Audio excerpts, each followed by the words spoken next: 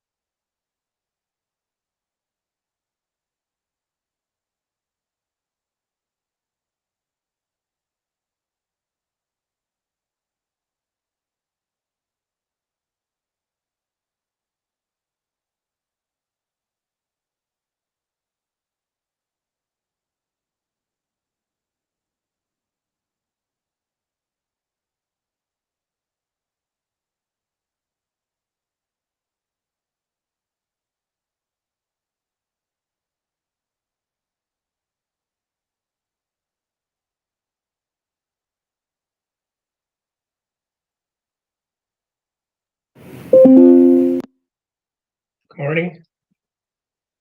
Good morning. We can hear you. Good morning. Good morning. Hello. Can you Hello. Hello. Hello. Hello.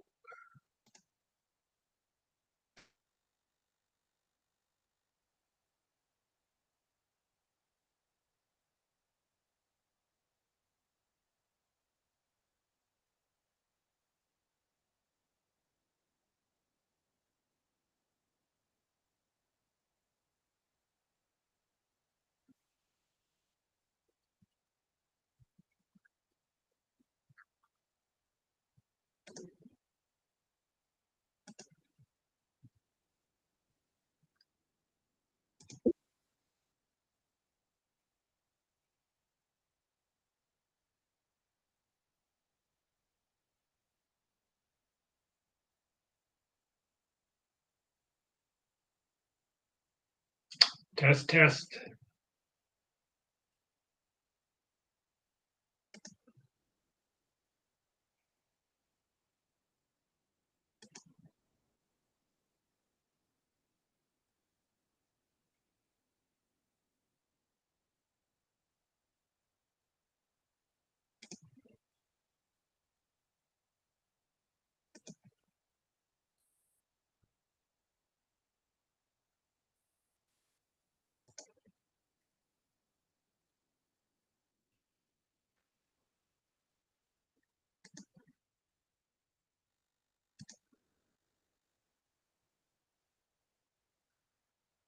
Test.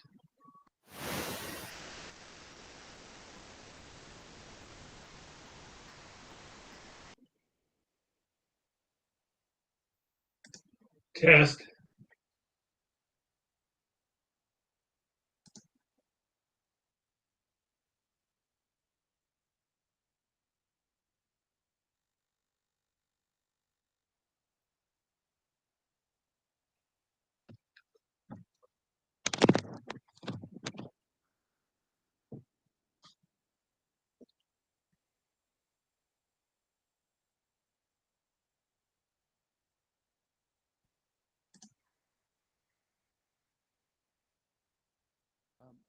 I'm not sure if we have any helpers with the microphones, but if you have questions, we will have a roving mic.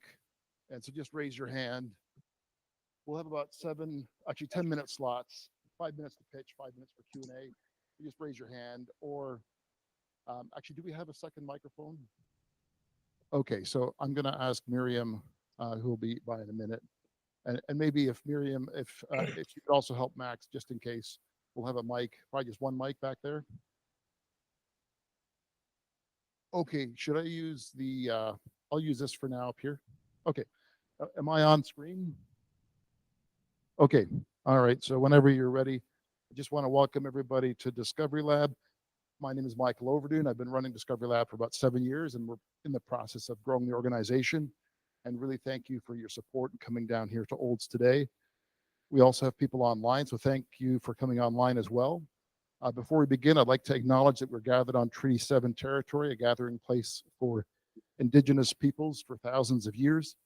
The First Nations and Métis have known these lands and rivers for millennia and have used them for their livelihoods, for ceremonies, and for healing. And we will continue in this tradition in a way today. We're going to be exploring new ways to understand and make use of the land for our livelihoods. We do want to remember and honor the histories and languages and cultures of the Indigenous peoples who are here before us. I would also like to thank our sponsors, including FCC and Karen and Edmonton Global for their support. They made this event possible. Also Olds College and AgSmart for their partnership in making this event possible today. I'd like to introduce our first chair, Max Olson. Thank you for coming on board. And just make sure that our first presenter is Doug Kirillo online. Yes, I am.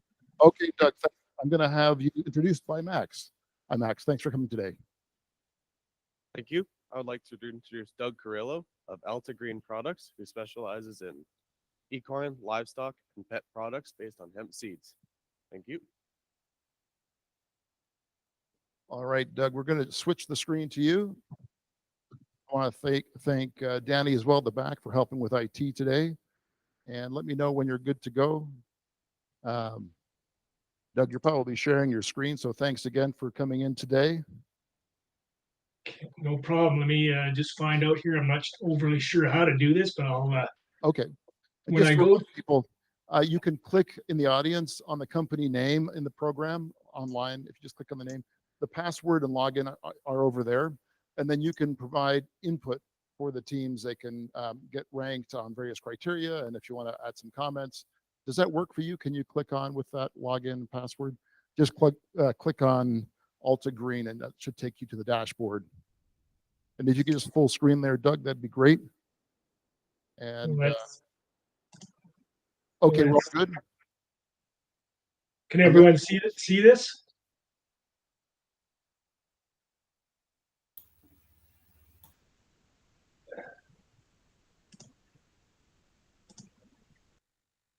Am I on, and can everybody see the screen? I guess I'm not sure how to set it up to get the PowerPoint moving here. Yeah, we can. Yeah, so Doug, we can see it just full screen. Full screen, full screen. And if not, we can just walk through the individual slides. And just to let you know, we are recording this, and those videos will be made available to the investors and advisor afterwards to help them connect and to give them that additional data. I'm not quite sure if there is a button there under slideshow to full screen, or I think just go a little to the right there, Doug, and you could get the full screen. Do you see it now? Nope. You see the partial screen presenter view. Okay. Oh, it's a little bigger. Okay. Okay. Can people see the dashboard? Are you good? If you have a computer, you're good. Okay. Any questions about the process? 5-minute pitch, 5 minutes Q&A, and then we'll keep on rolling. All right. Well, I'll do it this way. Okay. Maybe just pull that presenter view, the multi-slides over to enhance the screen size a bit. Yeah, and I guess if you hit that button there, that should give you full screen. It might be a matter of switching your displays if you have 2 displays. Okay. Can the audience see the slides? Are you good with this? The resolution is okay. All right, Doug. If you're good to go, can you try and progress? Okay, so sure. So thanks very much. I appreciate the opportunity this morning to present. So as mentioned, my name is Doug Kirillo. I'm the president and CEO of AltaGreen Products Inc. So I'll just give you a quick overview here. So we're based in Edmonton, Alberta, and we incorporated back in 2020. And our main area of focus is we developed a series of hemp-based animal formulations for the equine, livestock, and pet food markets. So what we're looking for today is we want to talk to you a little bit about a capital raise to further develop our formulations for the poultry markets. So first off, I guess let me tell you why we've chosen industrial hemp and olive oil. So hemp seed oil and meal, they're an excellent sources of omega-3, 6, and 9s for animals and humans. It contains all the essential amino acids and phytonutrients. So again, extremely rich. Protein. And then we go one step further and we've added a very high quality olive oil into the formulation. So introduces a series of some powerful antioxidants and a variety of vitamins, including vitamins E and K. So yeah, just a little disclaimer here. We're industrial hemp, so not to be confused with cannabis hemp. So why are we doing any of this at all? Well, there's a few issues or problems with the current poultry market. So today's soya-based proteins, they contain a series of phytoestrogens that build up in animals and humans. And so this is just estrogen, and obviously too much of it affects both animals and humans negatively. Also here in Canada, the mortality rate in chicks, hatchlings, can be as high as 7%, and in other countries, developing countries and so forth, that's even higher. So hemp as a base protein helps to strengthen the immune system and is known to lower that mortality rate. And so if you're talking millions of chicks a month, that bottom line savings can be significant. Finally, we've low feed conversion with soy and corn-based foods. So basically, you can feed less and get more meat byproduct from a hemp-based product. Doug, Yeah. we are not seeing your slides advancing. We just see the first slide. Oh, for heaven's sakes. Okay. I'm not sure what. Can you provide his slides for him? Okay, we're going to run the slide for you. And just say next for the next slide. And Dan in the back is going to be progressing through your slide deck. So just hold on and apologies. We're going to start from the beginning. Okay. And, there's been a few more people joining here as well. Okay, I'll X out of this then. Okay, you're good to go. Feel free to start whenever you wish, Doug. Your first slide is on. Okay. Did it disappear? Hello? Just 1 minute, Doug. Okay. Danny will give you the go ahead. Okay, let me know when you're ready. You're good to go. Okay, so again, sorry everybody, I'm a little bit of a hiccup there, but as mentioned, my name is Doug Kirillo. I'm the president and CEO of AltaGreen Products Inc. You can advance the slide, please.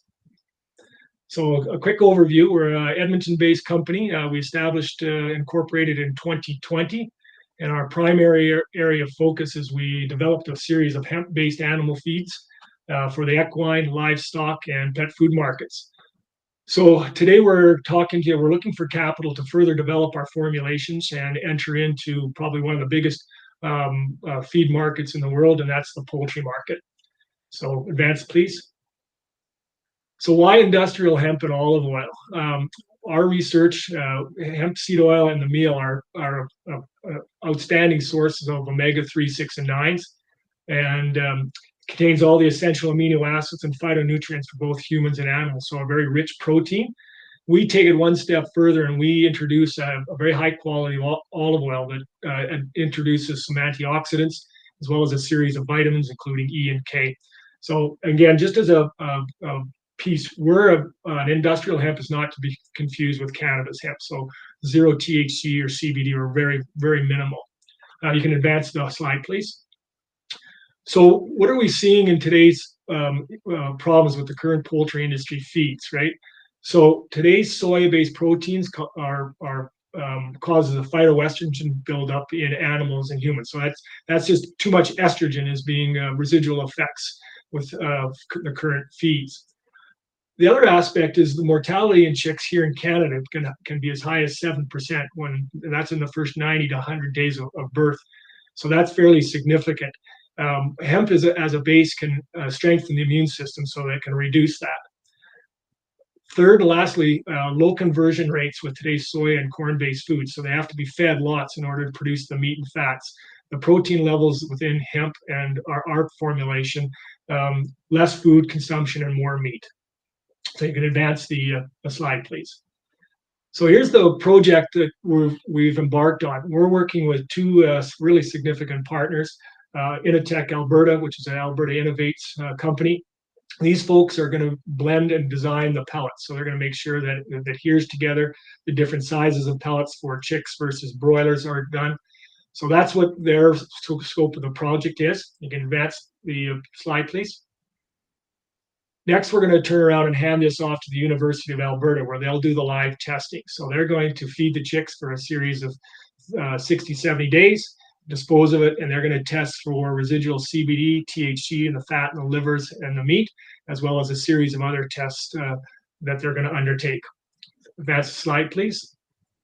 So what are we looking for from an outcome from this project? We want to be commercially ready product for the markets. We've just applied and is in progress to patent the formulations in the process, and we have developed a license ready for local, national, and international markets. So next slide, please. Here are the markets we want to go after. Obviously, right next door to us is one of the biggest poultry markets in the world, the US, and then over to Europe, where there's significant demand and market need for hemp. And of course, right in our own backyard, as soon as we're CFIA certified, we'll introduce the poultry product here into Canada. Next slide, please. So the strategy here for us is to license to local and national markets. So these are licensing our product set, both exclusive, non-exclusive, and sole licensing. Next slide, please. The strategy here is to go to existing feed manufacturers that already have downstream clients in the feed business. So these are guys like Provita Nutrition, Cargill, Master, and Floridale Feeds, and as well as a myriad of others. Next slide, please. So here's the investment that we're looking for. As you can see, the poultry project cost makes up about half of that overall cost, and then we're introducing a series of sales, marketing initiatives, admin support. So we're looking for approximately $500,000 in capital to do this project and push it onto commercialization. We're seeking both either a debt or equity partners for this type of investment. Next, please. We're also working with a series of granting institutions. We've already won a grant from Natural Products Canada, but we're talking to ARDAR and CFIN, as well as I've noted, Alberta Innovates and Elevate IP. So we're looking to targeting around $350,000 from these agencies. Next slide, please. Like any good company, we've got a great team behind us. Myself, the president and CEO, through to Chief Science Officer Jim Schroeder, Lawrence Matar, Dean Human, and Red Shaw. These guys all have expertise in their rights of marketing and sales. Next slide, please. So that's AltaGreen Products Inc. in a nutshell. And yeah, take some questions if you've got them. Okay, any questions? And maybe if you grab a mic, and then if we have a roving mic, any questions for Doug? And if you could just click on the company name again and just put some of your thoughts, rank the pitch you just heard online. Just click on the company name on discoverylab.ca. Password is over there. Any questions?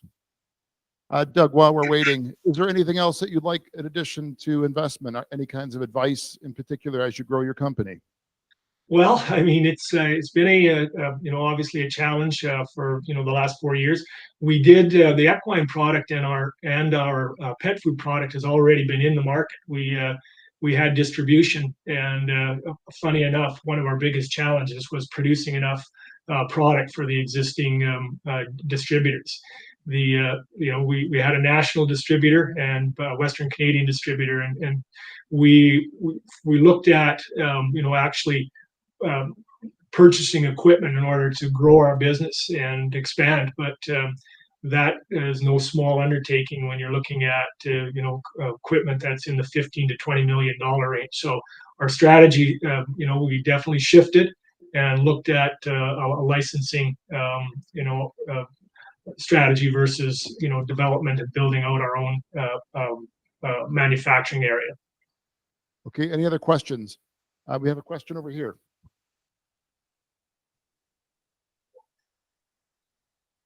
Hi, Doug. Sean Thompson. I'm here with Olds College. I had a question about, I guess, the product itself. Is it essentially introducing hemp and hemp oils and hemp products into the feed market? Or is this going to be a specialized product that is being produced by AltaGreen to then distribute through existing feed mills? Yeah, so great question. So we are going to look to existing manufacturers they have the equipment, they have the downstream clients, they're in the market with soy and corn-based feed. So we're going to, instead of manufacturing it, Sean, we're going to license this product to existing manufacturers. The other aspect of it, once we have the poultry feed completed, and we could do it today, we have the ability to do it. We just need to prove out the efficacy through some research. But we can enter into the swine market. We've had lots of requests to take this product into swine markets as well. An interesting thing has happened. We've been approached by companies as well to produce this for farm-fed fish, the actually pellets. So lots of application for it.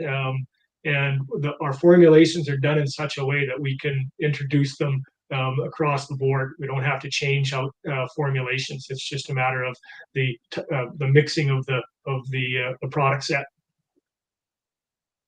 We have one more question here. Hi, Doug. My name is Keith Friedlander. I'm also with Olds College. I just had a question. Are there any concerns or possible limiting factors in the scalability of the product in terms of the cost or availability for production as compared to something like corn or soy based? Is it more expensive to produce? Is it harder to produce in as large a quantity? Yeah, no, great question. I mean, we've looked at the market trends, and certainly one of the factors going into it is corn and soya-based meals. One of the benefits is its low in cost and introduction into the markets. However, when you take a look at, and I mentioned it, for example, feed conversion, we start to balance out and look actually quite competitive to the existing markets. And then you start looking at some of the health benefits that you introduce. And I think that's the way we'll approach the market. I don't think we're going to go after the market as a low cost product. We've looked at, the availability of hemp. Obviously, it's available in the market right now, and has a strong, we have strong hemp product that we can get access to, and olive oil as well. Thanks. That makes sense as a market position. Okay, great questions. And thanks everybody for filling out your forms. That really provides useful feedback for Doug and the other presenters as they try and find ways to connect and grow their initiatives. So any other questions? We're actually a bit ahead of time. I want to thank all of you for coming. It's great to have your thoughts and input in any way. So also do feel free to chat with the presenters online. There should be a chat box on the side there. Give more feedback there. Feel free to share your email. I will be sharing contact details as a private list after this event as well, so that you can connect. Max, thanks so much for sharing. I appreciate your help. Any last question? Max can bring you the microphone. Any question at all? Doug, we got a couple more minutes. Let me just think. Just wondering about finance. Is it mainly investment that you're looking for, or also bank loans, or any other ways to support your growth journey? We've been doing this, as mentioned, since 2020. So, we've looked at a variety of different ways to do this. The banking industry, the traditional movements, they're there to, mainly for debt financing. We don't have an awful lot of debt to finance. From the perspective of, we're more looking for an equity position in our company, so that we're looking for people that are interested in the feed market, and that's the direction we're going to take.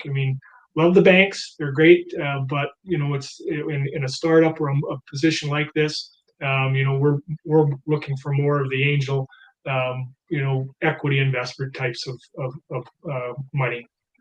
All right, Doug. Well, thanks very much.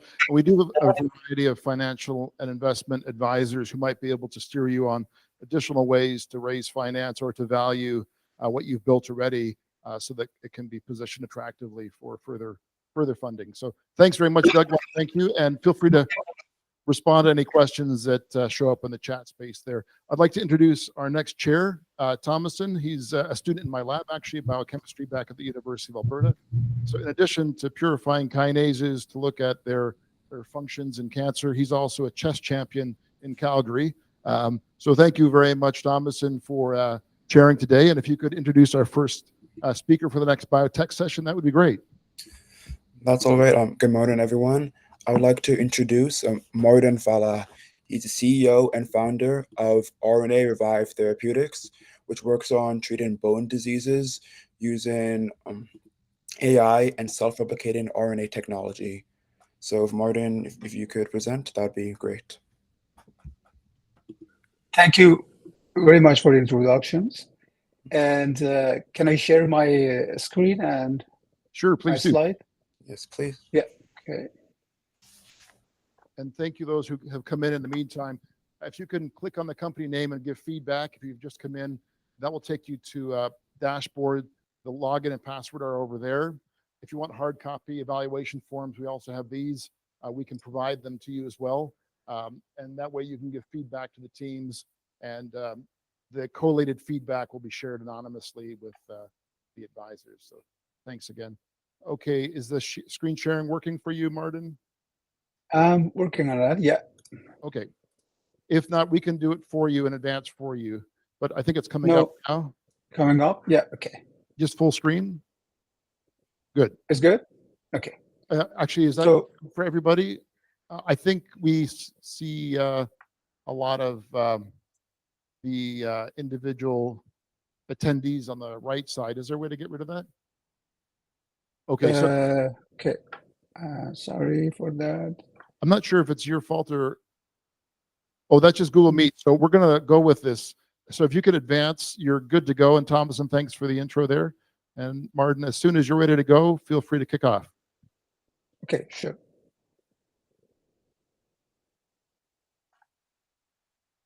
So can I go now? Is okay or?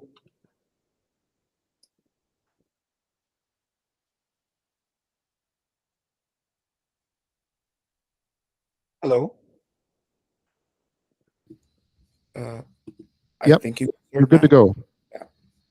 Yeah, okay. We are the RNARevive Therapeutics, which we work on the programmable drugs. So I am Mardin, CEO and also founder of the RNARevive Therapeutics. We're going to just have a change in antibody productions with plug-and-play replicants RNA technology that we are going to give our body to be enabled, make the therapeutical for ourselves. So, and our technology is the one self-replicate RNA that can replicate themselves inside the cell. So osteoporosis and related fracture are a major public health challenge that we know that. And also is related to age. And we know also specific in the woman after 50, we're challenged for that, as 1 from 2 women after 50, they can have osteoporosis. And it will go with double with each 5 years. So Amgen, first time in 2009, they developed one denosumab, which is a molecular antibody for osteoporosis. And also they use the traditional productions for therapeutical protein, which is the bioreactor outside the body to make it and purification. And we know that all of this process in manufacturing, giving the high cost to final product. After COVID, and we see the mRNA came and revolutionize and make very change in the therapeutic and the vaccine, especially that time, and respond to the pandemic, they will figure out this RNA that 2 decades, the researcher work on that to how make them stable and high production from that. And that time, everything came together, and also one of them was delivery system, that how deliver the mRNA to the body. And as we can see, one of the mRNA, when you make it, it can make 100 protein, which is here is the denosumab. And also, you don't need any bioreactor because you give the information to your cell and your cell make what you want.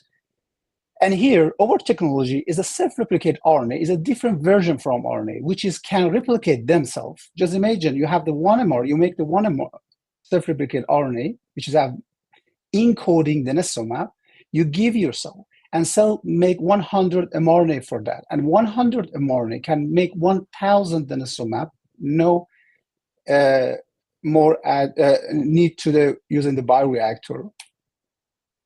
So our innovation is the DiscoveryLab, which is say that is a self-replicate RNA can encode and express the denosumab molecular antibody for osteoporosis. It's a single intramuscular injection each year that now we have denosumab, the protein version from Amgen, which is each 6 months. As you can see also, the graph is the reason that in vivo, how we can have high expressions and longer during the time. And it's because the self-replicate RNA have replications capability. And this inhibit the Rankel pathway, which is the osteoclast inhibitor, and also indication is reduce the bone loss and fracture. So DiscoveryLab Productions develop process and also business plan. Here I'm going to talk about which stage we are, what we want, and who is the company that we're going to have cooperation with them. Here we are in the preclinical stage, which has after design and work 3 years for make the one stable self-replicate RNA that can have more than near the 2 months expressions. We got here, you can see the cell, which is the HEC293 cells that express denosumab, and this green can show that our construct work. And also now we measurement over denosumab in the supernatant that we got from those cells. And next step that we talk with one of the biggest companies, Cytova, to make, we have a contract with them to make 6 to 5 delivery system that we going to try them in the mice, but not now GMP grade, which is good manufactured product. And also we have the US provisional patent for all of this RNA system and denosumab. Next step, we're looking for going for clinical after we got the approved from preclinical and mice actually here. And one of the finding that I need is for my GMP grade in the preclinical on the mice. And after that, our business plan, I have the Nick. Nick it was my team, and he was to 25 years in the Amgen. And he just proposed to me that maybe we can have a cooperation with the Amgen because they have a market, they know how to develop that, and we don't have a system that they have. And so it will be very easy for us to have cooperation with them and make the deal. So yeah, that is about that. And also I need funding for my phase 1 and 2, which we think this is the mix because we cannot inject this product to the health people. So osteoporosis target market and competition landscape that we have. Here is the current market size is 14.5 billions in 2023. And with we expect that market going to 21.07 billion by 2025. And also current player is the denosumab Amgen. As I said, they have a 2 version from that. And also one of the biggest player that came to the market is the Santos. They are biosimilar productions company. And we expect, and we have now this 2 biosimilar product in the market that bring very down cost. But so far, as I say, they don't need to pay for development and discovery this denosumab, but also they need to pay for the production, which is the main of the cost. And our system, because we're using the cell and we're using the our body, we don't use the bioreactor, I think our cost will be lower. So border application for that also can be bone loss associations, bone metastasis and gain cell tumor, and also hypercalcemia. And also we're looking for also anti-aging medicine, and we know this disease is related to age, and also we can for space medicine from this product. And from AI, we also in the same time using the AI to how can make more stable RNA and how can bring low immunogenicity. As we know, the RNA have immunogenicity in our body and they can down translation or product. And also based on our in vitro result, we can learn from that and give this data, fail or successful data to our machine learning algorithm that they can learn and make the one of the plug and play RNA system that we have more efficient. There's my team, Peter Cano. He also is my PI. I'm like a postdoc, University of Alberta. I came here and I developed this project, and he is a clinician. Yes? Sorry, just want to tell you you have 1 more minute. Sorry to interrupt. Sure. Yeah. And he is the bone health. And also I have a Nick, as I said, he was in Amgen. Also, he was the leader of the team to denosumab, developed the denosumab in Amgen. And I have the Nina. She is the graduate MBA. He worked in my business plan. And I have Ehsan. Ehsan is the also engineering, also PhD, MD medicine. That he also have a background in AI. Thank you, everybody. I take question and thank you for your attention.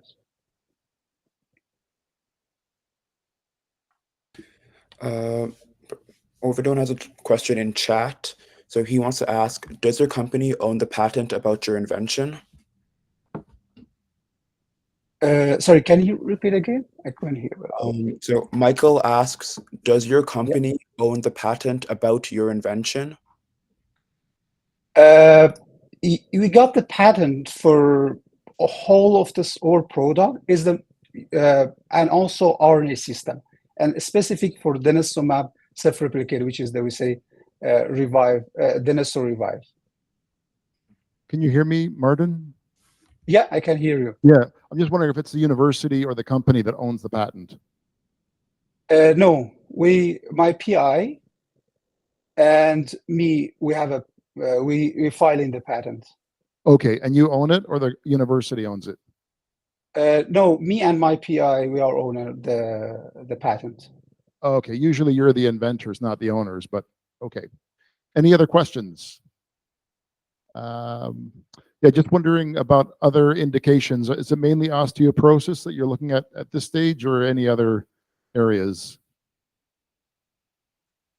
So, sorry, can you repeat the question again? I'm just wondering about the decision to go with osteoporosis. I guess it's a pretty big area, but it may also be have its challenges and be somewhat limited. It sounded like you were working with Cytiva as well to do a license with them. Are there other medical areas, clinical indications that you're going after in the short term? No, we just now I'm Cytiva, which we have we have very difficulty for the delivery, as we know, and in the mice now I'm looking for them, and they give me to customize and how we can make the target delivery to bone tissue. And as I said, also we're looking for how cooperation and work with the Amgens, and I'm very optimistic about that because we have Nick, that he was in the Amgen, and we also have one advisor, previous vice president from the Amgens, that also they think that this RNA technology have more potentials for them. Okay, great. Any questions from anybody else? Just wondering about the status of your company. Have you incorporated? No, we didn't have officials registered so far. Okay. And so are you looking for grant funding or investment, or what kind of support do you need? I'm looking for any support that I can bring to, especially I said we have the grant now for our mice, which is the final preclinical data, but I need funding for my GMP grade preclinical, which I'm going to use this and prepare my data for clinical stage. Okay, great. Thanks so much. Any other questions from anybody? Otherwise, I think we better move on in a minute. I just want to introduce my team, both Miriam and Richard, who've joined DiscoveryLab. If you have any questions, you can ask them as well. If you need hard copy forms for valuations, it's easier for us if you do it electronically by clicking on the company name at discoverylab.ca and then using the login password over there. And then we can automatically collate all that. But if you do want hard copy, just raise your hand and Miriam or Richard will give you hard copy forms. I want to introduce our next speaker, Emily. She's also a student in my lab. She's finishing up at the U of A this year and has done a great job working on purifying proteins in my lab. Emily, thanks. Can you hear me? Yep, you're all good. Okay, Emily, if you want to introduce yourself briefly, and then our first speaker. And just for the speakers, just to note that Danny over here is going to be sharing your PowerPoint from our computer, and that way we can full screen it. Is that right, Danny? Yes, Sarah's going to be next. So Sarah's probably ready to go. You can share your screen whenever you wish, Sarah, if you're online. Oh, hi, Sarah. Okay, Sarah, did you want to go in person? Yeah, why don't you come here? And then we'll show your slides. Thanks for coming from Calgary today. And I'm going to let Emily introduce you. Feel free to come to the stage whenever you wish. All right, hello, my name is Emily Robertson. I'm a fourth year biochemistry student in Dr. Overdian's lab. Our next speaker is Sara Saeedi, who is an assistant professor at the University of Calgary, and she will be presenting on Towards the Agriculture Digital Twinning, which is an interoperable online 3D platform for developing agriculture. Whenever you're ready, you can go ahead. Well, thanks, Emily, and thanks for the opportunity of the DiscoveryLab for this presentation. Actually, the presentation is about... yeah. Oh, yeah. Better. So it's about agriculture 4.0 and how smart agriculture and like the new revolutionizing agriculture 4.0 can build the future of the land and farms to talk and decide about their situation. My name is Sara Saeedi, and I'm an assistant professor at the Department of Electrical Engineering, University of Calgary. And next slide. This is our team.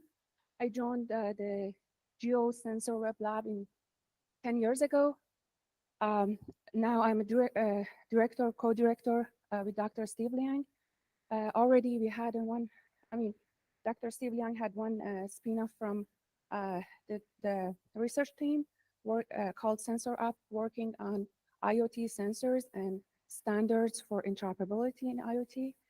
And you can see the rest of our team, mostly researcher and postdocs in the GeoWeb Sensor Lab. And our specialties in IoT, Internet of Things, AI, and also geospatial data processing. So anything related to geospatial, from satellite drones, like train, and also I worked 5 years in AR and VR 3D simulation and modeling. And next slide, please. Yeah. So think about anything in the farm and agriculture, and all those things can be connected to internet, can talk to a cloud infrastructure, and any type of sensors, anything that comes to your mind, from the land, from like tractors, like machineries, even like the like trees, everything that you come to your mind can talk, and it's called smart agriculture. But there are a lot of challenges regarding make it efficient and useful, especially when it comes to stakeholders and it comes to end users, because we have silos of information coming from different sensors. Each sensor can record its information in one silo, and most of the time, the insight and actionable insight from those different sensors cannot be integrated and cannot be really useful in the farm. Next slide. So Bell Labs consulting claimed that by just adoption rate of 25%, precision farming by 2030, we could have up to 300 million tons incremental in yield, and also a decrease of farming expenses by $100 billion per year, and a reduction of wastewater by up to 150 billion cubic meters per year. Slide. And also the other important aspect when it comes to smart farming is reducing the global environmental impact. So agriculture directly, it's so different. Agriculture directly responsible for up to 8.5% of all greenhouse gases and greenhouse gas emissions, and with a further 14.5% coming from land use change. Next slide. And you can see the dominant market in smart agriculture is going from sensing system, robots, automated system, and smart greenhouse in remote areas to the software. And it's predicted by 2030, software would be the main player in this community. Next slide. So this is actually our plan and our purpose. So we are going to have a physical, we are going to have a digital replica of the field in agriculture. So all the objects, like as you can see from down there, from farm objects to like any sensors, any actuators, and any processing and like systems in the farm can be connected to the cloud. So one of our products is going to be a cloud data management system, gathering all the sensor information, modeling different type of data, like all the heterogeneous data sets from geospatial, satellite imageries, drone imageries, and sensors. And then this cloud data management system we'll have some additional simulation and modeling, 3D simulation and modeling, AI and analytics. And then the most important thing about the digital twin is the flow is bidirectional. So the data comes to the digital replica, and then the insight and decisions goes back to, for example, automated systems and robots. So if we have a farm or a greenhouse in a remote area where shipping food is so expensive, then we can have everything like automated, like by getting the information from the sensors and receive this feedback by robots and other actuators in the field. And also, this system always gets real-time data and information from the land. So there are some prediction models, for example, for irrigations, and always we can get some new inputs, online real-time data from the soil, moisture, and other factors in the land to get better prediction and simulation. Next slide.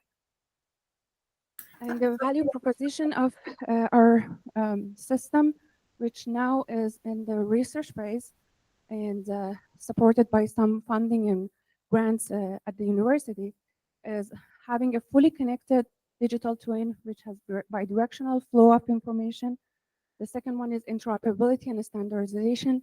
We already have one open standard in IoT, and we are going to have agriculture model language standards soon published, and then also integrating different geospatial data together. Thank you.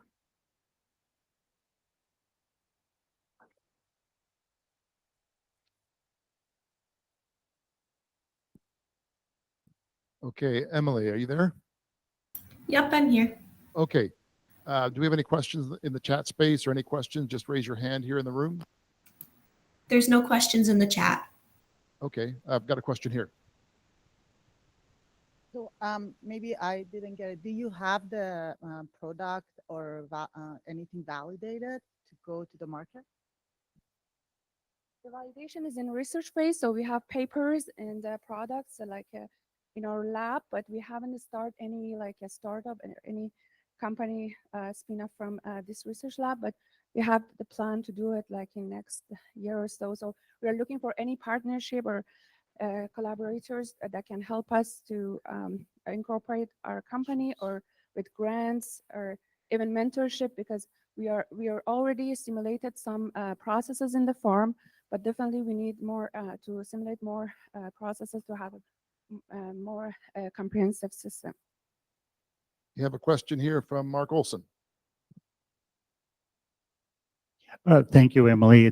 Thank you, Sara. It's an enormously valuable topic. Interoperability is a huge holdup in this space. You're going to have an enormous challenge because you're going to have to displace entrenched proprietary solutions. The big green one being the obvious one. What are your thoughts in regards how an open platform can achieve that?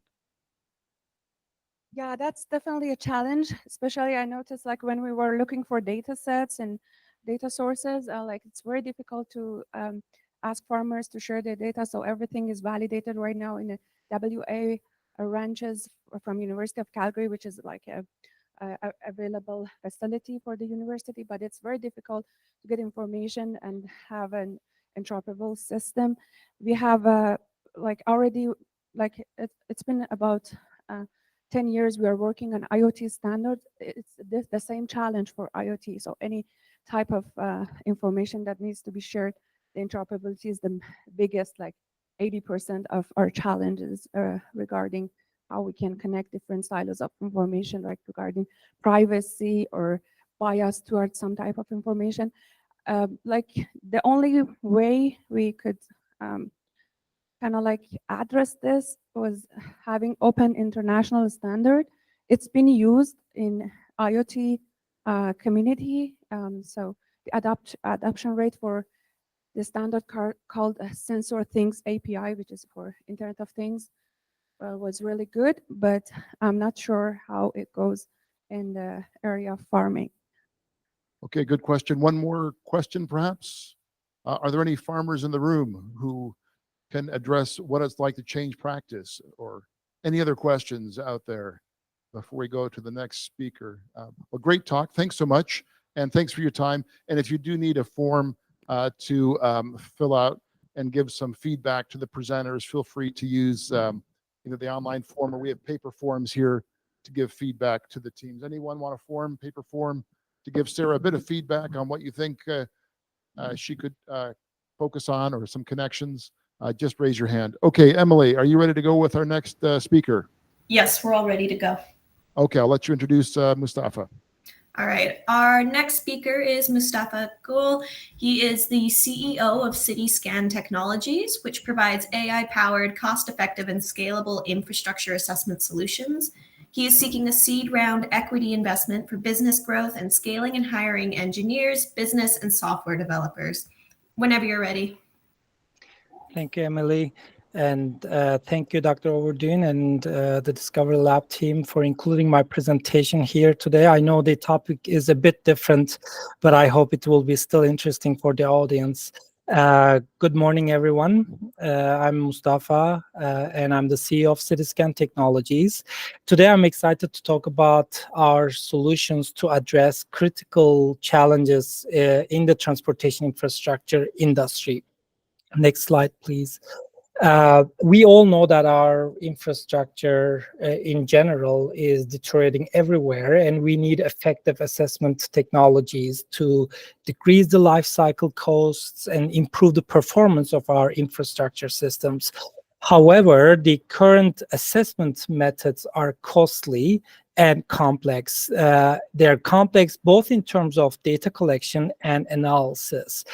And because of these reasons, they lack the scalability needed for widespread applications. Next slide, please. And at CityScan, we developed a technology that is cost-effective, user-friendly, and that supports full automation. And because of these reasons, our technology is highly scalable. Next slide, please. Our flagship technology, or our flagship product, is Asset Intelligence.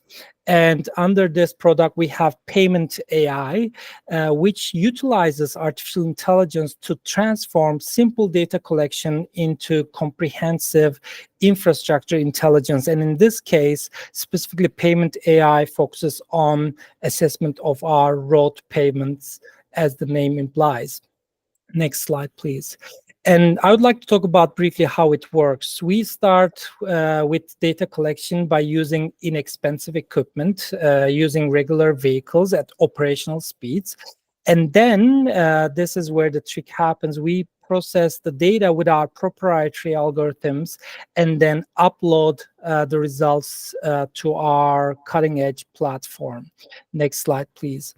Our platform offers several unique features, such as providing views at various scales from network level to 5-meter segments. And all these features are highly liked by the users and the engineers. Next slide, please. If I talk about the market, the total infrastructure asset management market is huge, and it is projected to be doubled by 2030 to $75 billion US. And the transportation segment is about 1/3 of this big market. And when you look at the regions, North America is again about 1/3 of this huge market. Next slide, please. So at CityScan, we developed a tiered approach for market entry. And we looked at different countries, their network sizes, and their political condition, etc. And we came up with different tiers. And even if we look at the tier 1 countries, the total annual market is more than $2.5 billion. And the total annual market is more than $6 billion, again, annually. Next slide, please. So if you look at our competitors, I would categorize our competitors into two different categories here. The first upper part of this table is the conventional AI solutions. And the bottom part of this table is conventional non-AI solutions, mostly big players, consulting companies who have been in the market for a while now. And these competitors at the bottom side of this table can be our partners or user in the future, because our product can be used by those competitors as well. And when we look at the competition, our product differentiates itself by being low cost, high precision, and scalable all at the same time. Next slide, please. And if we look at this, we will just see that we can simply get more information by using less money and equipment. Next slide, please. Our business model is scalable, and we are currently built on recurring contracts, but we are transitioning to fully automated SaaS models by developing our modular product suite that you can see on the bottom side of the slide. Next slide, please.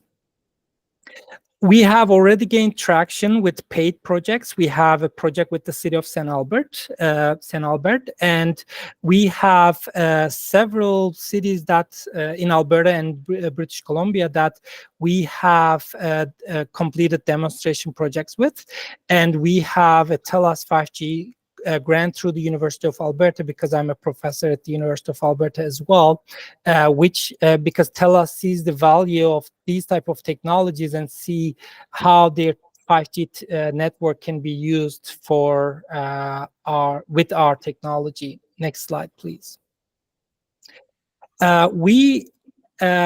Looking ahead, we project substantial revenue growth in near future and move towards being or becoming a global leader in this space by the end of the decade.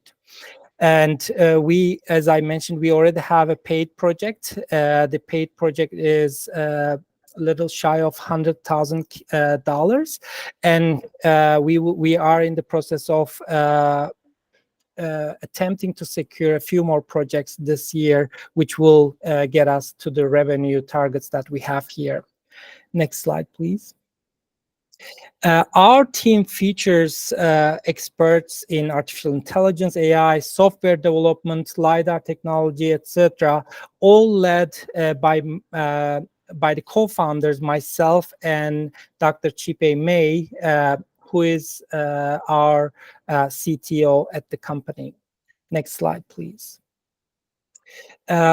We have developed our MVP using the previous funding that we received, pre-seed funding, and also some government grants.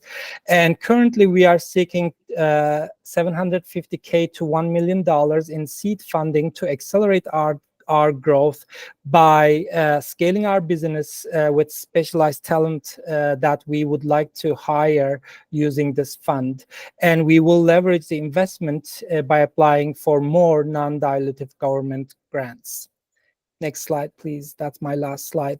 Thank you all very much again. Thank you for your concentration, and I'll be happy to answer any question you might have.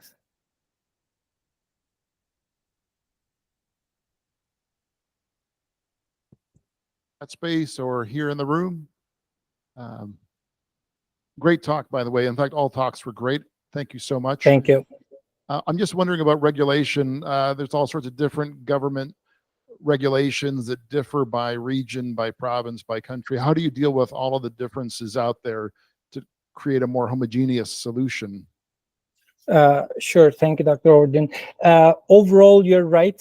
Some regulations are a bit different, but payment assessment industry is a very standard industry across the board. So and this is not a market that we are trying to invent, and it's being done mostly in similar ways by different regions. So, but we can, our platform and our product is actually flexible to tweak for maybe some small specific needs, but overall there are no major differences between different regions.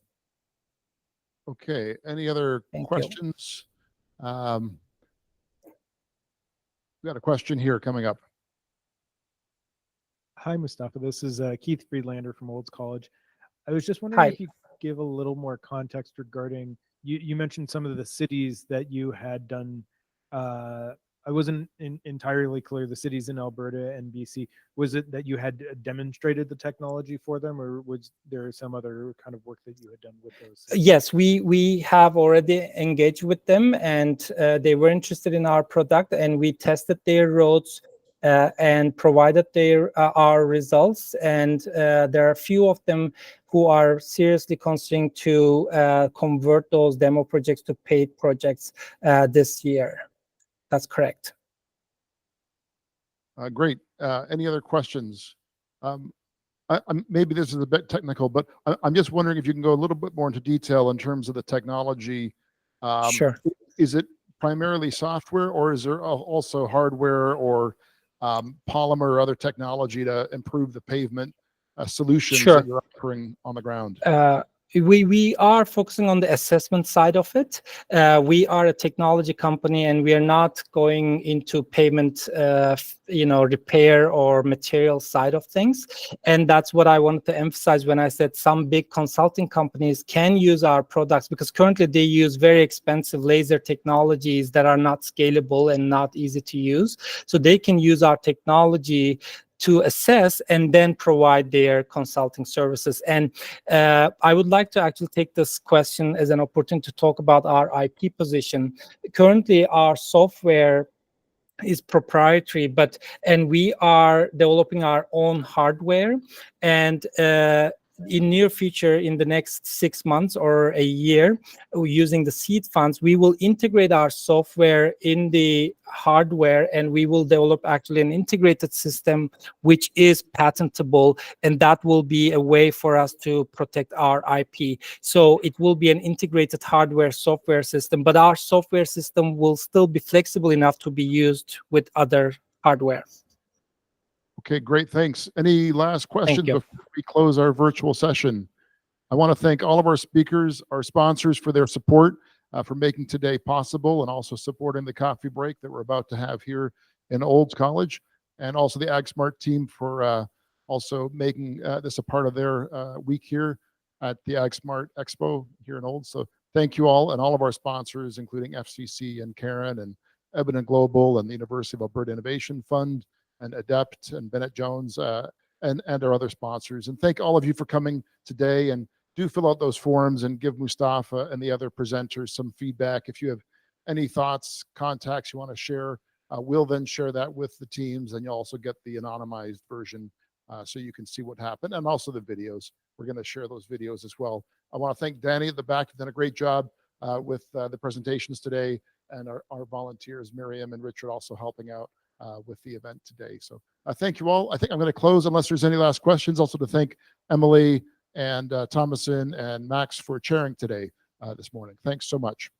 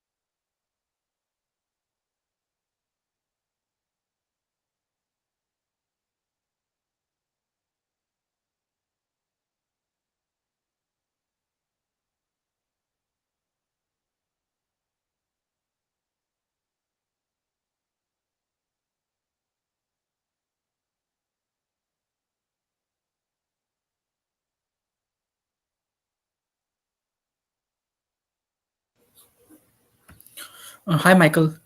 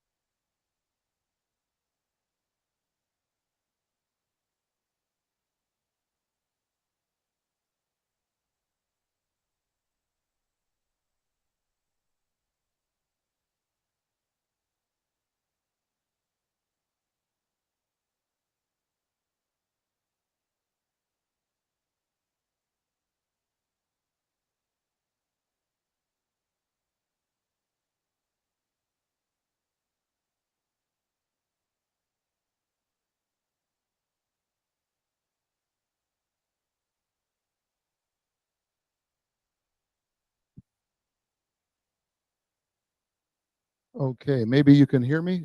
Very good. Thanks for coming here today. Feel free to find a seat wherever you wish. Make yourself comfortable. And we're about to begin the in-person meeting. My name is Michael Overdoon. I founded DiscoveryLab 7 years ago, and Richard and my colleagues here are now growing the organization and happy to be here in Olds for the first time, working with AgSmart and Olds College. Before we begin, I'd like to acknowledge that we are gathered here on Treaty 7 territory, a gathering place for thousands of years by many indigenous peoples. This area is home to the Blackfoot, the Siksiki, the Piikani, the Kainai, the Tsuut'ina, and Stoney Nakoda, as well as the Métis Nation of Alberta, District 3. They know their lands and, well, these lands and these rivers, this ecosystem intimately, and we want to remember and honor their histories and their languages and cultures as we explore how best to make use of this land to provide for the people across the world today.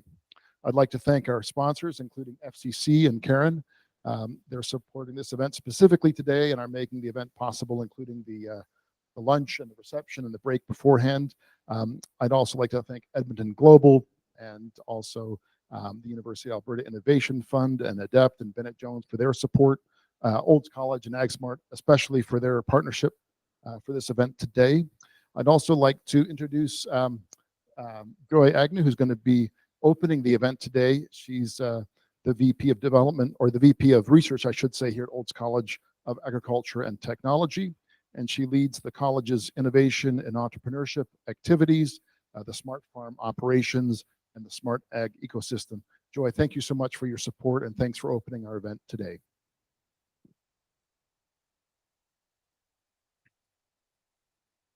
Thanks, Michael. And thank you to the entire DiscoveryLab team for bringing this event together and bringing it to Olds College. We're really excited to host you here today. And also would like to thank the sponsors, as well as a shout out to Lorna Baird and Mark Olson for helping to bring this event together with the DiscoveryLab team. So I've been given 10-ish minutes to provide an overview of Olds College, our research programming, and our smart ag ecosystem. I talk really fast. We're going to have to talk really, really fast to get through everything that I want you to hear about before you launch into the rest of the discussions today, because we have really cool assets here and a really cool ecosystem built, and I want you to know a little bit more about it. So a quick snapshot of the college. It is a relatively small college. We have about 2,600 credit learners as of 22-23, but we have very unique assets in the form of land and infrastructure, including our 3,600 acre smart farm, which I'll talk about a little bit more. And our applied research program has grown significantly in the last 5 years.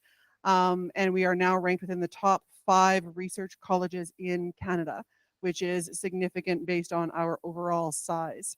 The impact is obviously not proportional to our size, and we're very proud to say that.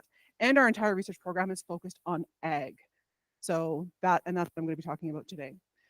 So the Smart Farm, if you haven't heard about it, it was officially established in 2018, but the college had been operating a commercial scale farm for well over 100 years before that, as part of our overall training and knowledge translation and integration in the ag community.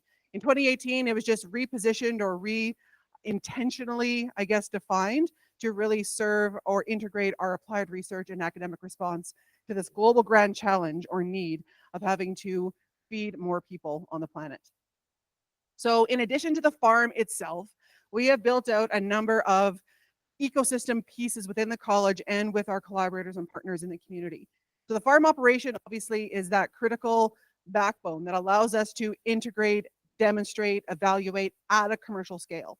But because we're a post-secondary institution and needing to generate new information and share that information with various stakeholders, we can make management decisions within that farm quite differently than a typical farm, but it's still done very intentionally to be representative of a typical farm in Western Canada. In addition to the farm itself, we have obviously our applied research team and the expertise within that. I'll talk about that in more detail. Obviously, our academic programming is critical and core to everything we do at a post-secondary, and a number of our programs are either directly focused on ag and ag technology and the integration with the smart farm, or tangentially related to that. We have additional physical infrastructure outside of the farm, including National Meat Training Center, our wetlands, our greenhouse capacity. The digital ag infrastructure obviously had to be massively upgraded over the last 5 years to allow us to be a smart farm. And because we are a small college, we are very much dependent and grateful for the strategic partnerships that we've been able to develop over a number of years. And then the last piece on that slide is actually probably the biggest one I want to highlight today, because it is very much linked with the big 2-day event that's coming up starting tomorrow, and our knowledge mobilization, getting information out into the hands of the various stakeholders that can use it, whether it's producers on the ground making management decisions for themselves, or industry or government policymakers taking the right information and making decisions based on that. So getting information out is a key part of everything that we do. Our research program, as I said, is hyper-focused on ag, because that's where our expertise is. That's where our infrastructure allows us to really shine. And so the Olds College Center for Innovation is focused on accelerating the development and adoption of technologies and practices that improve the overall productivity and sustainability of food production.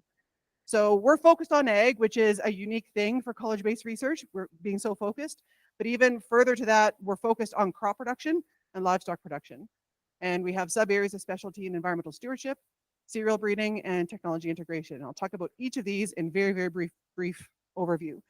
So on the crop production side, we do both obviously field scale work on our commercial farm, as well as plot scale evaluations with seed and chemical companies, basically looking at developing and testing ways to improve agronomic practices, overall improving productivity and sustainability of dryland crop production.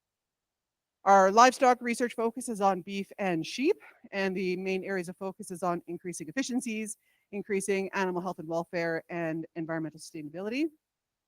Environmental stewardship, we have specialties and expertise within water resource management, carbon footprint and carbon evaluations in ag, as well as byproduct utilization.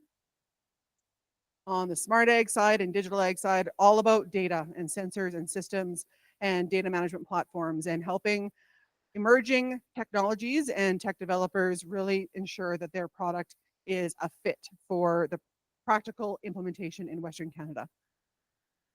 On the digital ag side, it's very much focused on data and developing data sets and training data sets and machine learning algorithms and supporting artificial intelligence and its potential role in ag.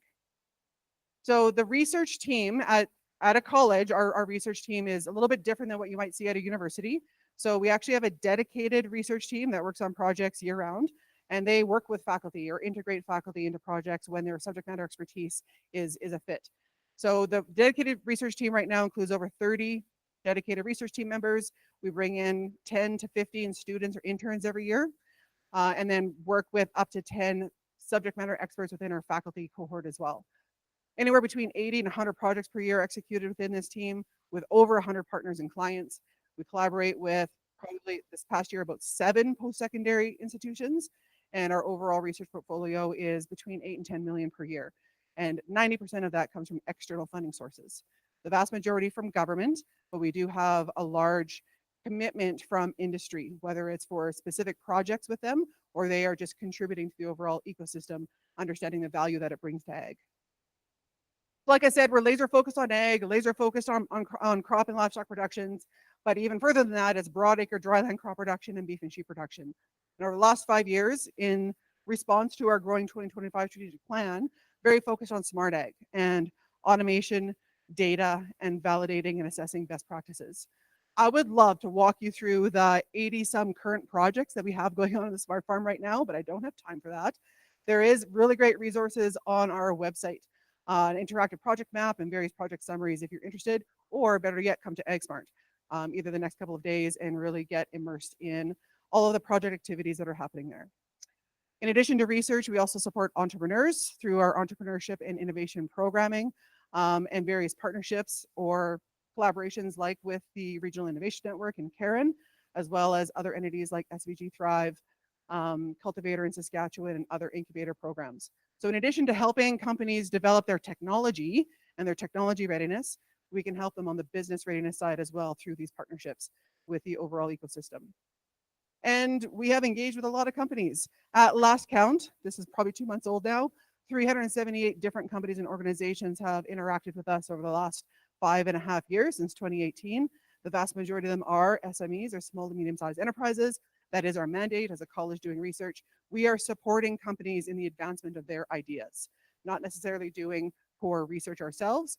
we have expertise to help companies move their ideas forward. How do we decide which projects to take on? At first we were saying yes to everything, but now we realize that we have to be very, very laser focused in which projects we are able to take on. So it has to be aligned with our expertise, it has to be applied and practical, and it has to be answering an industry's partner's need or question.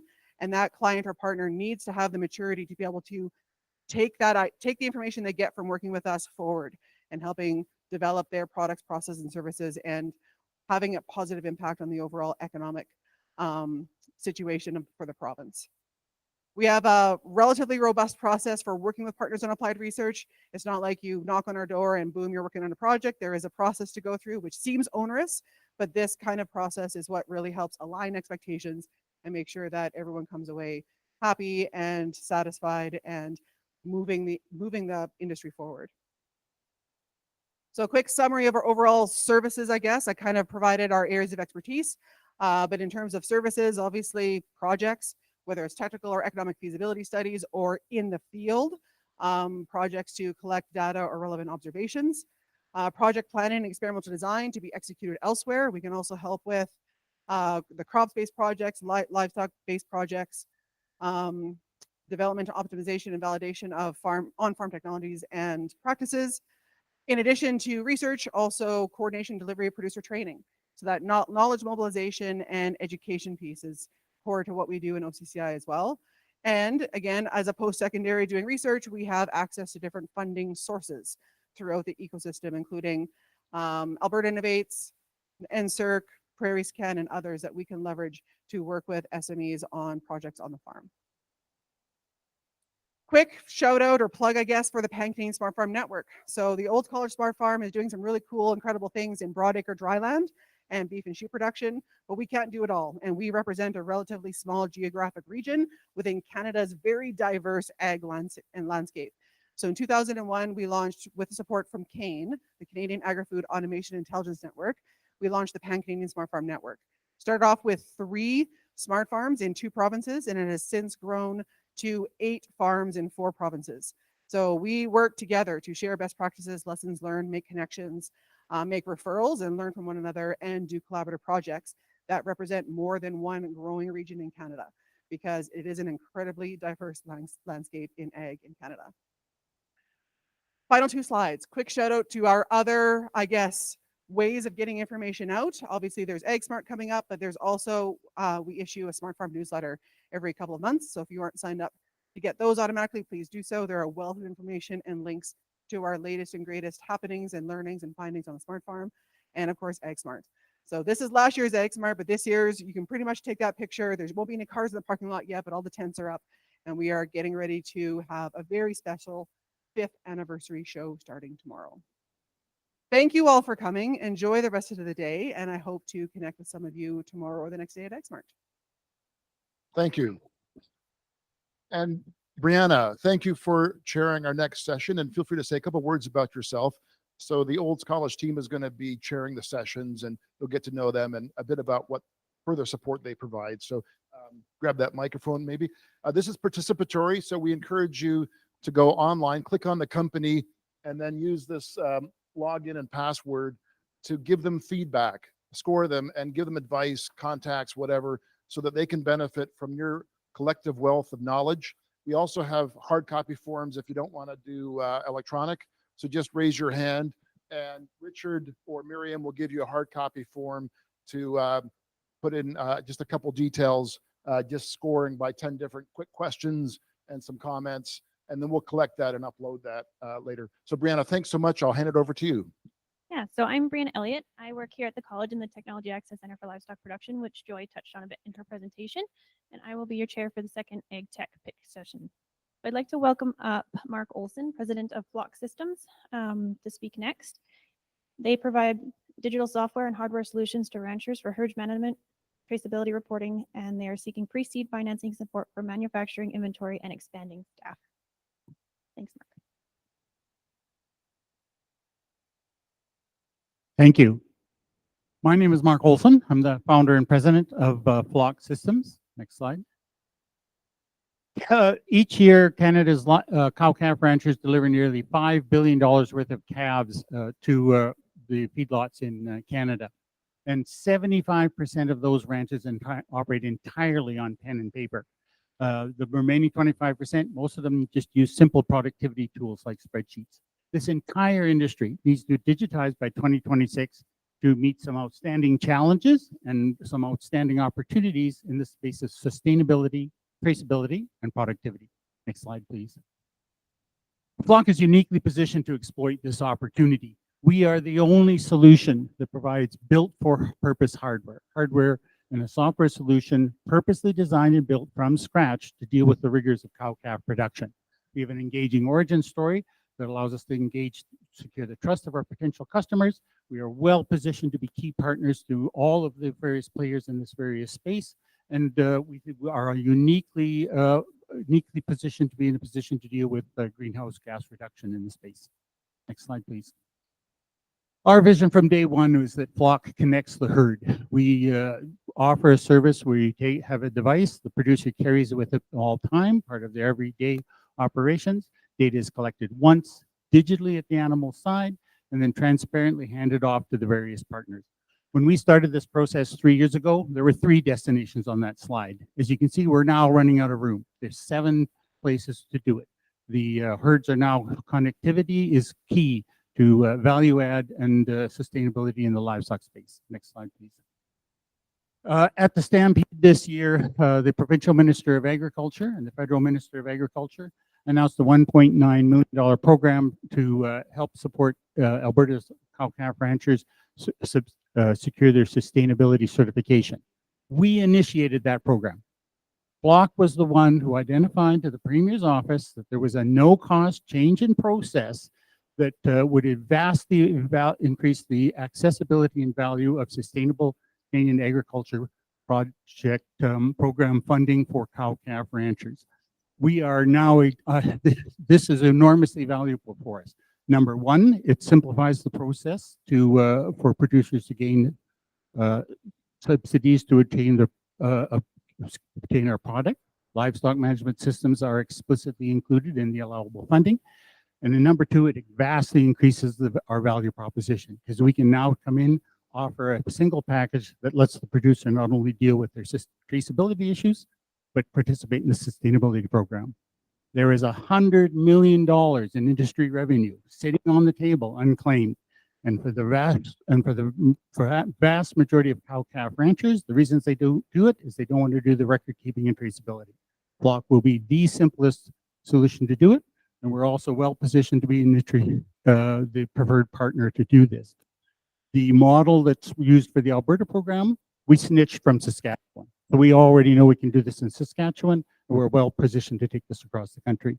Next slide, please.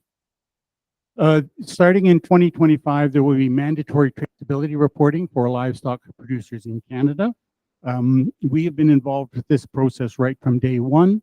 We have a lobbyist who has been successful in engaging us with the federal government, the leaders in the Canadian Food Inspection Agency. Their exact words were, they of course cannot mandate a solution, but they can recommend an effective, easy to implement, cost-effective solution. And that is our objective. We will be the easiest way to deal with this. Flokk was the sole partner to the regulator during the consultation process. We have a commitment from Minister Sigurdsson to meet with him in the provincial agriculture program. When this implementation becomes real, we will be top of mind with the regulators, the administrators, and the provincial departments of agriculture as the first person to turn to solve what's going to be a challenging problem. Next slide, please. Flokk is uniquely positioned to be the administrator and be able to provide reliable proof of administration for greenhouse gas mitigation products. We have been in early discussions with the only Canadian organization with the currently licensed for greenhouse gas mitigation project. They are pursuing carbon credits in the feedlot side. We are uniquely positioned to be that partner to help them do it on the cow-calf side. 80% of the greenhouse gas emissions are related to cow-calf, so that's where the opportunity lies. Next slide, please. We have a $1.2 million plan in place to get us to profitability and rapid growth. We completed validation of the product on 10 sites, managing 1,000 head. And what we now need to do is get engineered from our prototype devices to something that's manufactured, get our seed hardware inventory, and start dealing with their distribution. Next slide, please. Flokk will be the solution to pressing problems for a large group of motivated products.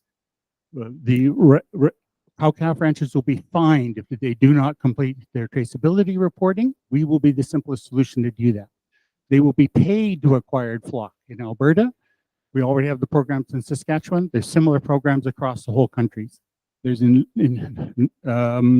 will grow their income, both through holding their VP Plus certifications. As we said, there's $100 million of revenue out there ready to capture. And the greenhouse gas solutions are just coming. Alberta just dropped $2 million into a new technology here in Alberta, and they'll reduce their costs by having better data to make their culling and replacement decisions. Next slide, please. Our competition will be challenged to pivot to address this opportunity.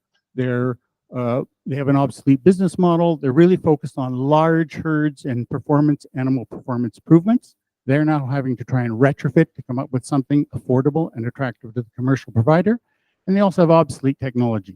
Their access is mainly through web forms, which to be able to access at the animal side requires a lot of extra infrastructure and technology that we avoid because this operates entirely standalone at the animal side. Next slide, please.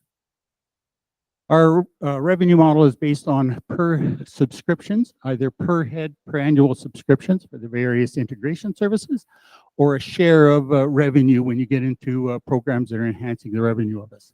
This allows us to offer a compelling value proposition to every prospect because we can exactly narrow down the costs and the functions on what they need today, and then expand per client revenue over time by adding services on it. It also opens up the lane to a whole range of different number of services, an obvious one being custom and animal hang tags. Next slide, please. Our team consists of experience. Every member of the Flokk team holds hand-on experience in cow-calf ranching. This uniquely positions us to be able to build a company that can engage the rancher in their trust, which is going to be the absolute key to making all of this work, and affordably convert them into customers. We also have extensive experience in technology development and leadership, and some capacity to make seeds engage government at senior level. Next slide. Thank you for your time and attention. Look forward to your questions.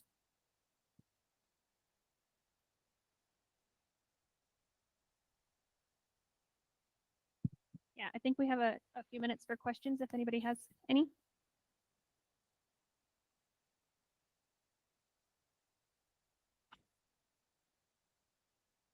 What does your subscription cost and what's it based on, small versus large operations?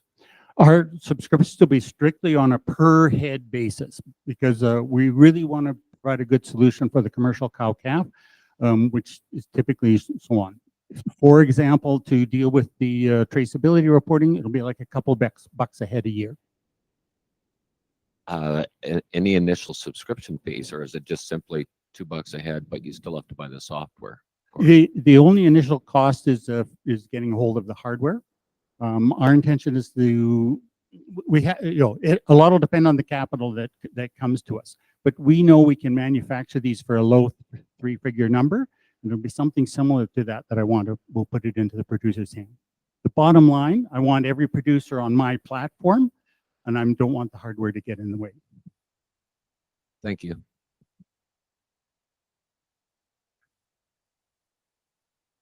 Hi, a question on your hardware. What does it do? It scans the tag. Well, my question is, would a phone with a QR code do something similar, or it does something more? I'm not sure if I understood. It scans the standard CCIA tags. So there's already a standard RFID tag on every animal. We can read that tag, identify the animal, and then do the record keeping on here. And I guess connectivity is better than cellular. We do all of the record processing standalone. Okay. So what you need to do every day at the animal side, this operates entirely standalone. Then when you get back into connectivity, so you get back in the house and you got Wi-Fi, it'll then do its connectivity that way. If you don't want to do Wi-Fi, you connect it to a PC with a USB port. Thank you.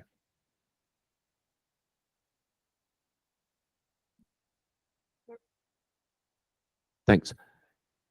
So we could custom build the program to upload whatever we want in addition to what you've got. And where I'm going with that, basically we could let go of our Cattle Max subscriptions or whatever else we've got for tracking our animals' births and weights, and we can use this for all of that. Is that correct? Yeah, our focus is our focus is the data collection at the animal side. If you want, the weights would be on here. You could offload that into whatever you wanted. So if you wanted to use your own spreadsheet to it, we will offer a set of analytics tools. You can use ours, or the data is right on here, and you can use it for your own. Thank you. Great talk and great progress since your last presentation, and thanks for organizing today as well. So thanks, Mark. Just in terms of the customer again, are they saving money using this product? I can see that regulation is pushing them to you, but what are they also gaining personally in terms of their business plan? The key aspect of data in a cow-calf is improving the performance of your herd. When you're making your selections, which heifers are you going to take, which cattle are you going to get rid of, is to base that on hard data rather than the intuitive basis available on it.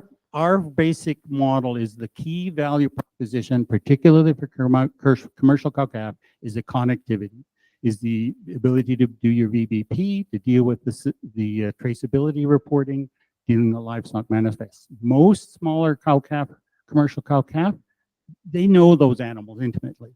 They are getting most of the value that you can without necessarily having to do the data collection tool. And that's why our focus is the connectivity, not the cost reduction.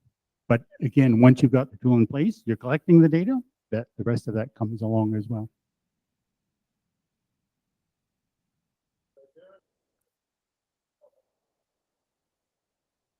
Great. Thank you so much, Mark. Next, I'd like to welcome up Darren Wolchyn, founder and CEO of Smart Paddock, on location tracking and status monitoring systems for livestock animals, assets, and farms.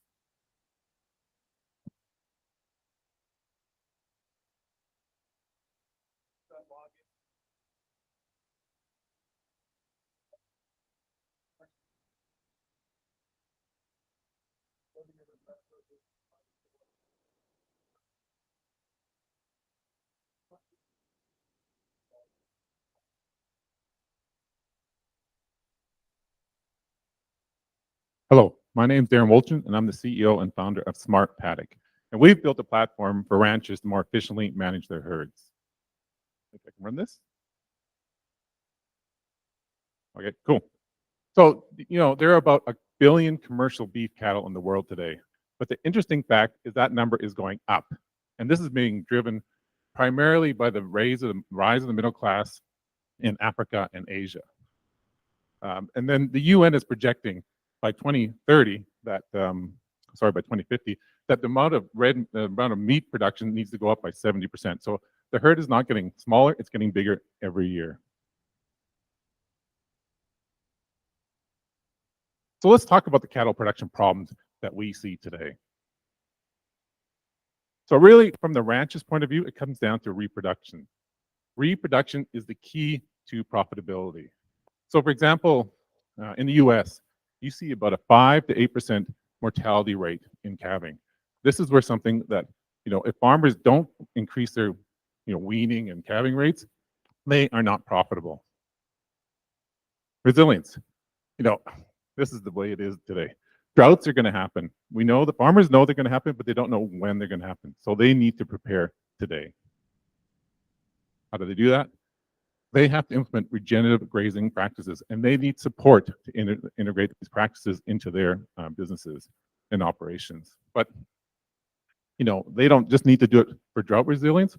They need to do it it's going to be part of the industry. It's going to be consumers are going to be demanding this. Actually, even banks will start to require farmers to implement regenerative grazing practices. So if we look at what farmers do today, if you have a fairly large cow-calf, how do you keep a close eye on your animals? Well, it can be difficult. What we offer is a full solution where we created our own smart tags that go on the ears of every animal, so we can create a virtual farm of a virtual twin of the farm. So with this, we're looking to decrease mortality rates about 50%, boost profits by about 10%, and reduce greenhouse gas emissions.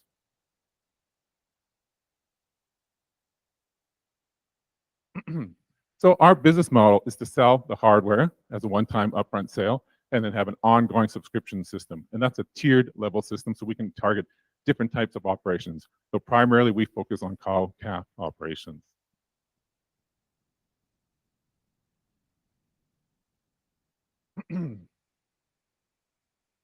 So let's talk about, there are some other businesses in both the US and Canada and Australia that do this today. But let's talk about how we are different. One of the big things we need to do is we need to capture enough data. So if we're doing behavior analysis of what's going on with these animals, we need data. We capture about 20 times more data per day per animal than any of our competition. And we provide a complete end-to-end solution. So we designed our own tags because there was nothing else on the market that could really do what we needed to do. And we provide the network and all the software, so a complete end-to-end solution for the farmer to use.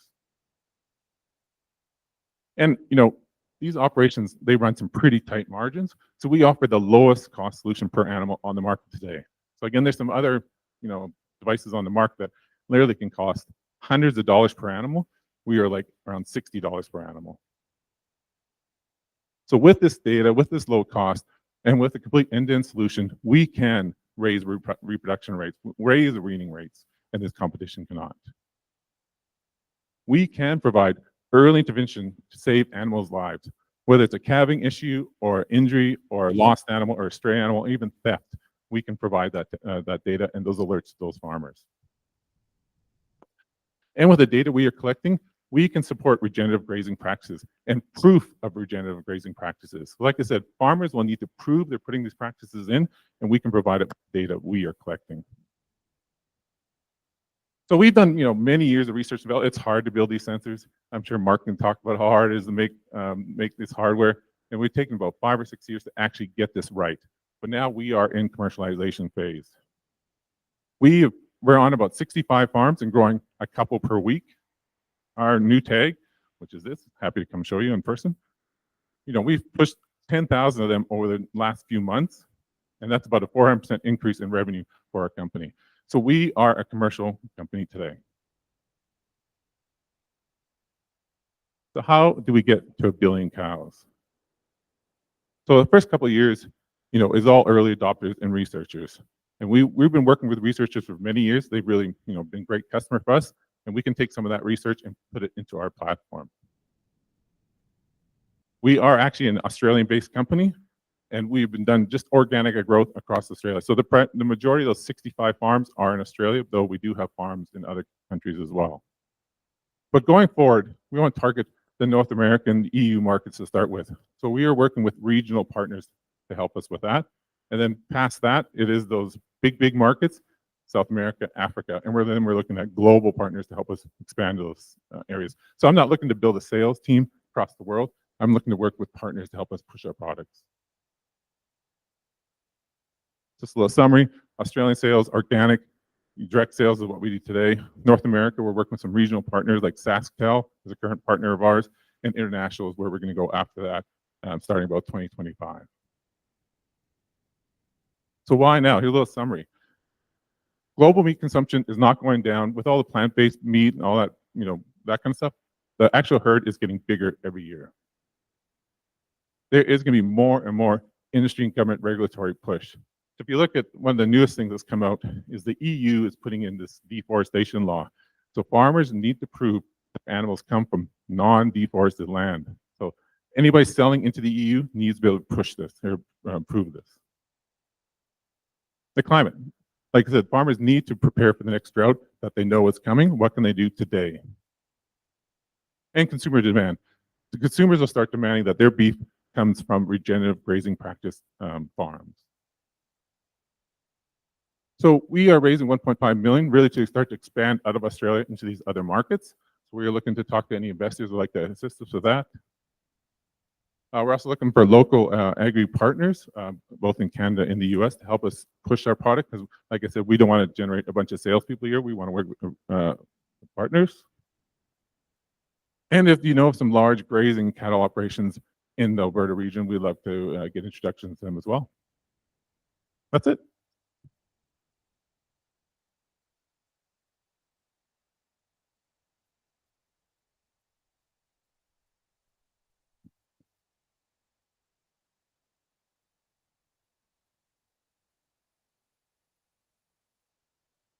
Thanks, Darren. Sean Thompson from Olds College. I might have missed it, but can you just go over the immediate or direct connection between these products and how it supports regenerative farming or grazing?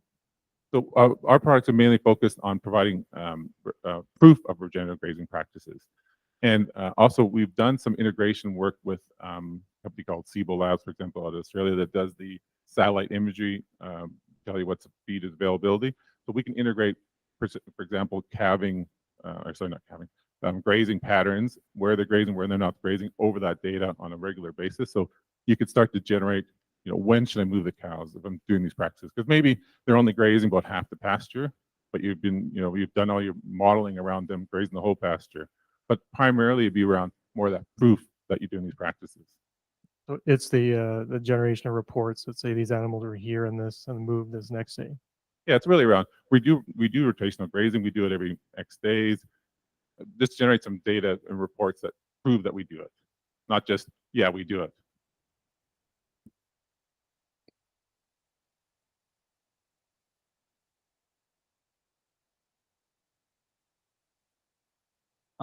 Great presentation, Darren.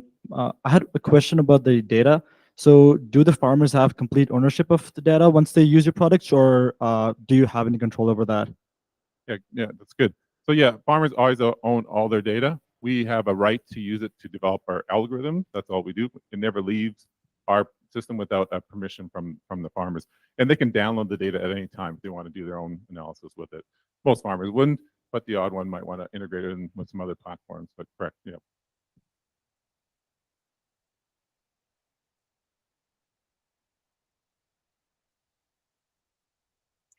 Thanks, Darren. So I'm curious, for the connectivity, is there hardware infrastructure need to be installed on properties that don't have cell phone connection, or what's the level of hardware infrastructure required for that system to work? Yeah, correct. So all our tags and all our sensors that we utilize, they use a network called LoRaWAN, which is long-range, low-power networks. So you do need to put up a tower or a gateway at some point.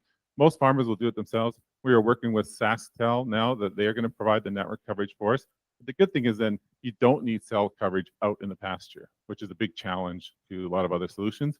You don't need cell coverage. We can put up our own coverage. And I think in about 3 to 5 years, it'll go direct to satellite, but it's just not practical yet at this time. Hi, Darren. Hi, I enjoyed your talk a lot. I was just curious what types of data this solution is collecting that other animal tracking solutions are not. Yeah, good. So our tags collect primarily 3 sets of data. One is GPS. That's the key amount of data we collect, so we could continuously GPS track the cattle as they roam around on the pasture. Second, we do have a temperature sensor within our tag. Now, it doesn't give core body temperature, but it gives us another extra data point to know what the animals are doing. And we have accelerometers in our tag. So with accelerometers, we're looking to gather data on, head down, head up, walking, sitting, drinking, rumination would be another big one for us. So it's all that kind of, that I was talking about, the fit for cows. We have that technology in our tags as well. So a lot of this, the dairy industry, for example, has a lot of good technology around this for heat detection, rumination. We want to take some of that technology and get into the beef industry, which, beef industry has not been well serviced by the technology up to this point. Thanks. If there's no other questions, I believe we're going into a bit of a,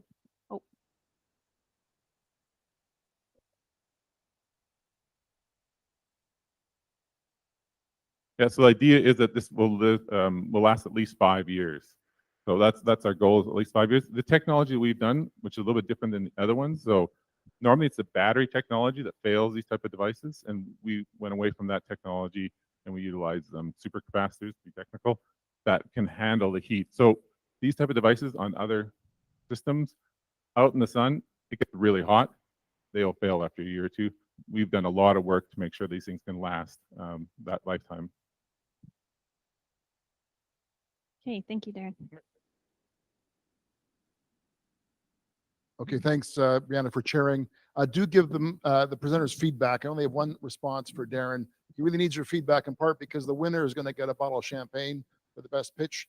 And so do score him and let him know if you liked or if you have some critical comments as well. And those will be fed back to Darren, also the investors, as they try and make decisions about how to support the teams today. Thanks, everybody. If you need a hard copy form, Miriam or Richard can give that to you. Just raise your hand and scribble down your answers on paper. Online, of course, is easier for us, but we're happy to collect paper as well. I just want to mention from Karen, Alicia, are you here? I want to just point out Alicia here from Karen, who supported our event today. Karen is the Central Alberta Regional Innovation Network, so thank you so much. And also FCC, I think we've got two people from FCC possibly here. Just mention your names again, if you could. Holly, is it? And Ryan, is it? Okay, thanks again, FCC, for your support. And do meet up with your colleagues. We have a 15-minute break now, so grab a cup of coffee. We meet up here again in about 15 minutes. Thanks again.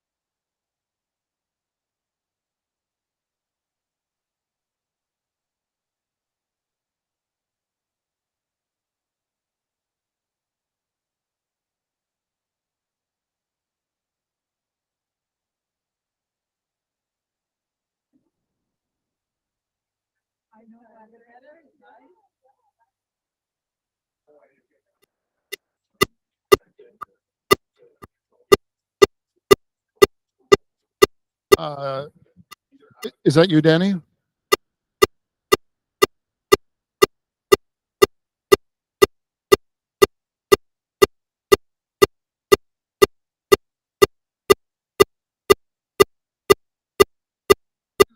Check your devices. Okay, we're good. Okay, that was Doug. Thanks, Doug. We're awake now. Okay, find your seats, and we're about to begin our next session. I want to introduce Lorna, who's been a great support to me as we've tried to organize this event for the first time. It's our first Discovery Lab at AgSmart event. Lorna can tell you more about Olds and AgSmart, I guess. Hi, everyone. My name is Lorna Baird. I'm the Manager of Entrepreneurship and Innovation here at Olds College. And in that role, I also co-manage the Central Alberta Regional Innovation Network with Alicia, who you were introduced to before the break. Come and talk to us about any opportunities today, or stick with us for AgSmart. We'll have a presence all around and would love to connect with everybody. We'll just jump into the session. First of all, we have Jumai Abioye. She is the CEO and founder of PanAccess Innovations Incorporated, which provides portable tools and devices and smart platforms for comprehensive data-driven insights for use in farms, fields, and homes. But over to you, Jumai.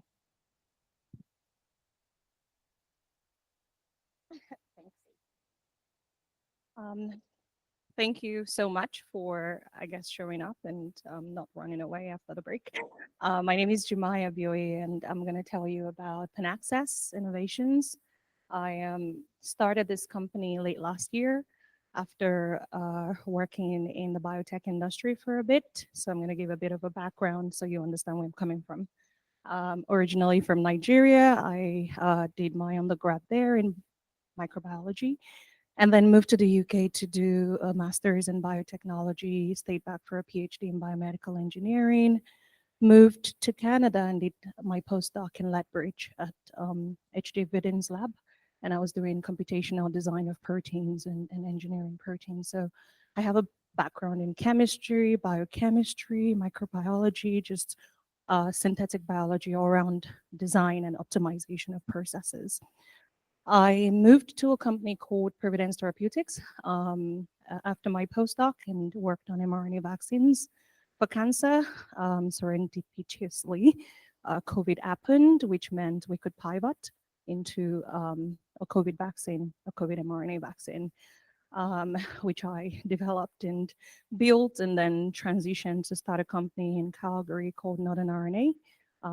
As a co-founder there, and scaled up my processes over 1,000-fold, make sure we had capacity as a country to face the next pandemic.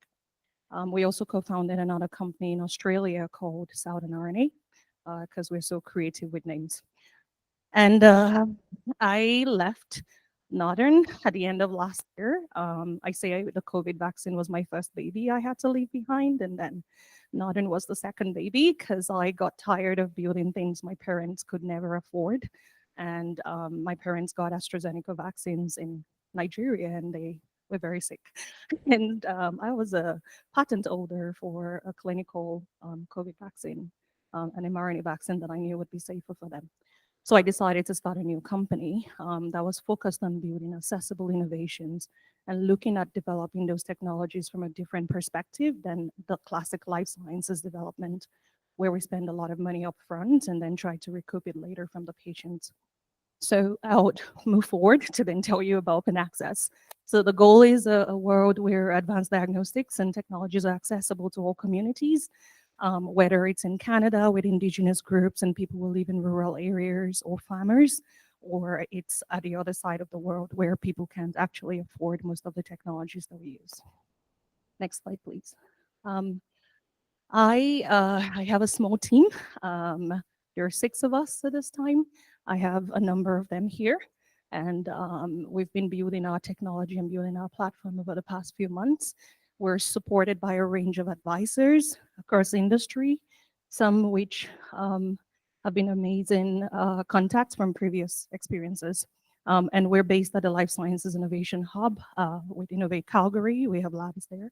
that we operate out of and have partnerships with the NRC, with API, a TDA from Alberta Innovates, as well as collaborations with University of Calgary researchers. Next slide. Critical problem is that we have a lot of productivity losses from in agri-food, in human health, and a lot of the bugs are the same. We have similar issues, similar healthcare problems. Traditional diagnostic testing seems to be classically, you send something off the farm, you go to the lab to get tested. But again, we sort of have this dichotomy of industries that cater to both spaces, even though the samples are the same, it's urine, saliva, blood, and the pathogens are actually quite similar. So for example, with food safety, humans have food safety, food illness issues, and we have a lot of deaths that come from some of these issues. And I think sometimes we think farming and we're not thinking pathogens, but those pathogens can cause increased input use, increased antimicrobial use, and you can lead to calling decisions on farms as well. So on the next slide, I highlight recalls that have happened recently. So mint with E. coli, and down to the silk and great value products with Listeria monocytogenes, which has now cost 2 deaths and about 10 hospitalizations. This is all within the past week or so, and now class action suits that have come on to those companies that are either distributors of the milk as well.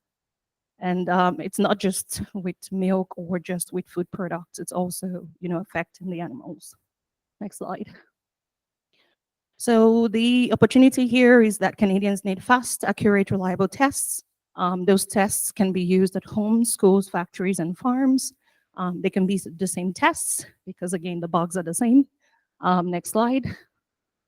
And for PanAccess, our approach has been to go to the science and go, what technologies exist? How do we simplify it? How do we make sure that we can use it right at point of need? So we have 2 different technologies, PattyBase and PattySeek. PattySeek for the future, PattyBase for today, to get something out that can generate revenue really quickly. Next slide. You probably recognize the C and the T sign from your COVID tests. COVID tests have become very familiar to us, and this is part of the why for the business at this point. In the case of classic COVID testing, there are 2 types. There is the one you do at home, which has to do with immune response, and the one you go to do in labs, which is your PCR testing. We have decided to bring amplification, which would be your PCR type testing, as well as what you do at home together. So why can't you get PCR grade results at home? That's pretty much the foundation of this, with the simplicity of a PCR readout. Yes, no. Think about that animal side for any bugs that bother you the most. Next slide, please. And I didn't mention key advantages there. It's just easy to use, versatile, and just the basic technology. We've chosen to go through agri-food, and we've demonstrated our technology in a range of areas. I guess I'll go to the next slide. And the agri-food sector is pretty important. I don't know if I have to remind this room why it's critical to the economy, but it is pretty important. And these are the Canadian farm receipts for 2022. Next slide. For paddy, the market base, again, focusing only on Canada. For livestock globally, it's about $100 billion. But if we focus on Canada and kind of bring it down to earth, you're looking at about $1 billion on TAM. With SAM, you're looking at 80% of the market in the prairies, Ontario and Quebec. And with SOM, looking at about $83 million, which is what we're looking at, we're targeting.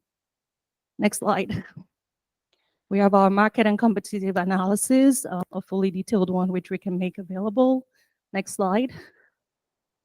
And in terms of accomplishments to date, we've built our own enzymes that will go into our products in-house. We produce our own enzymes in-house, antibodies in-house. We've done our strip development. We've done our cassette development.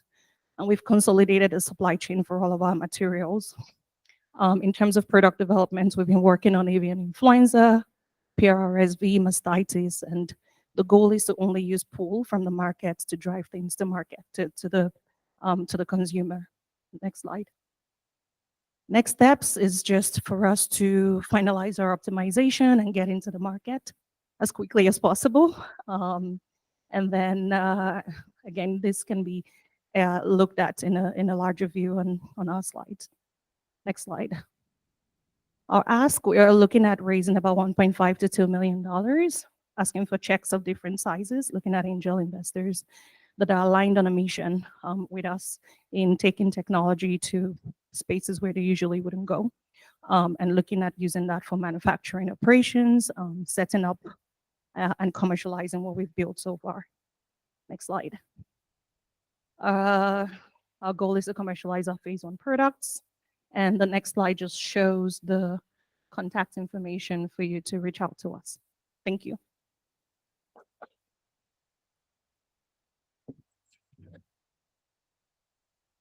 Thank you very much. Does anybody have any questions for Jumai while you're filling out your feedback forms?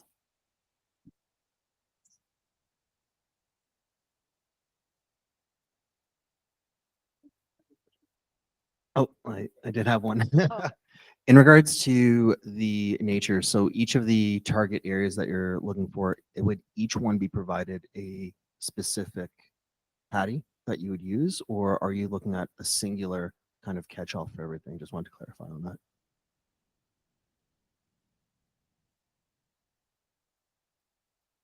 I thought I could. I lectured for a bit, so I'm used to shouting. The way the kit is set up is that you have a platform product. Your manufacturing is pretty much standardized. What changes for every kit is sample preparation, because the samples are different. It could be blood, it could be milk, and then the primers for amplification.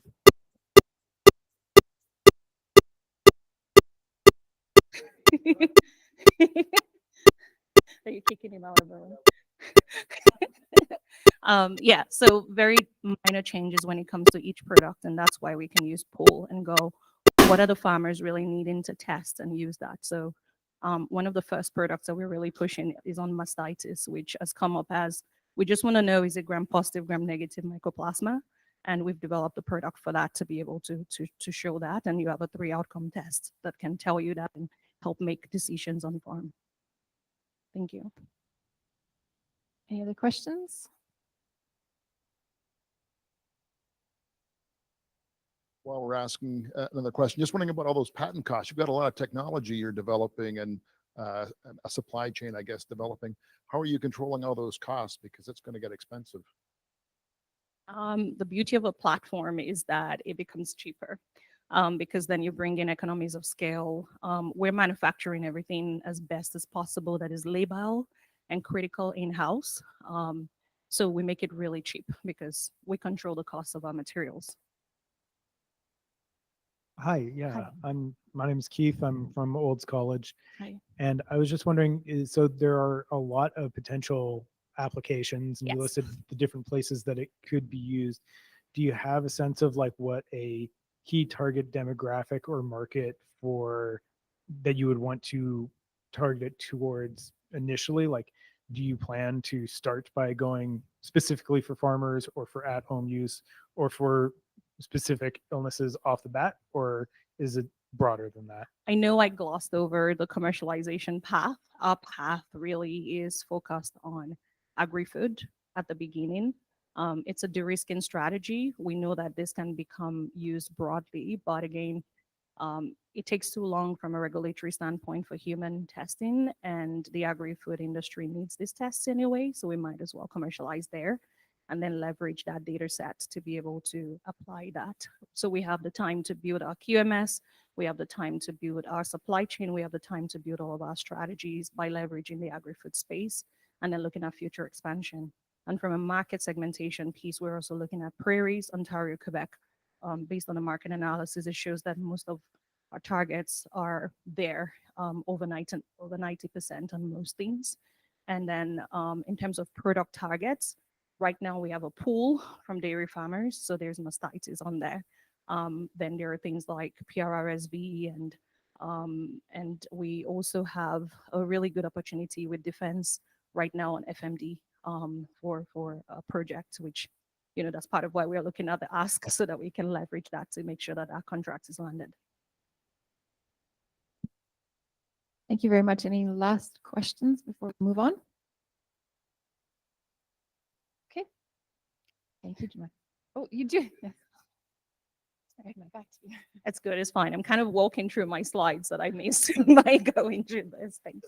So you were talking about the agri-food target. What about veterinary sciences, both from the perspective of direct to vets as well as direct to home consumer with the Yeah. testing of animals at home? Yeah, so veterinary vets? companion animals would be a great target.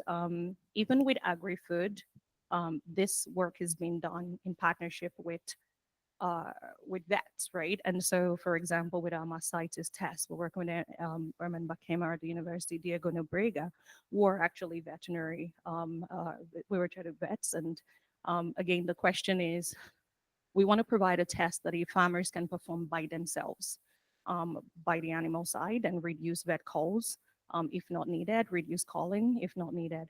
In the long run, yes, we would explore companion animals and then go into humans, direct to consumer screening tests. Again, going through that regulatory pipeline that is a lot leaner before getting into more complex spaces with Health Canada. But again, in the beginning, just really focused on what does the regulatory requirement for these animal tests look like. Then that helps us build to get to companion animals. But there's so much market opportunity, but then the discipline to focus is what we're trying to achieve as well. Thank you. All right. Thank you very much, Jumai, for your presentation. Okay. Next up, we have Styn Nieuwenhuis. He's the founder of FeedXchange, and he's working to transform the livestock industry by providing a transparent, efficient, and sustainable platform for feed procurement that empowers farmers, brokers, and agricultural businesses with the tools they need. Welcome, Styn.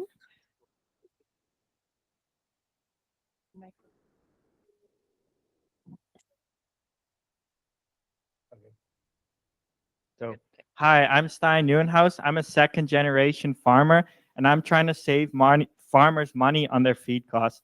Next slide, please. As a farmer, I was frustrated by the tools available to find the lowest cost on feed ingredients. For byproduct feeds like canola meal and distillers grains, there's not the risk management and hedging tools available than more publicly traded commodities like wheat, canola, corn, etc.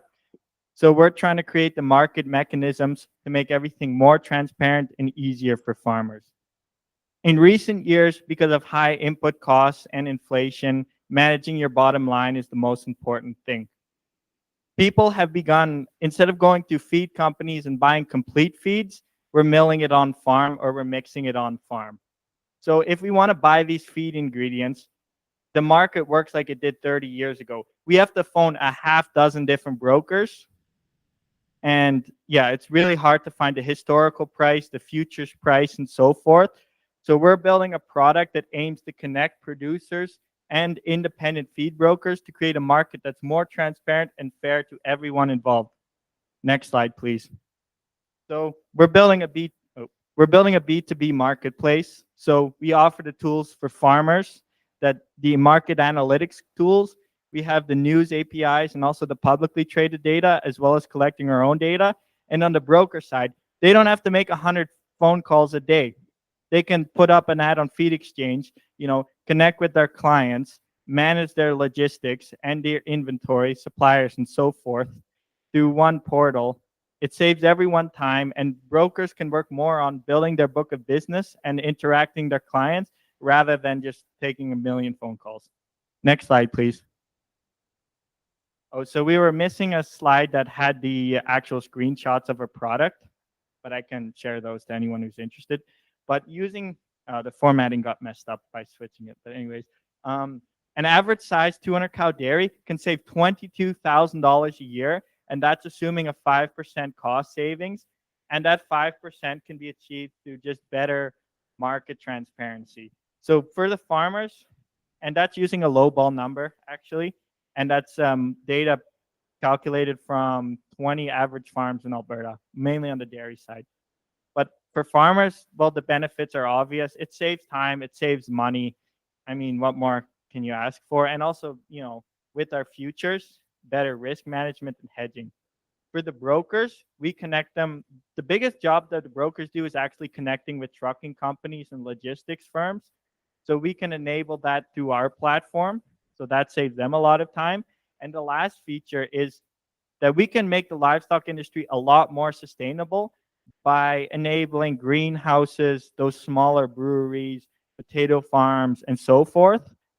A lot of the time, they don't know what to do with their waste streams. And yes, they can find a buyer for it, but it's really hard to do both on the farm, on the buyer and the seller side. So we have a couple greenhouses and smaller breweries that can save a lot of money on their dumping costs. Next slide, please. So we know we have tremendous competition against us. We're facing some of the biggest companies in the world like Cargill and so forth.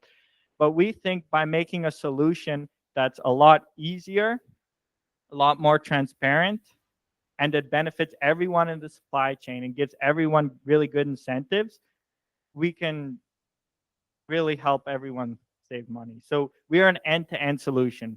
So we are focused on the, analyzing the markets, shopping around for feed, all the way to the logistics, the invoicing, the truck scale tickets, and so forth. Next slide. So we completed the SVG Ventures Academy program. So that was an Agtech accelerator. We have a joint venture with Feedware. So they build supply chain software for feed mills, and they provide most of our backend. We got a grant from Microsoft Starters Hub. We won TechStars and in Calgary last year, but we also won 2 weeks ago another pitch competition, the student pitch competition. So we get to go to an in-person accelerator in Silicon Valley. We have 2 brokers that we're working with. Both have books of businesses around $10 to $20 million. And we can scale really quickly that way by using our one-to-many sales model. We have these software partnerships in place. We're working with another joint venture for more on the market analysis tools. And we've been featured in 2 agricultural publications. Next slide. So, our one broker that we're working with, he has a $15 million book of business. Once we are fully, get everything going, we have the software, but we're in kind of the later implementation stages and getting everyone used to it. We can already scale into that $50 million book of business. That 4% growth rate is, it's a huge industry. It's projected to be $105 billion. It's growing fairly sustainably. So we believe that we can capture a piece of that market. Next slide. So we can charge a 0.1 to 0.5% transaction fees. The brokers have made it clear that they're fairly comfortable with that if we provide them with the tools that make their business easier. And each transaction that's taking place is $15,000 to $20,000, so it scales really quick. By using a model that charges 3 to 5% on the freight fees, which is similar to what Ritchie Brothers does on their heavy equipment. They bought another startup that does heavy equipment hauling. So that's about $1 a ton.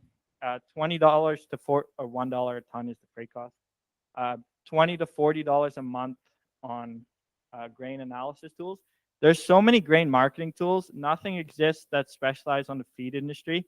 I don't know why, but it seems to be a very overlooked industry. And we've had some bigger corporate partners that reached out, hey, we want to license out this software, and we can build this out for our own clients. Next slide. So yeah, we've built some financial projections. I've used pretty standard stuff for SaaS companies. I'll go back to these on the questions portion, but can you skip over the financial ones, please? Skip, please. Skip. Oh, well, my headshot, it's using the placeholder one, I guess. It didn't load through. But to explain my background, I'm a second-generation farmer. I have work experience on the Olds College Research Farm. I've worked in New Zealand on a 20,000-acre grain farm and also an organic regenerative dairy farm. So I try and build solutions using my experience that I know will make farmers' lives easier. I've done the UFA pitch competition from Olds College. I ended up winning that. We built a solution that will improve the nutrient value of straw bales. And my co-founder, Josh, he is a software engineer that understands rural Alberta and the agriculture industry as well. And he's a full stack developer. Thank you for watching. I forgot to include a slide for asks. We're not currently looking for investment at this stage. We will be soon, but at this stage, we're trying to build the partnerships, build the collaboration and the networking. And if you guys, if anyone here wants to partner with us and provide, we are looking to start some joint ventures. So yes, thank you for the opportunity to pitch. Yeah, feel free to ask some questions.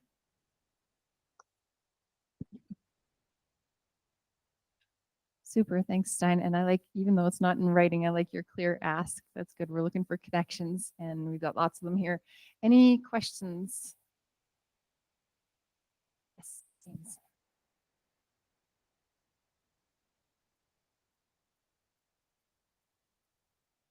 Styn, thanks for the presentation. Quick question for you. So you're projecting $1 million in revenue within 3 years. How does that actually match with the pricing model that you've actually showed? Because it seems to be that there might be a little bit of a disconnect between that.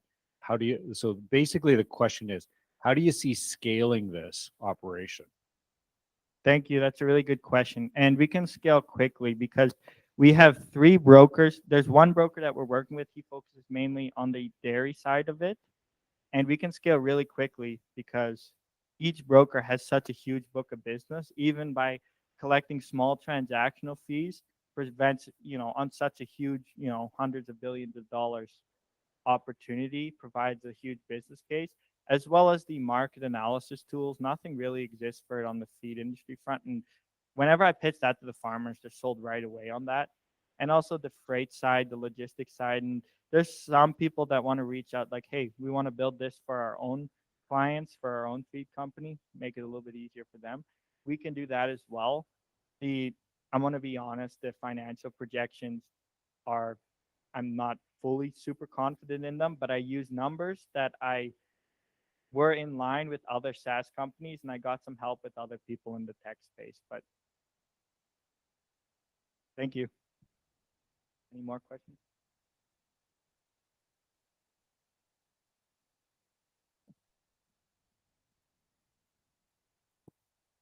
Thanks, Styn. So I guess one of the advantages of the conventional way of going through a feed mill for purchasing ingredients is quantity of bulk, right? So you already hinted on transportation, but I'm wondering about logistics when it comes to some of these bigger suppliers and them wanting to make smaller transactions at, say, a few dozen tons versus a few thousand tons. And do you see any, or have you seen so far any hesitation from them on that? Well, that's why we're working with the brokers, because the brokers would be usually selling a B train at a time. We can do a half B train, not any less, unless we go into more of the minerals and feed additive space, which we won't do quite yet.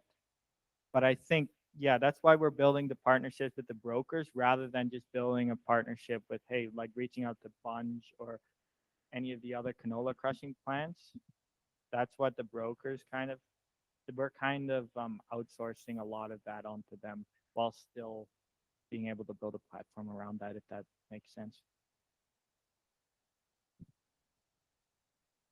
Anything else on anybody's minds? I'll ask a question while you let your thoughts percolate a little bit more. Being on the newer side of this and coming from the UFA pitch competition and things like that, are there other kinds of growth opportunities that you see for yourself in the next 6 to 12 months that you could maybe tap people on the shoulder and hear for supports? So at this point, I'm just going with the flow. That's what I've done so far. And yeah, if anyone has anything that they want to say to me, I'm always willing to have a discussion or have a Zoom call. And yeah, we're doing that in-person accelerator. That's a month in Silicon Valley, so we'll see where that goes. And we're working on another deal with a company. It seems pretty promising. I won't obviously tell everyone in the room, but if you want to ask me about it, I will tell you about it. There was no NDA signed, but I don't want to publicly say it. Fantastic. Anybody else? Thank you. Oh, there is a question up here. Got time for one more? Yeah, just to remind people, this is a private meeting, so information that's shared here should be kept in the room, basically, including the slides. We do put the videos online behind a password, but do talk to each other during the breaks and connect, get collaborations going. I think Styn and the others would really appreciate that. One more question here.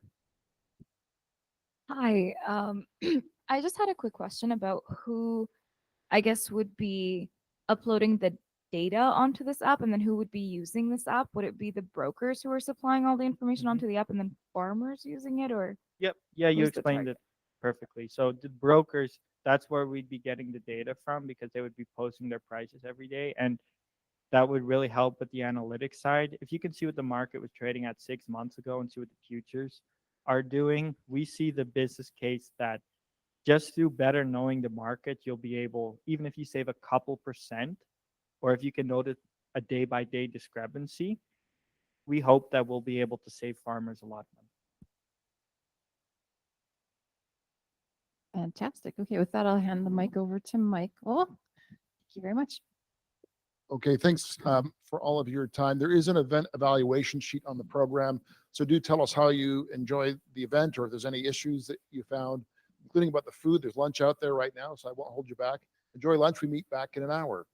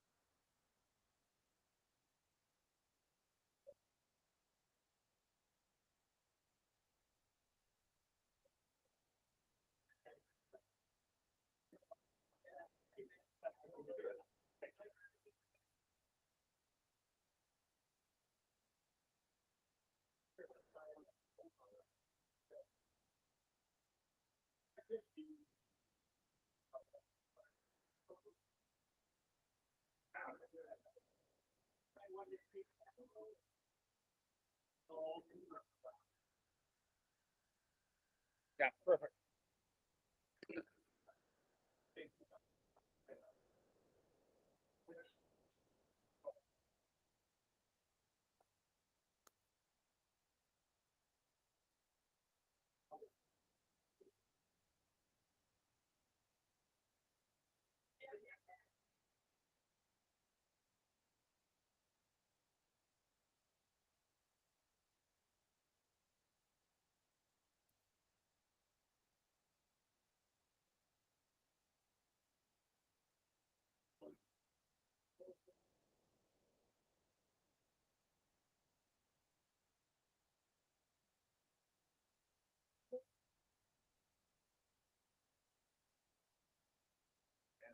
I know. I was trying to find out. We're asking the lady that brought up the food, but I think the answer is no. Okay. But for me, well, that's one of the food. Fair enough.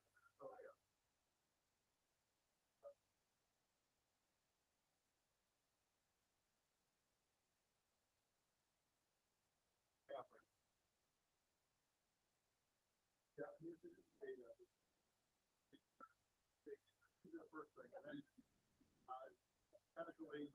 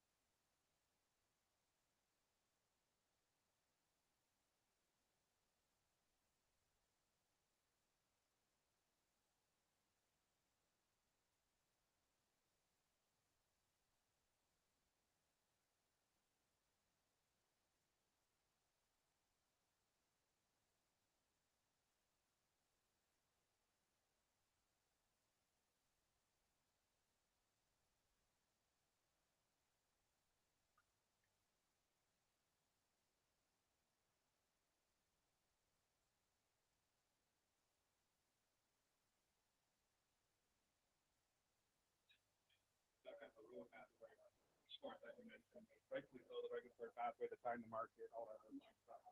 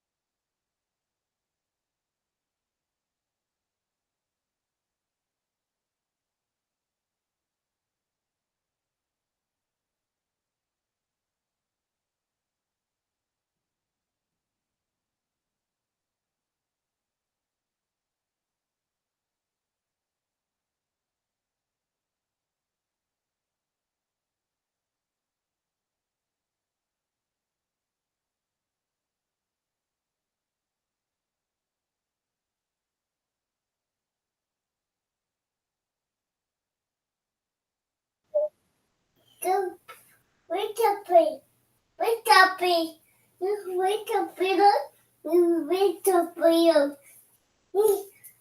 it's Chucky.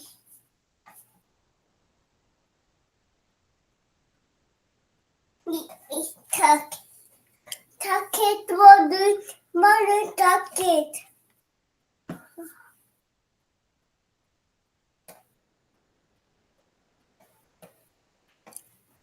Come back.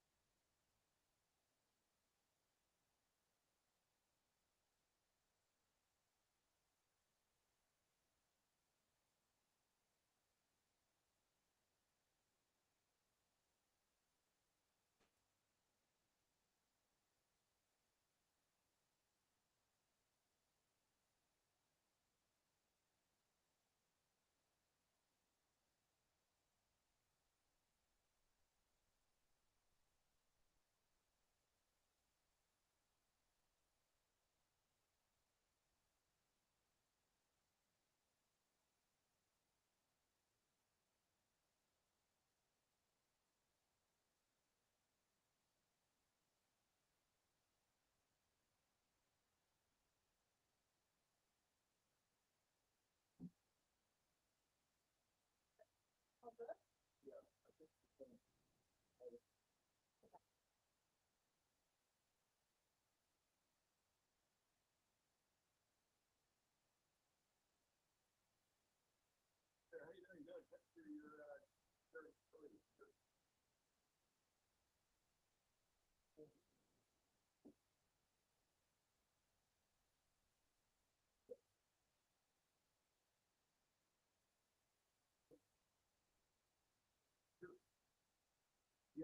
so there's usually Richard over there.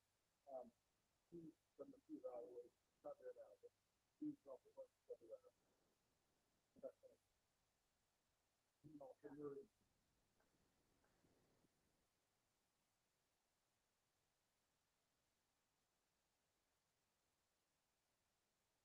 I can talk to one day. Then it's 1,000 days. Right on the line. And then are you okay to meet at 4 o'clock? Yeah, I know. Okay. I can take. Okay, yeah. Yeah, there's a little place. So there's, let me maybe get back to you after the first wave. Maybe let's chat. I'll be here. Okay.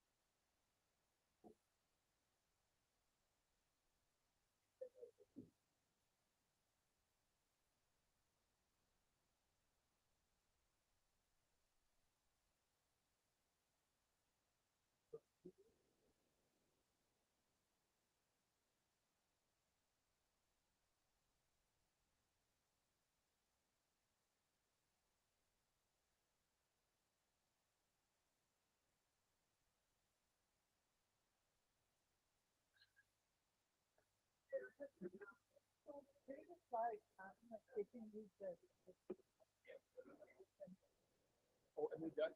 No, yeah, I hadn't. Okay. Yeah, but then people here, they can use it. They can, they should be able to. Well, in the morning they were saying, yeah, I think it works kind of okay. Oh, it's maybe like it works now.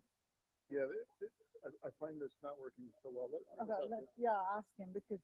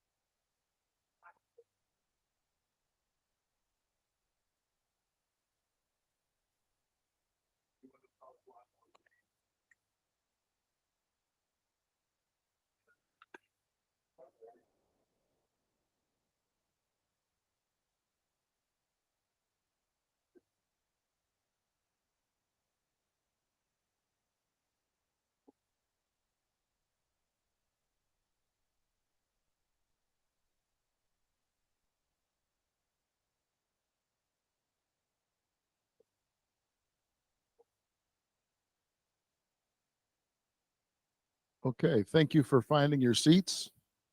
I did notice that officially we're not supposed to have drinks in here, so if you do have a drink, please don't spill it.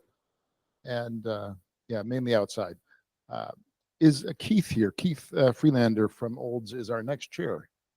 Keith, thanks very much for all your great questions as well. So Keith, maybe introduce yourself a little bit, and then our first speaker, I think Robert's probably in the room somewhere. Yeah, hello everyone. My name is Keith Friedlander. I am a communications instructor and a research administrator here at Olds College. And we're going to be starting up with our next in-person Agtech pitch session. And our first speaker is going to be Robert Saik. He is CEO of AGvisorPRO, a mobile platform for connecting experts and companies and those seeking agricultural advice.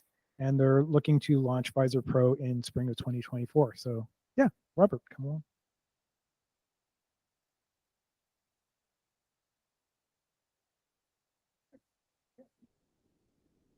Good afternoon, everyone. I hope you had a good lunch. So that's a bold statement on the screen here right now, but if you're a VC, this is the kind of return you're looking for. And I would say this is on the low side of what I'm seeing right now. So I'll explain that to you in a minute. So we are seeking $2 million right now in a seed round, and that seed round will be used for acceleration. We are leveraging AI to solve a blue-collar problem. As mentioned, my name is Robert Saik. I'm a veteran entrepreneur. I have 2 public exits under my belt, one with Agritrend, which was a 20-year journey. We exited to Trimble. And then as CEO of DOT, we exited to Raven. So my background has been ag tech. I've written 2 books on the subject matter. And starting about 5 years ago, we began the journey to develop what I believe is very important. It's a B2C, a mobile-centric connectivity platform for agriculture called AGvisorPRO. It's built on a proprietary algorithm where if you ask a question, that question will be matched to experts and companies in a subdomain category. If you download AGvisorPRO, the entire Ag Smart show is on AGvisorPRO in a community. So download AGvisorPRO, join the Ag Smart community. You'll be connected to all the attendees and all the companies and experts that are at the show. But what I want to talk to you about today is Visor Pro. We've been working on this kind of for over a year, and I'm going to show you Visor Pro. I'd like you to meet Vi. Vi is a AI, and we're using this to address a pain point in the equipment dealership sector. The pain at the equipment dealership sector is real. There's a very tight labor market right now for technicians and service people at the equipment dealership level. Employee burnout, these service guys will take 80 to 100 calls a day during the high season. So burnout is a real problem. Tight service margins, especially in the area of utilization of their team, is a real issue. All the dealerships are trying to utilize their team more effectively. And from a farmer standpoint, frustration is a real problem. When you're waiting a half a day and a half, and I see farmers shaking their heads to get an answer from the dealership, you're saying this is taking too long. So this is what we have built. What we have built does not exist in the sector today at all. This is a single repository, 10 times faster, and is designed to build something called the dealer brain. Vi learns from every internal and external job at the farm equipment dealership space. So this is what we've done so far. We can load in OEM manuals. These are your large line OEM manuals. We can also load in short line manuals. So if you think about the large ones like Case IH or New Holland type of manuals, short lines being things like Vatterstad or Bordeaux or Trimble or Raven. We also are able to load up technical updates, and we're just about to unveil knowledge articles. We're working on work order integration, and eventually we'll do multimodal, multimedia support and internal communication, building something called the Dealer Vault. This is designed to increase the service level of the service team to the farmer. That's what we're after. Now, the way this works is AGvisorPRO is a complete AI solution for the farm equipment or the construction dealer space. It's colorblind. You can load up anything into it. It's short line friendly and is dealer centric. The Dealer Vault is one portal. So if you're a dealer, think about how many different portals you got to go to answer technical questions. This is one portal, all the documentation loaded up into one portal, increasing the efficiency of your team. Eventually, we capture the experiential knowledge and wisdom of the team, building something called a dealer brain, which eventually is an asset for the dealer, generating revenue in new ways, such as work orders or even warranty claims. Vi is a personal assistant for every person in that dealership. So this is Vi. Vi by AgvisorPRO. You're seeing stuff, all of your dealer intel and service documents in one place. You can see the manufacturers there, long line, short line. You pull up Vi and simply choose your manufacturer and the model number, and you put in your question. This is all live in real time. This is how fast it is. You choose whether it's service manuals, technical articles, operator manuals. You hit the button, bang. You will get your answer back in literally seconds. It'll give you the content analysis. It'll give you the answer. It'll provide you the safety precautions and best management practices, and it'll give you the reference so your human in the loop can cross-check the answers from Vi. This is all built. All of this does. Vi always references her work. Scan documents such as legacy documents going back to the 80s or the 70s, we can use AI to bring those documents in too. And we just launched error code messaging. So this is what we're doing now. All of this is live, and we're just getting started. So if you're looking to avoid technical burnout, increase the dealer knowledge, try Vi today. Vi by AgvisorPRO. This is our technology that we launched. We are building a $1 billion company. And I built 2 other companies before, and this one is the biggest by far. These logos on the screen are actual customers. Mesa Group is the largest New Holland dealership in Canada. On our platform, Turgeson's out of Montana, Young, Saskatchewan, Burnups are out of Michigan and Indiana, and I have a quote right now in Australia. The addressable marketplace is well over $100 million in just farm equipment alone. We're working with CNH, AGCO, Claas type of Batterstad dealers. We're a first market position. There's nobody in the space that I see doing what we do, especially at the dealer-centric level. Our goal is to hit $20 million in recurring revenue by 2027. The EBITDA will be plus 60%, and the multiplier on ARR in the AI space is 17x. That's the ARR multiplier right now. Since January the 1st, we have booked over $560,000 in revenue, and ag is our first vertical. We'll be addressing other markets such as construction, aviation, RV, which increases the global total addressable market. Our team is 100% virtual. I built the company during COVID. We are multinational, diverse. We speak 6 languages. I have our design team based out of Brazil. We have our developers, which include Bangladeshis, Nigerians, and we got people from China. We got a quality control team. We got deployment, marketing, sales, and onboarding, headed by Brock Moyer, who's our Chief Product Officer. I got him from AMI, the Alberta Machine Intelligence Institute. Our team is in-house. We own our AP. We own our trademarks. Dealers are saying this is precedent setting. It's like manufacturing time, and we've gotten all sorts of press in the media. The $2 million seed round will be used to scale. I could put this to work tomorrow. We're probably going to allocate more than 32% to sales and marketing because the product is coming along really nicely. If all works well, we should be in a profitable position by this coming May, which means your investment is significantly de-risked. I'm not talking about developing something here. I'm talking about taking your money and scaling it. AgvisorPRO is not vaporware. It's built. We are commercial. We have raving customers. We are addressing a known pain point. There's huge demand. multi-sector, global market, multi-language capability. I go to Argentina next year or next week. I go to Argentina.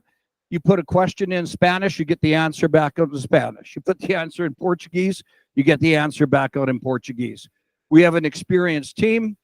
The investment, your $2 million, is significantly de-risked versus the millions that we put in so far, and we're ready to scale. Put your money to work with us. I'm Rob Saik.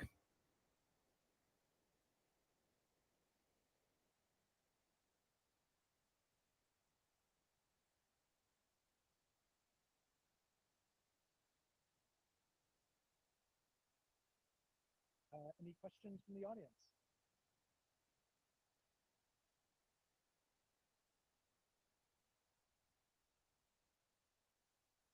So this is really interesting technology. Have you considered combining it with like VR wear so that people can actually see when they're doing a repair what they're actually doing? Yeah, we have. The problem is when the technicians are in the field, the bandwidth in the field isn't strong enough to do what we're doing. So we're building this on fairly thin architecture so that when your mobile units are out in the field, they can access AGvisorPRO with their thin architecture. We think that the VR idea will be virtual reality, but really good for training. This has a significant training component built in. If you take a young technician at a farm dealership, often that young technician won't know who to turn to get answers, and Vi can answer those questions very quickly. It's a good thought. My question is it based on generative AI? Yeah, so everything that you see on the screen there, the visor vault for the dealership, if you think about that as the axle, the differential, the drive shaft, and the transmission, that all belongs to the dealership. The engine we're using right now is 4.0, ChatGPT 4.0, but we just as easily could swap out that 302 engine for a 454 or a Hemi. So we've left ourselves the ability to swap out the AI as it evolves.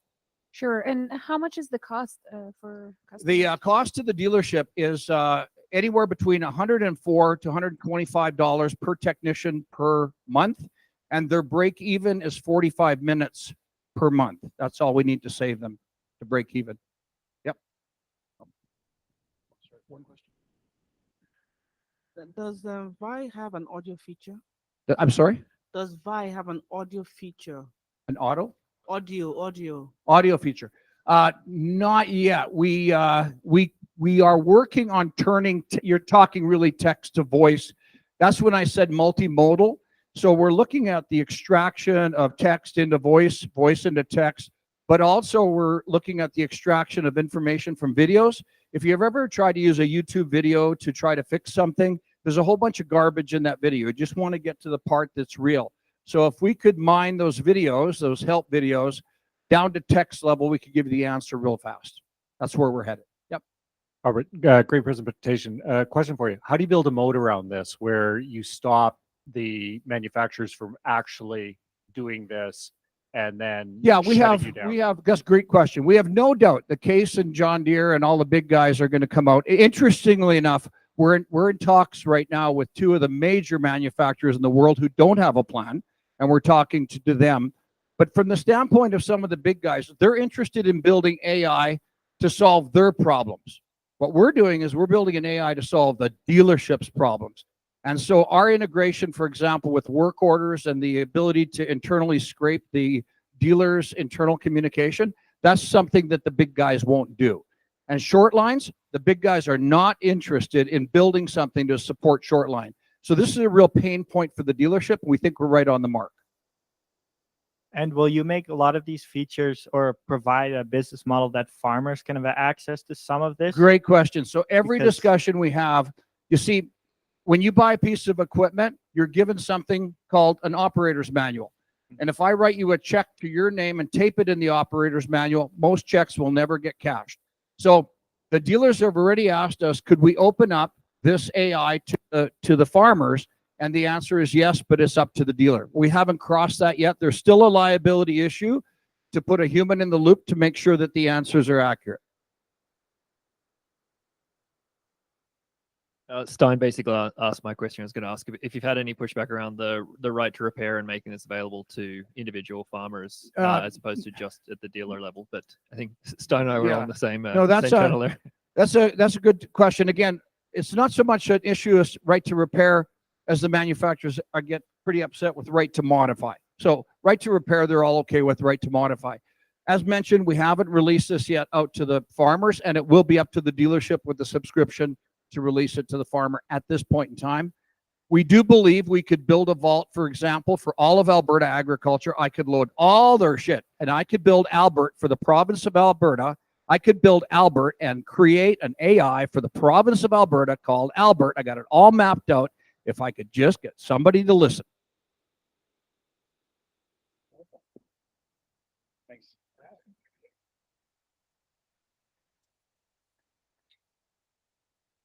Okay, our next speaker is David Leroux.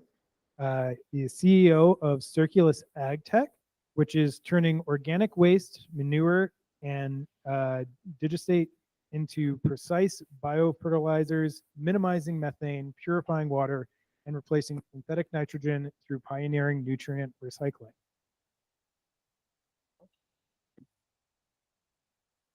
All right, well, thank you for the introduction.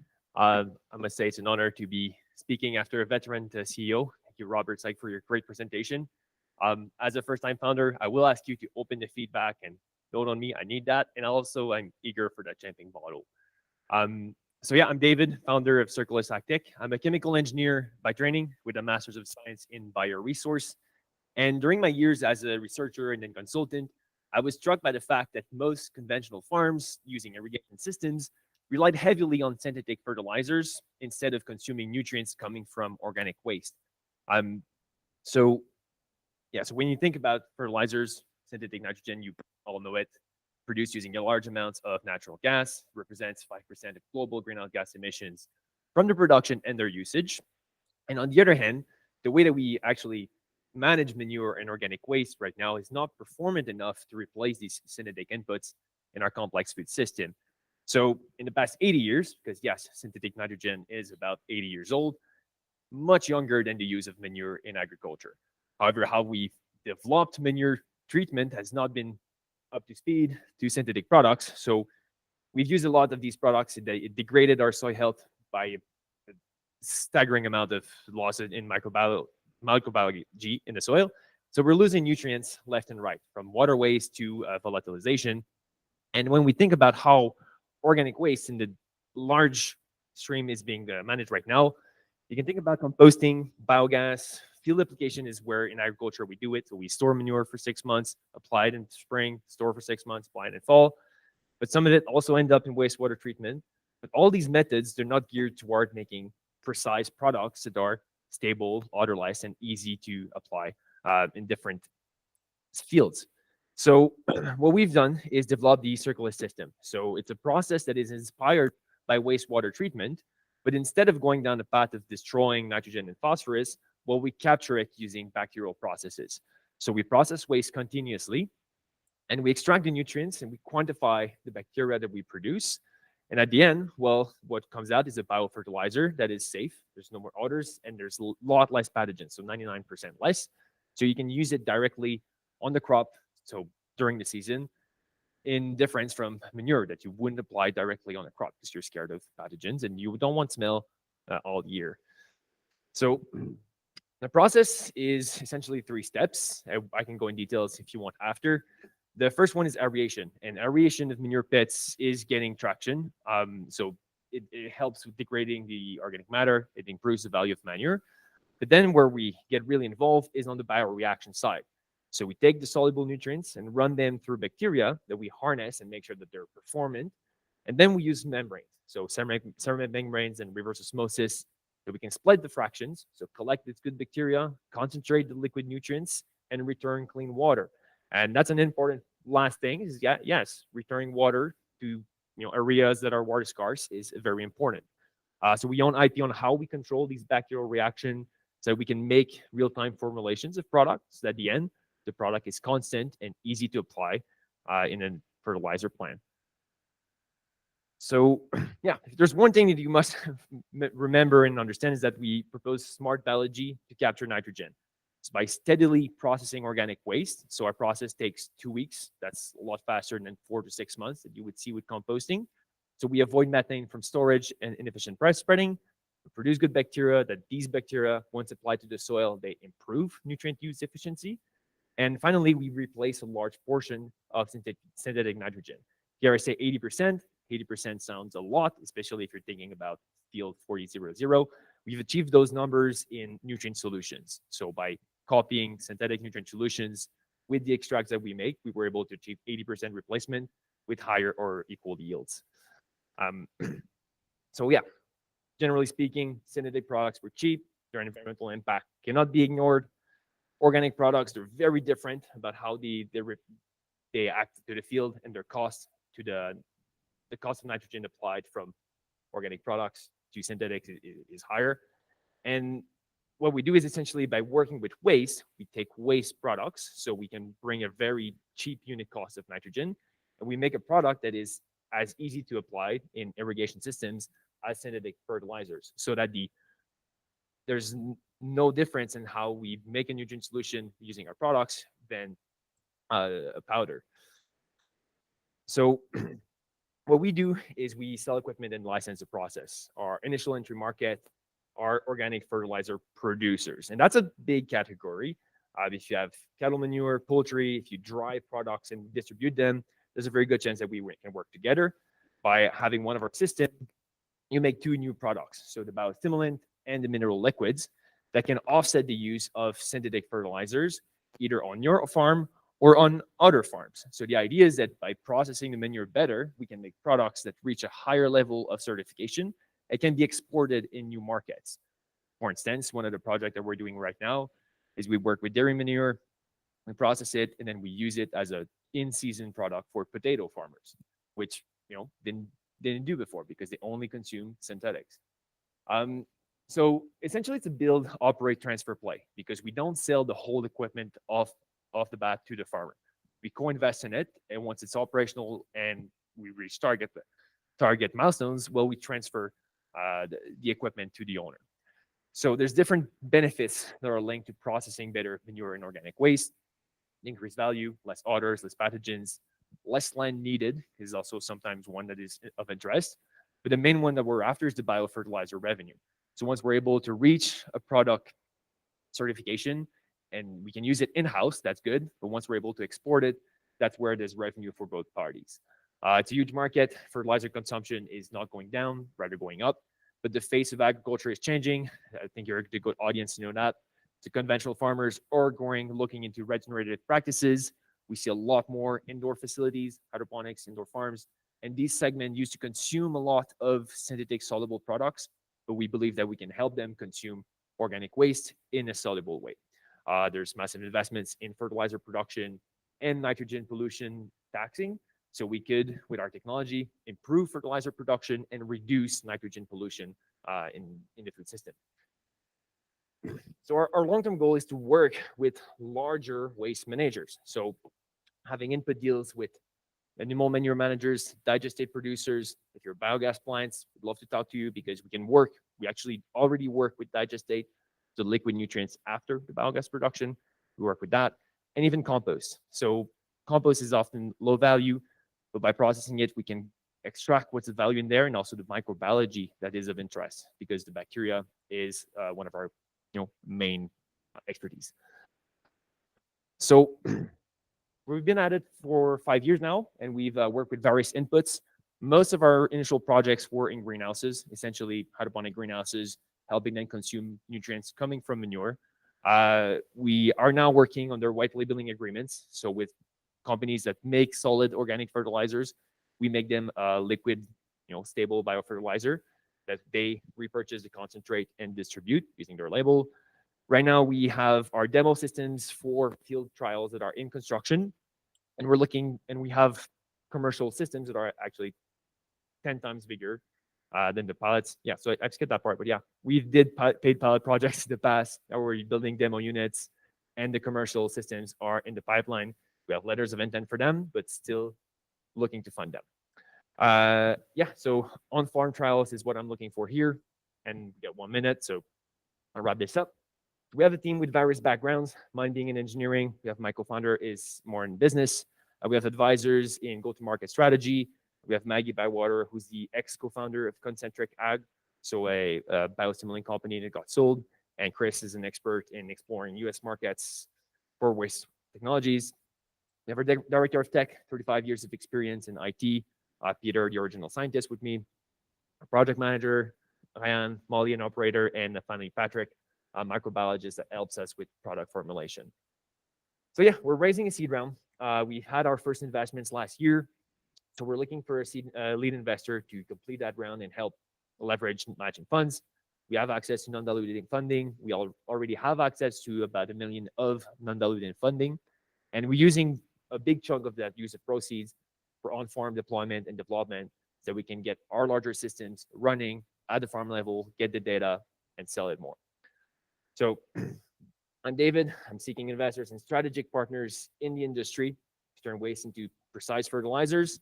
And yeah, thank you for having me. It's a great opportunity, and I'll be happy to strike conversation after this. Fill the scorecard. Thank you.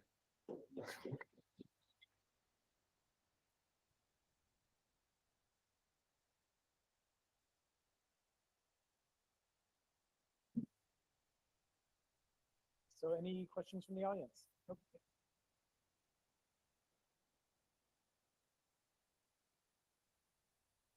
Just wondering, are you at all trying to do any residential, like city, urban kind of thing? Like that would fit them well too, wouldn't it? It would, and actually, municipal wastewater company is approaching us to use our tech for their, it's not manure at this point, but it's sludge treatment.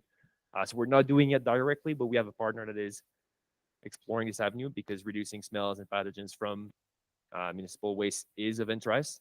The problem, however, is it's not a problem, but strategy-wise, we work with inputs that are already seen as a fertilizer product, so that there's less of a hurdle in terms of potential contaminants, because with city you get lots of PFAS, microplastics, heavy metals that you wouldn't find typically in an agricultural waste. So that's why we choose pure waste to make better products. But we're definitely open to it, and some of our partners see the opportunity. So yes, but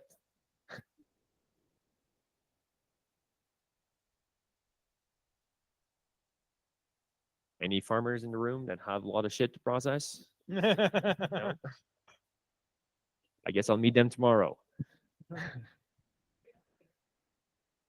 Well, it's okay. Like if you're a conventional farmer, have a pool, a lagoon, hit me up. Because one of the things, lagoon pools of manure or digestate. Right now, one of the main treatment is flood irrigation. If that rings a bell, so fall you just flood your field with your pool of nutrients. But the thing when you do that is the microbiology in your pool of nutrients is not really coherent with your soil, right? So you got anaerobic bacteria, and then you throw it into your fields, you lose most of your nutrients. So we come in there to make sure that we get the right microbiology and you capture those nutrients efficiently without burning your plants. That's and there. One question I had, and I think you kind of did address this. You did like a competition analysis and showed like the existing competitors on the field. Do you know if there's anyone else working in the space in terms of like developing this type of improved technology? Yeah, so I can name three. One that you might know here is Livestock Water Recycling. They're from Calgary. Essentially, they aerate manure and then use filters so that it concentrate the nutrients and return water. Digested Organics in the US is something similar. So really where we sit in is like, okay, sure, get the nutrients, but also produce the right bacteria so that we can make a product that instead of being all ammonia, well, it's all nitrates. Simple as that. So an extra step that is more biological, and also the nutrient monitoring side of things. I didn't mention much, but one thing in our process is that we monitor nitrogen transformation, so we can quantify the capture and the final fertilizer. So the other competitors, they don't do that. They focus on aerating and then spreading and sometimes filtration. Any other questions? Okay, well, I believe that it is time for another break, but Well, I wanted to ask you, do you guys want to have a short break or a longer break after the next two talks? If you want to, like a 5-minute break now, raise your hand. Otherwise, we're going to keep on rolling if Herman is around. Is that okay? Yeah, let's keep on rolling. Thank you very much, Keith, and also Lorna and all the rest of the great chairs so far and the speakers. If Herman Simmons is around, he'll be our next chair. And yeah, keep on filling out those forms. Just use the password and the login there. Just click on the company name on discoverlab.ca and give all of our presenters your feedback, your contact information if you wish, so that they can continue to connect up and hopefully grow. Thanks. And I'll let you chair the next session. Thank you. My name is Herman Simons. I'm the manager here for the Smart Ag Applied Research at Olds College. What we do is implement and test validate all smart ag technology as it relates to broad acre dryland crop production. So if you have anything that you like to have validated or tested out, please connect with me. It's my pleasure to introduce Rebecca Ung. She's the founder of Kumu Corporation, developing bioplastic formulas for packaging manufacturers, turning food, plant materials, and minerals into sustainable products, seeking connections to manufacturers with multi-layer, thin film casting, pellet manufacturing, foam manufacturing, compression molding capabilities, and clients interested in piloting products. Please welcome Rebecca.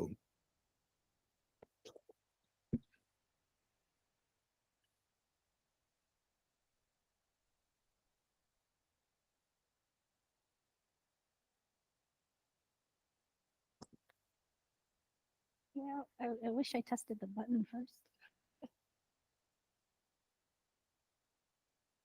So, hi, I'm Rebecca of Kumu.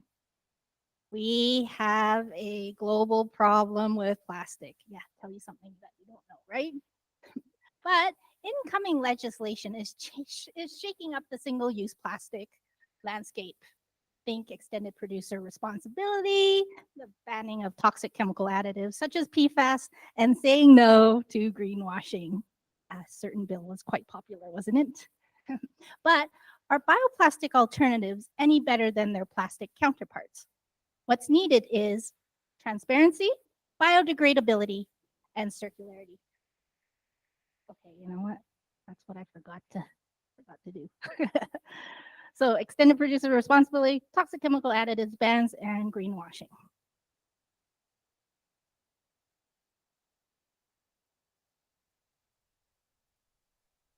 Okay, the global bioplastic packaging market was an estimated 15.6 billion 2 years ago, and it's expected to hit 58 billion by 2032 with a double-digit CAGR of roughly 14%.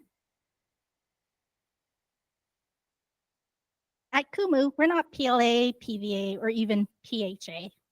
We transform food, plants, and minerals into bioplastic alternatives. Literally food like seaweed, fruit peels, and gums. When we looked at single-use plastic, we divided the problem into 3 components: form, features, and time. First, could we mimic all the forms using our ingredients, such as thin films and foams using our ingredients? Yes. Next, what features did these forms need? Generally, it's some level of water resistance, texture, color, etc. By using a custom blend of plant additives, we were able to modify its properties. Finally, time. How long did it need to perform or last? The reason why plastic is so pervasive is because it's cheap and fulfills a variety of applications. So to beat plastic, we need customized solutions. Solutions that are dependent upon, you got it, the application. Our competitors make their own products, but company A wants to make printable packaging bags. Company B wants to make raspberry flavored dissolvable packets that enhances their drink crystals. And that's how we differ. We are templated formula solutions where the last mile customizations are made with the manufacturer. So in effect, we're building a global community of manufacturers tackling single-use plastic waste by making their own unique products. But together we become volume and impact. Our marketing efforts demonstrate the potential of our solutions, which then leads to initial engagement. We create the formulas, the manufacturers test the prototypes with their clients. If product, production, and pricing are all good, the manufacturer has a new product they can sell, and we get paid.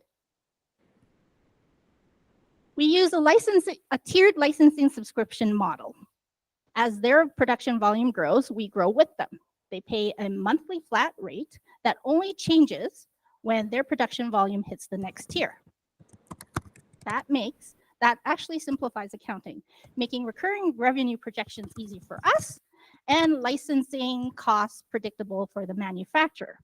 So for example, if a manufacturer makes 25,000 kilos of product per month, we can make up to 9,900 a month in licensing revenue. Project that to 20 clients, and we're looking at about 3.2 million a year in licensing revenue. And that's just with pellets. Our sales pipeline is active. We currently have 2 MOUs. Although we start in packaging, we can eventually expand into other verticals, thus making us a global leader through collaboration. With your investment of $500,000, it would help us protect our IP in select markets, such as the US and EU, as well as helping us market and grow our team. Once again, I'm Rebecca of Kumu. I'm a strong generalist with a background in microbiology, software engineering, marketing, and franchise development. I know it's quite varied. So let's go change the single-use plastic landscape together, shall we? Thank you.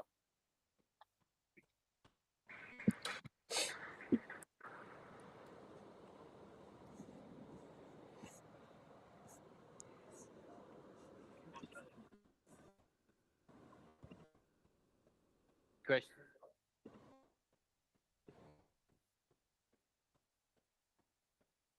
No burning questions?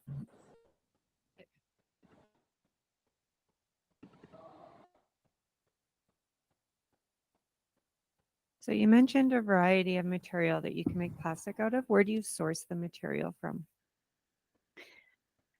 Currently, Amazon. Right? It's actually alginate, pectin, and gums. So when I first approached this research project, I divided into 3 phases. Either I could work on extraction from agricultural and plant waste to get the materials. Second, develop products. Or third, recycle or compost. I chose to focus on product market fit. So as soon as I find what formulas are used most, there is a potential second patent for extraction from waste that would help with the supply chain issues. I got a question myself. So it's all about cost, right? So ultimately, can you give us a little bit of an idea where this packaging concept, how that prices out as against conventional, and what needs to happen if it isn't competitive at this time? What needs to happen according to your mind in order to make it there?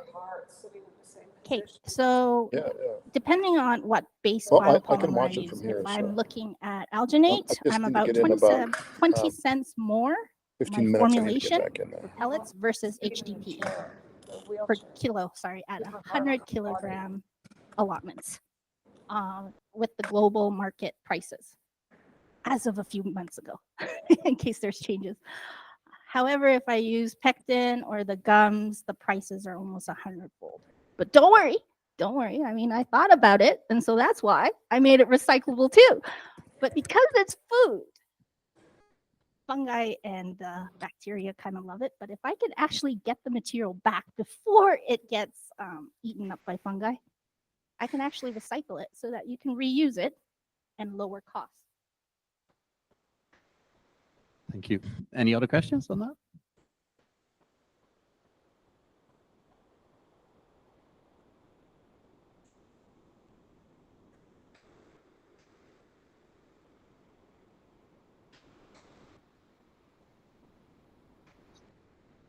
Yeah. Can you repeat that question, please? Oh, so basically, how do I make my material antimicrobial, antifungal? Well, I currently use like cinnamon oil, oregano oil, thyme, all the food-based materials once again. Unless you want to add some proprietary stuff.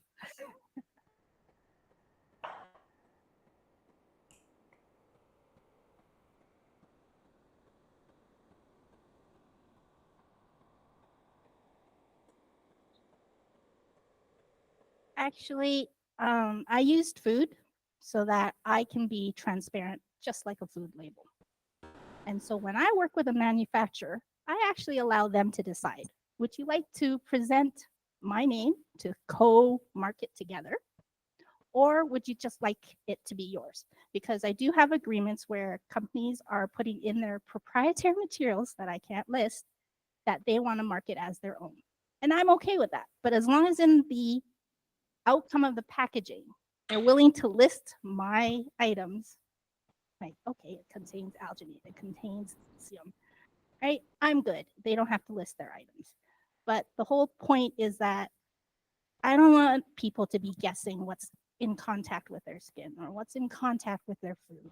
I just want to be transparent about it. Here you go. I don't need to tell you what's like composition percentages, but at least you can decide what is touching your skin or you're eating. I think we got time for one more question if there is one.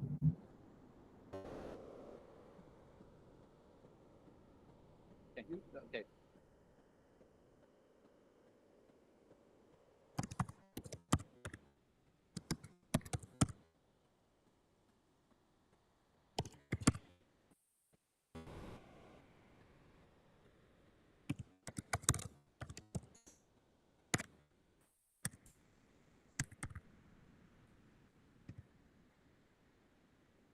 Can you repeat the question again, please?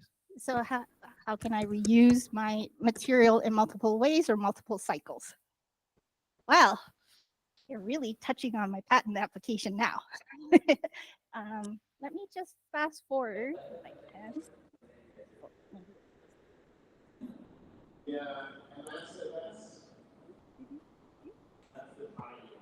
Actually, so in my patent application, I came up with a machine that actually recycles the material, determines the composition, makes recommendations so that now you can turn a foam product into a thin film into a string into a bag.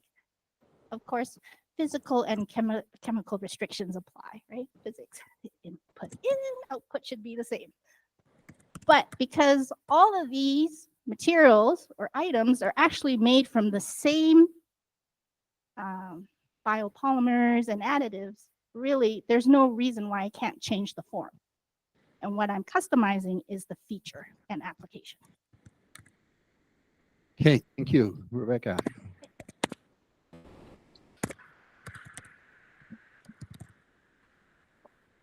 So I'd like to introduce our next speaker, Nafaa Haddou, co-founder and CEO of DiscoveryLab, developing control systems to meet the need of farmers, as well as fire-safe detection and management using AI modeling and predictive technologies. Thank you.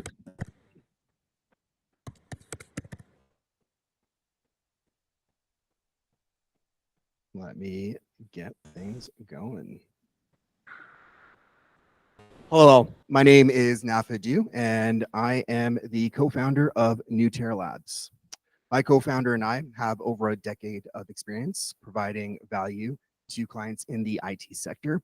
But it wasn't until a couple of years ago that we were made to pause when there was a wildfire event that happened in Algeria. Unfortunately, due to that, there was significant damage which devastated the community and ended up in the loss of life of some family friends.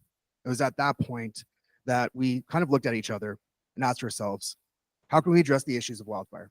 And we took what we know, camera vision solutions, AI, and the ability to create complex systems and really tried to apply it and address the problem of wildfires. As it stands, we asked ourselves, what are the challenges to governments, businesses, and communities? And what we identified was that there was limited people resources, current solutions are expensive, and AI use was in its infancy. With issues that are, as it stands right now, Canada spends over $1 billion annually to combat wildfires. 200,000 of that goes towards predictive aspects, but the economic damages alone, as shown by the 2016 Fort McMurray wildfire, resulted in $7.2 billion of economic losses. Current solutions are really focused in regards to static emplacements, satellite mapping, field studies, and local reporting. And for us, we decided to make a change. And thus our Fire Safe Service platform. Effectively, what we're aiming to do is approach a more proactive or provide a more proactive approach towards wildfire detection and really aim to work in regards to the segment between awareness and the initial detection rather than the planning and response that most of the current solutions focus on. So how do we work? The first is drone mapping and monitoring. We effectively work with communities to identify areas of risk. We go out, we fly flight missions, and we capture imagery about the local condition as it is, the local environments and capacities. From there, we feed it in with historical data, areas that are available to the from outside resources, and we fill it into our predictive analytics model. Do you want a In hand? that model, we effectively hand? output probability masks, Yeah, masks yeah, please do. showing I can areas of also. concern, high-risk areas, as well as potential wildfire movement pathways. Once those maps are out, we provide it to the community. They're able to act forward, detect, and monitor. If their solution and only course to action is the monitoring portion, we have our mobile surveillance technology. These units are off-grid, they're solar powered, and are responding and watching 24/7. They're able to detect fire, smoke, and thermal ignition events, as well as the environmental conditions such as lightning strikes. From there, it goes into our centralized command system, providing a 24/7 area for them to assess what's going on, as well as notify emergency responders, communities in the event of a fire. Our current traction, we have had over 4,000 acres that we of mixed pasture, farmland, and forest that we've surveyed. We are currently working with the city of Edmonton to run a pilot in the River Valley. We're working with the town of Invermere to push out a full project for the spring of 2025. And effectively, we have a live pilot project in Algeria back in our community.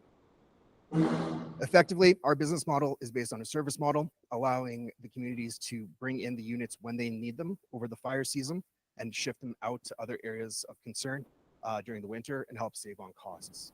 The surveying is available to happen on a flat fee plus per acre, and our platform for analytics is a subscription model with licensing. For everyone here, why are we here at the end of the day? We're basically reaching out to you all. If you have an area of fire risk or you want to work on fire mitigation, let us know. We're taking and onboarding people into our trial program. For the investors, more of an awareness, but we're aiming to start and fundraise circa April Q2 of 2025 with a $2 million seed round on post-money safe and valuation. And finally, if there's strategic partners in here that want to work together, we're always open to discussion, whether it's in the use case for fire or switching the brain up for the AI model and providing services to your unique sectors. Thank you all. And my name is Nafaa.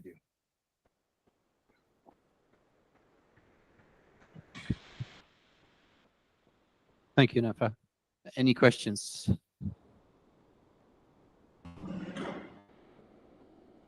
Okay, good.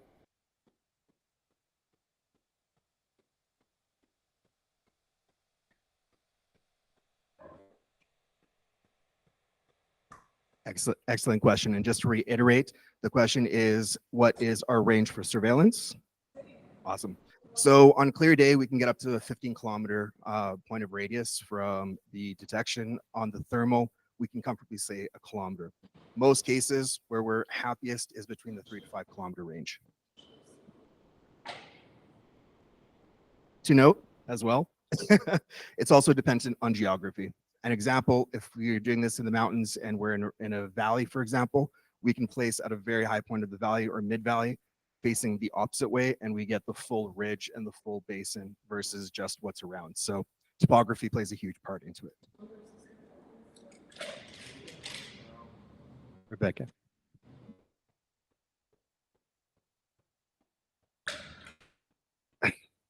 We are, once again, I want to stress this, we're really focusing in regards to the segment area between the assessment and awareness and the detection.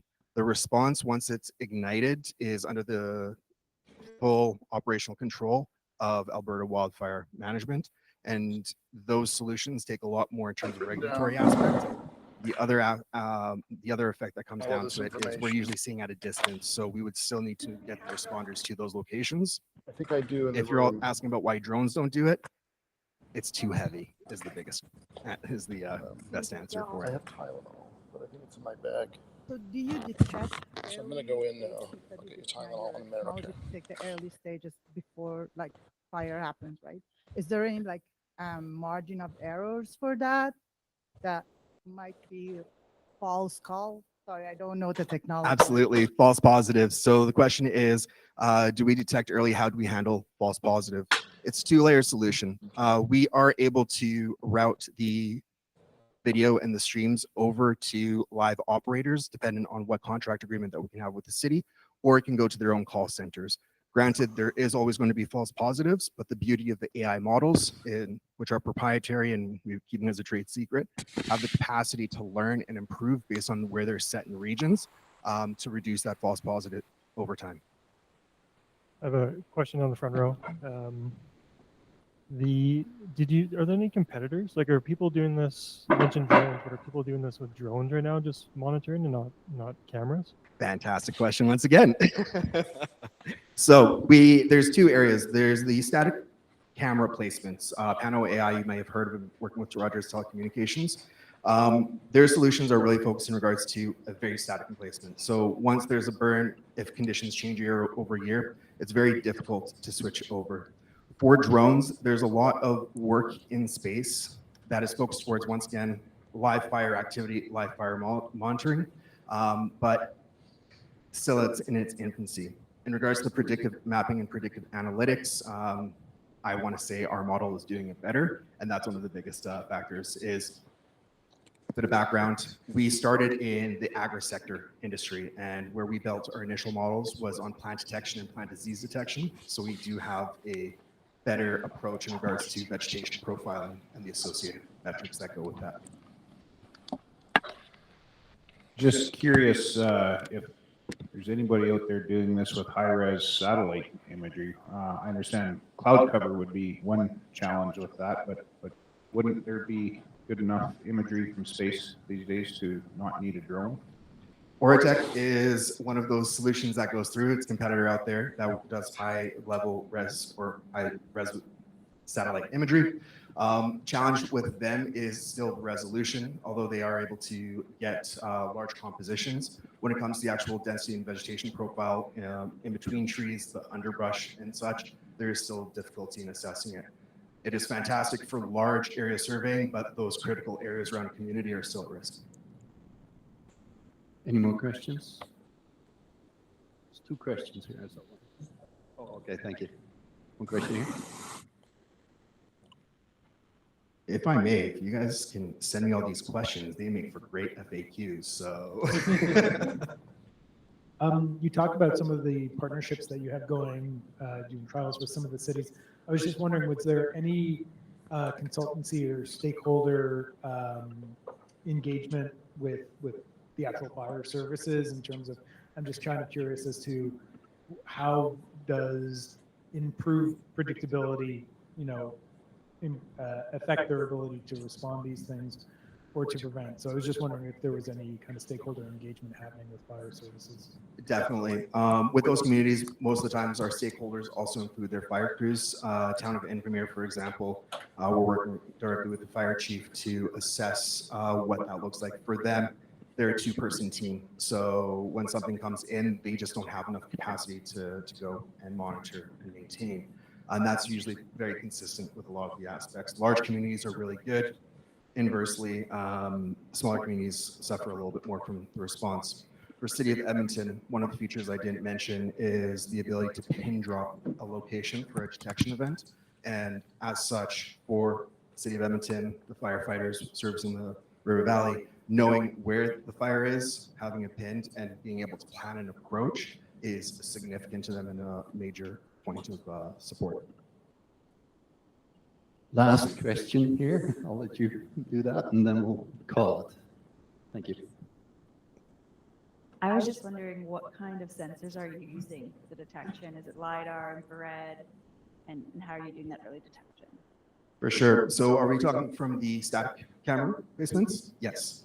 Yeah, so static camera placements, we are using thermal imagery from proprietary knowledge, but willing to share. We're effectively using a method NASA uses for superimposition of images. And we're basically taking multiple images, stacking them, stitching them, and looking at a pixel-to-pixel variation in the density changes that allow for the detection of those. And our algorithms kind of have been optimized for that. Additional sensors that we're adding include barometric, humidity, and we're looking at potential smoke detection, odor sensors. Thank you, everyone. Help me thank Nafaa. Thank you. Thank you. Great. I'd like to ask you to continue to fill out those forms for the teams. I think we only have one feedback so far from you guys for Nafaa online. So do fill it out and then hit send, and then he'll get that feedback from the anonymized, and you will too. So thanks again. We're going to take a 25-minute break, so you got time to fill out also one for the other presenters that have given you great talks today. Thank you all for your time today. Enjoy your break, and I'll see you in 25 minutes.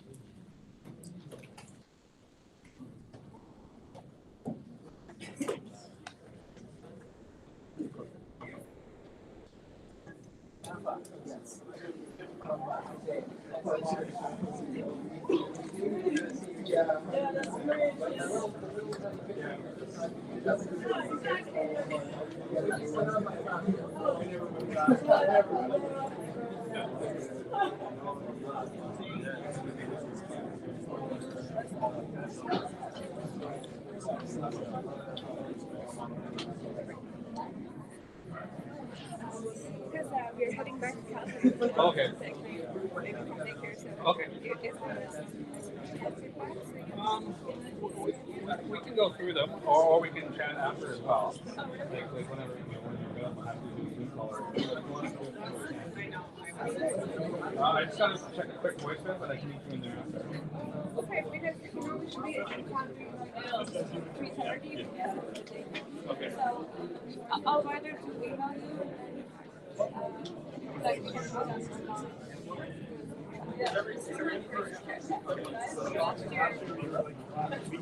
Yes.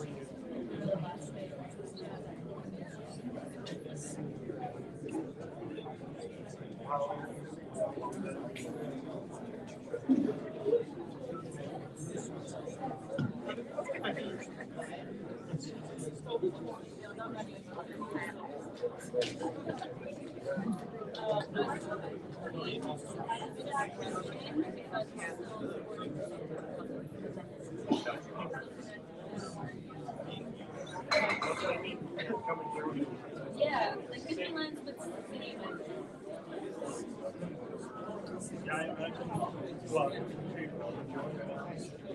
I know what you're doing.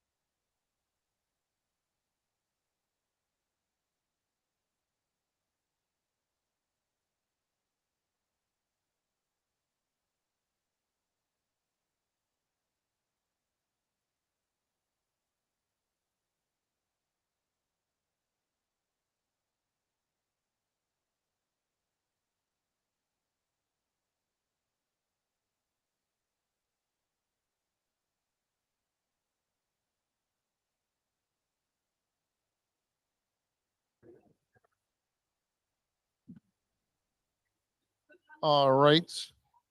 Thank you for coming back in and finding your seats. Feel free to take a seat. We're about to begin.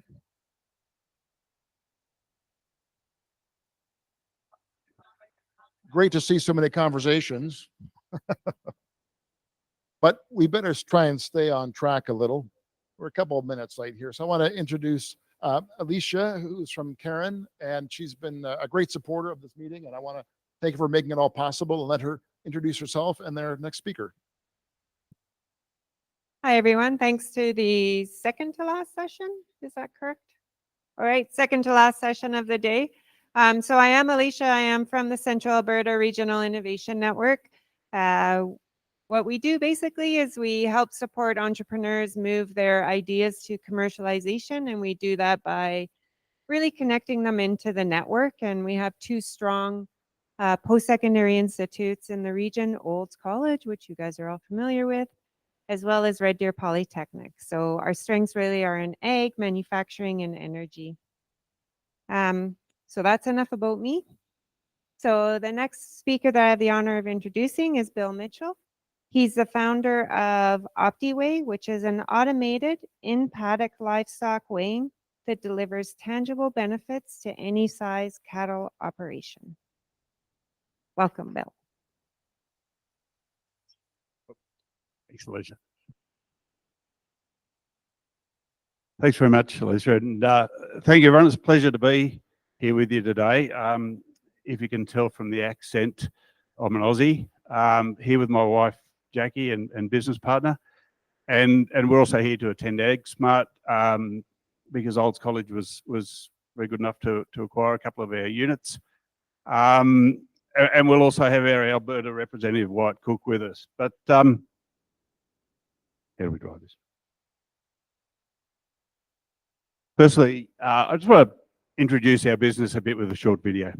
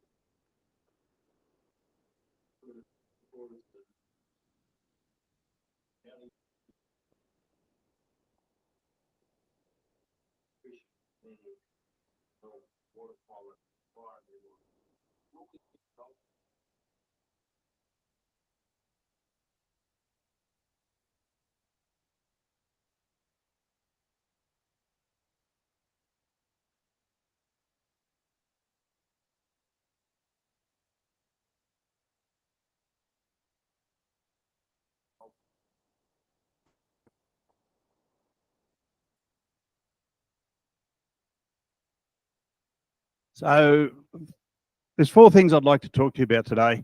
Where we've come from and why we ended up here in front of you, why farmers and ranchers love our product, our business growth, a bit about our business, where we're heading with the business, and then what our ask is why we're here with you. So we're not tech people. We've come at this from a whole different angle. Jackie and I are beef farmers. We run a family farm. We still run that farm today. It's looking after itself for a week now. The need on our farm was to be better able to understand how our cattle are performing, when they're gaining weight, when they're not gaining weight, when they're going to be ready for market, when they're not going to be ready for market. And because the weight tells us everything. It tells us if we're feeding them enough. It tells us if their animal health's right. So everything can be, just about everything with the animal, or 90% of them can come down to the weight. And the problem we had was that to make better decisions, to improve our productivity, to get more information about what was going on in the field, we had to get the animals in and weigh them over the chute one by one. And the flip side is that every time you do that, they lose weight. So we stumbled across a solution about 10 years ago when, as chance would have it, we found that we could get the animals to voluntarily stand on a weighing platform with their front feet, and the front feet weight had a really good correlation and gave us a highly accurate whole body weight. And so what we did was we cobbled together some electronics off the shelf. We made something that worked, and then in the drought in 2019 in Australia, when we were destocked and had nothing to do, we took the step to look at turning it into a business. Since then, we've sold about 1,000 of these units into every type of production, cattle production enterprise you can think of: feed yards, pastures, dairy farms, genetics, and we've sold them across a range of countries, mostly in Australia, but we've had inquiry. People have reached out to us from Canada, the US, the UK, South America, and New Zealand. We sold into those countries as well. The second thing, so why do ranchers love it? Why have we been able to sell 1,000 units? It's about $17.5 million in revenue we've generated in the past 5 years. And all of that's come with basically no marketing. It's all word of mouth. Farmers telling their friends, because there's an immediate financial gain. There's a return on investment for most farmers.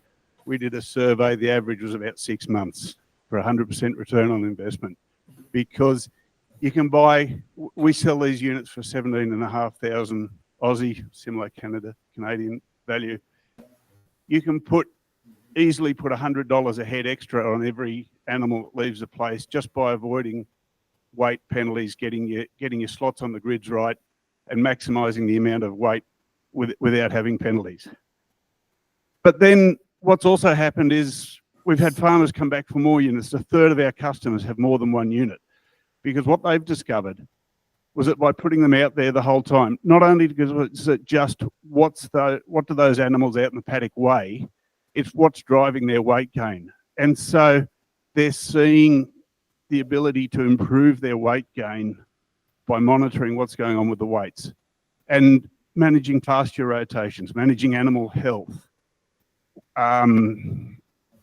genetic evaluation.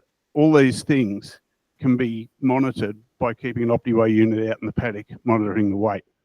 We've had guys who have doubled their weight gains. The numbers on that are just, it's so many multiples return on investment. It's not funny. The other beautiful thing about that is the opportunity to give, and what's becoming so more relevant now is the opportunity to improve rate of weight gain as a direct reduction in the amount of CO2 emissions per kilo of beef that you're producing.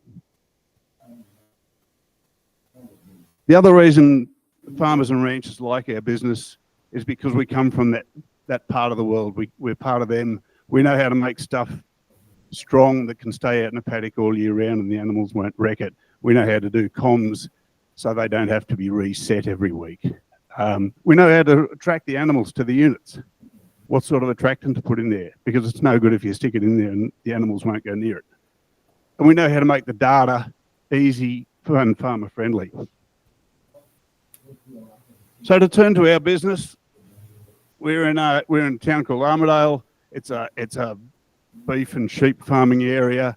We've got a team of 15, but importantly, we do everything in-house, right from metal fabrication through to building the electronics, assembling electronics, managing all our IT, even our app writing. And the reason is because this isn't just a system to manage weight.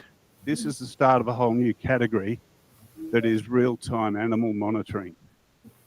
And so we're iterating, and to be able to do that best, we keep everything, we've got it all in-house. This is a category that we can expand on. So we've gone into sheep, and we can expand on the sort of things that we monitor in the paddock as well. So we have a partnership with another company in Australia where we can measure methane while the animal's getting weighed. We've looked at automated body condition scoring. That's high on the list.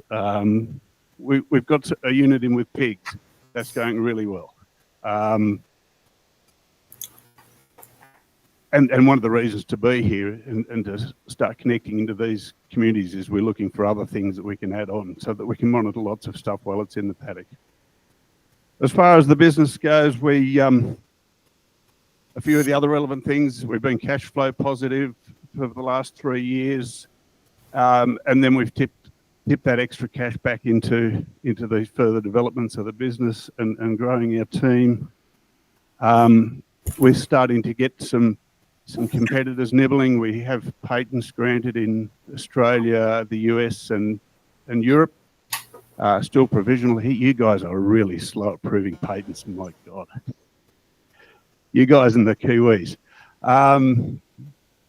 And so anyway, we're keeping some lawyers engaged with those, keeping them busy, and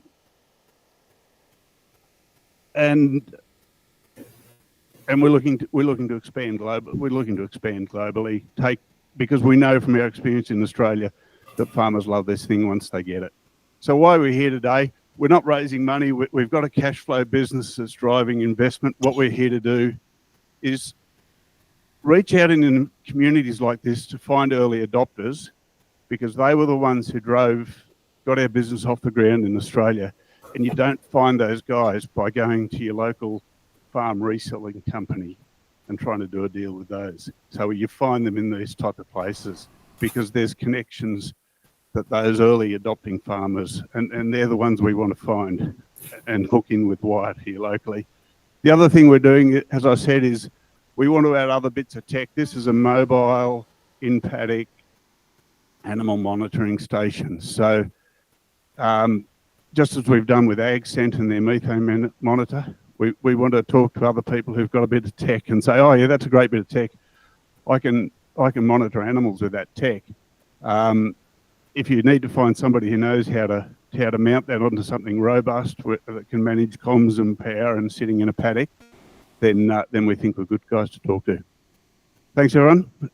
Welcome some questions.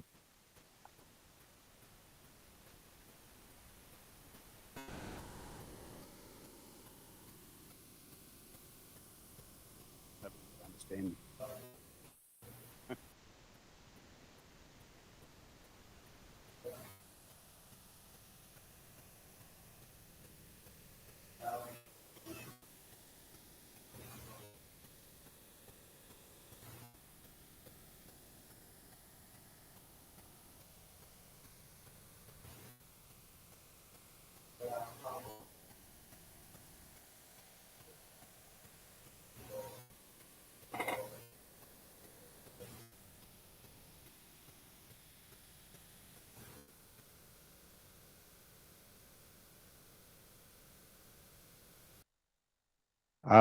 The question was around the cost saving of not having to get the animals to the chute and weigh them. Where we started, that was probably more our focus, because it was just, okay, there's a herd of cows. I need to know what they weigh. I don't have time to get them in, or I don't have the labour. That saving, a study in Australia came out at $28 a head saving from 3 saved weighing events per year. The numbers on getting your marketing and your sales right are probably 4 times that.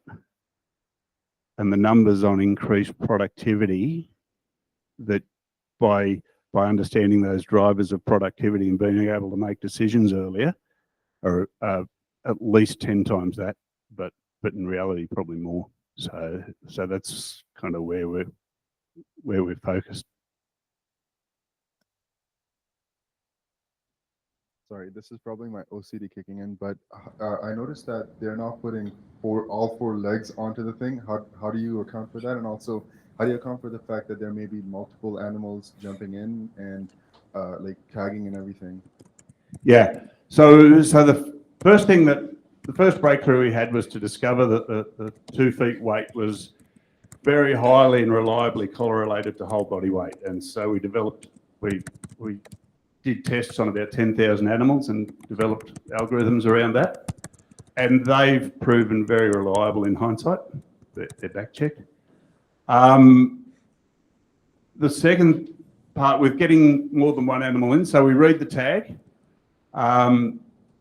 We adjust the size of the frame for the animal size, but we also monitor the activity on the scales and with the tag and use some of that information to detect when it's not just one animal standing nice and still.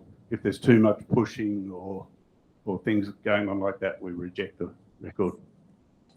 Bill, I'm puzzled, or I just don't know the answer. What attracts them to get into the weigh chute? I don't understand. You got some candy in there, or watermelon, or what, some potatoes, or what gets them to go in there?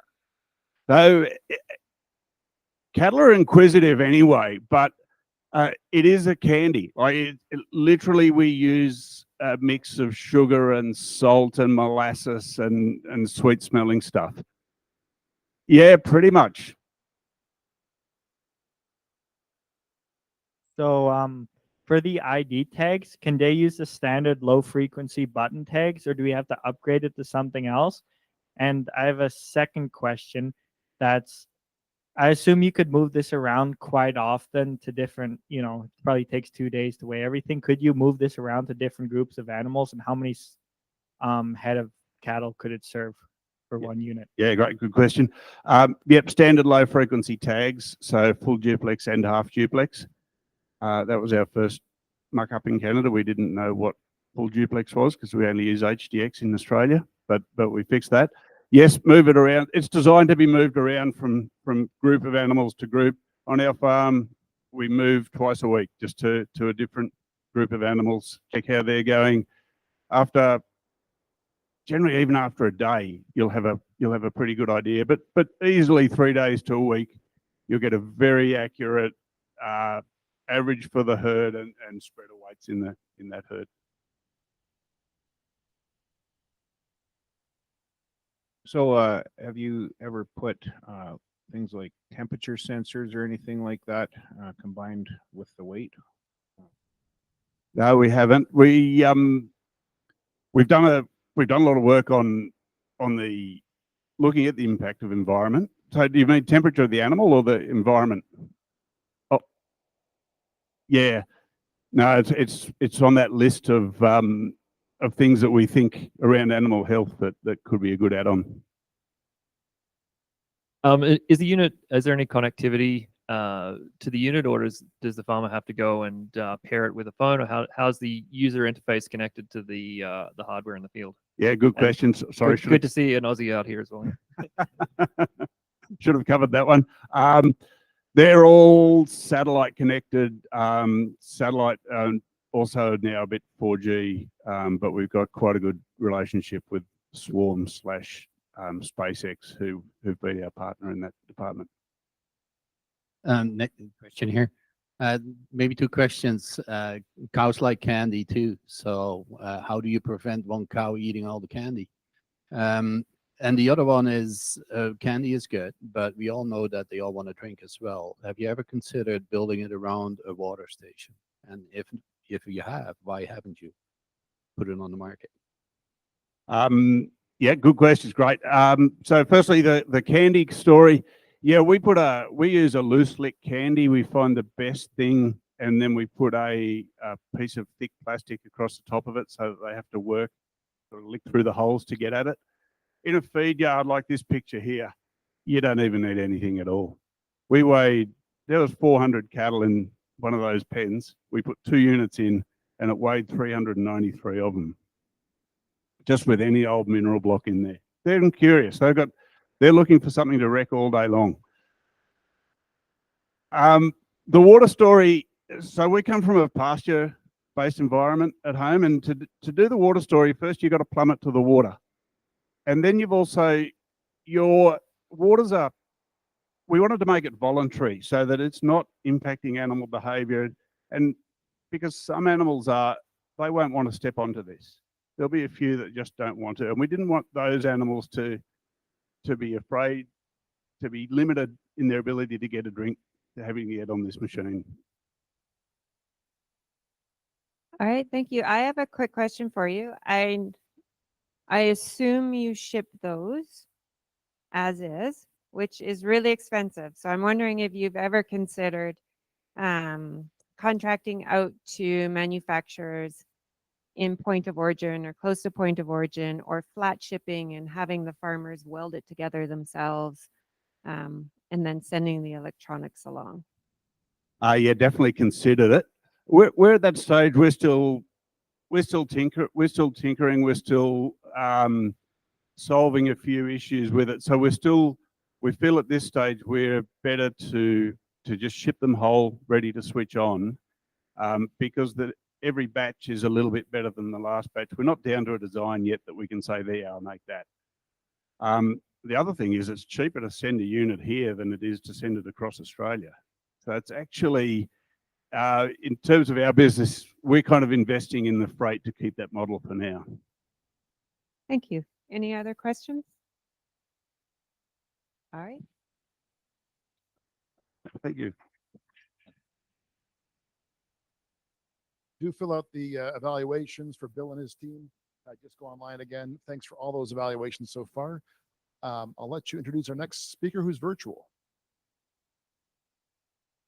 Just speak in this one? Yeah, go for it. All right, so our next speaker comes from Farmers Legacy Biotech. His name is Pankja Purwar. I'm sure he'll pronounce it correctly for everybody. So Farmers Legacy Biotech is creating healthy and sustainable oil for consumers. He's looking to raise $250K to undertake field trials and get CFIA approval for harvesting Bramola in Canada. Okay, let's see those slides. And while we're waiting for the slides, who is not from Canada who's here? How many international people do we have? We have quite a few. We've got, looks like about a dozen, if not more. I want to thank you all, especially for coming here today from so far afield. Hi, this is not a presentation which I sent, so you need to upload the one which I sent today. Okay. Well, we're going to have to take a. Well, is there anyone else who wants to present next? Who's next online? We're going to do a little swap. I apologize. Sometimes we don't get it quite right. And is Tayab here? Okay. Do you want to pitch next? And are we okay going to our next presentation for Pathoscan? I appreciate your flexibility. And Pankaj, we're going to put you in about 15 minutes. Is that all right? Yeah, sure. No problem. Great. All right, come on down. And I'll let you introduce yourself. And thank you, Alicia, for guiding us through a little bit of chaos. That's good, though. Okay, just grab the mic there.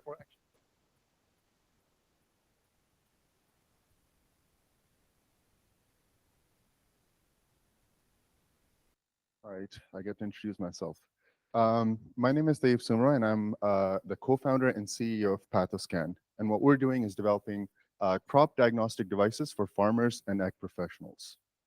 So up to 25% of world's crop production is lost every year. The problem is that this is due to crop diseases, and this results in about $220 billion in losses. The problem is that the diseases that exist in farms, most of these diseases have very narrow diagnostic windows. So immediate results are crucial. But unfortunately, current detection methods, such as the lab testing facilities, take far too long to be useful, especially for the farmers that operate in remote areas.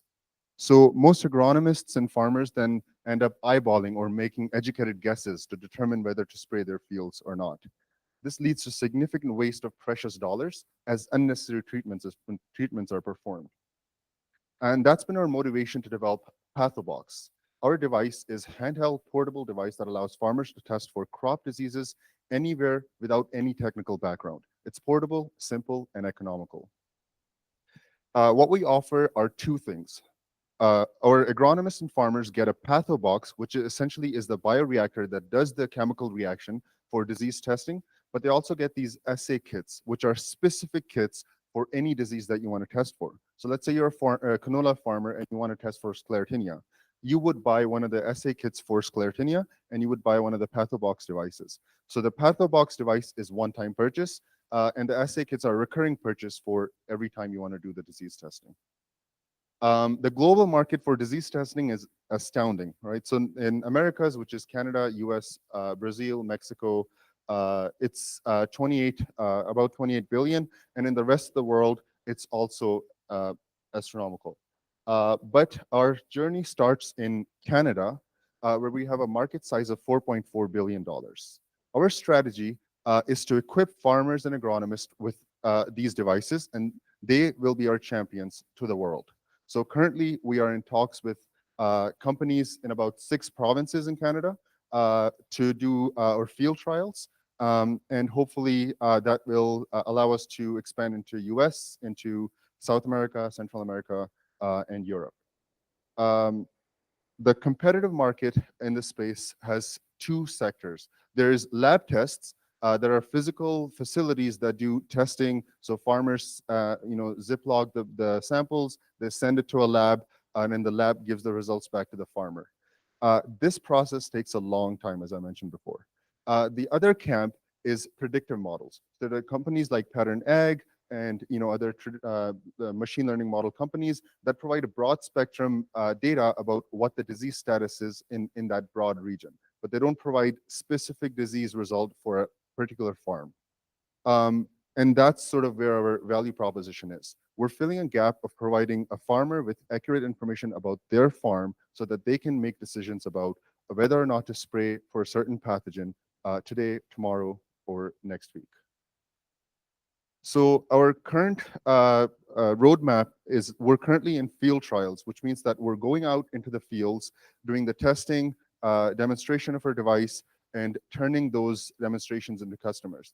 Our initial plan was to actually do that, to go out into the field, do the demonstration, and hopefully later convert them into LOIs and paying customers. But this year was notorious for disease. There was a lot of rain. And so when we went to farmers and agronomists, we were basically forced to drop the devices there and sell the devices. So we've actually started selling the devices to a lot of the agronomists and farmers in Saskatchewan. Our plan by the end of the summer is to do over 100 tests across different provinces to get accurate data about how our device works compared to the market, compared to the competition, and compile that data into a patent application. Currently, we have a provisional patent, but we hope to convert that into a full patent by the end of the year. Once that's done, starting next year, we're going to do our pre-sales. For investors out there, we're looking to raise about $250,000 right now to support these field trial facilities. And the reason why we're looking for a small amount right now is because our field trials are paid. So we're actually making money from doing those field trials. We just need a bit of support to set up these processes in terms of legal, R&D, and things like that. And we can be revenue positive by the end of this year.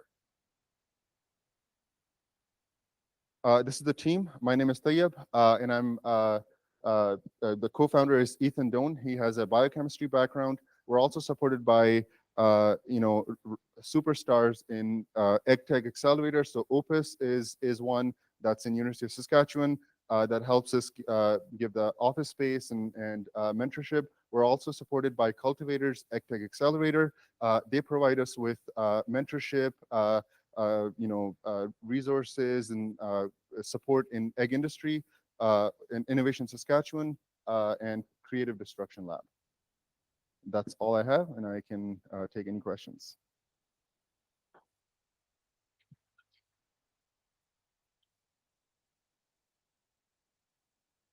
The market is absolutely huge for this. And so I've been involved in this kind of technology for a long time. How do you know the difference between it's easy for us to pick up sclerotinia spores blowing in the wind.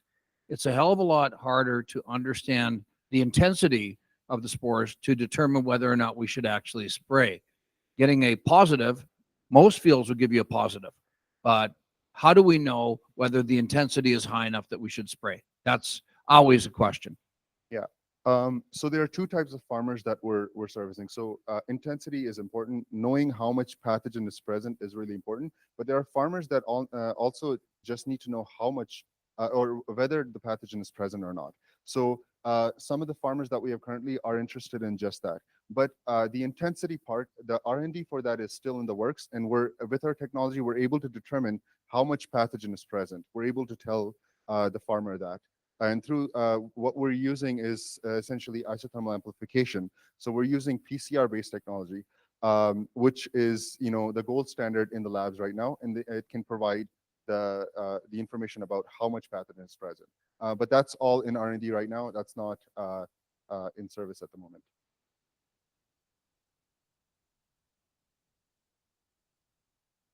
Any other questions?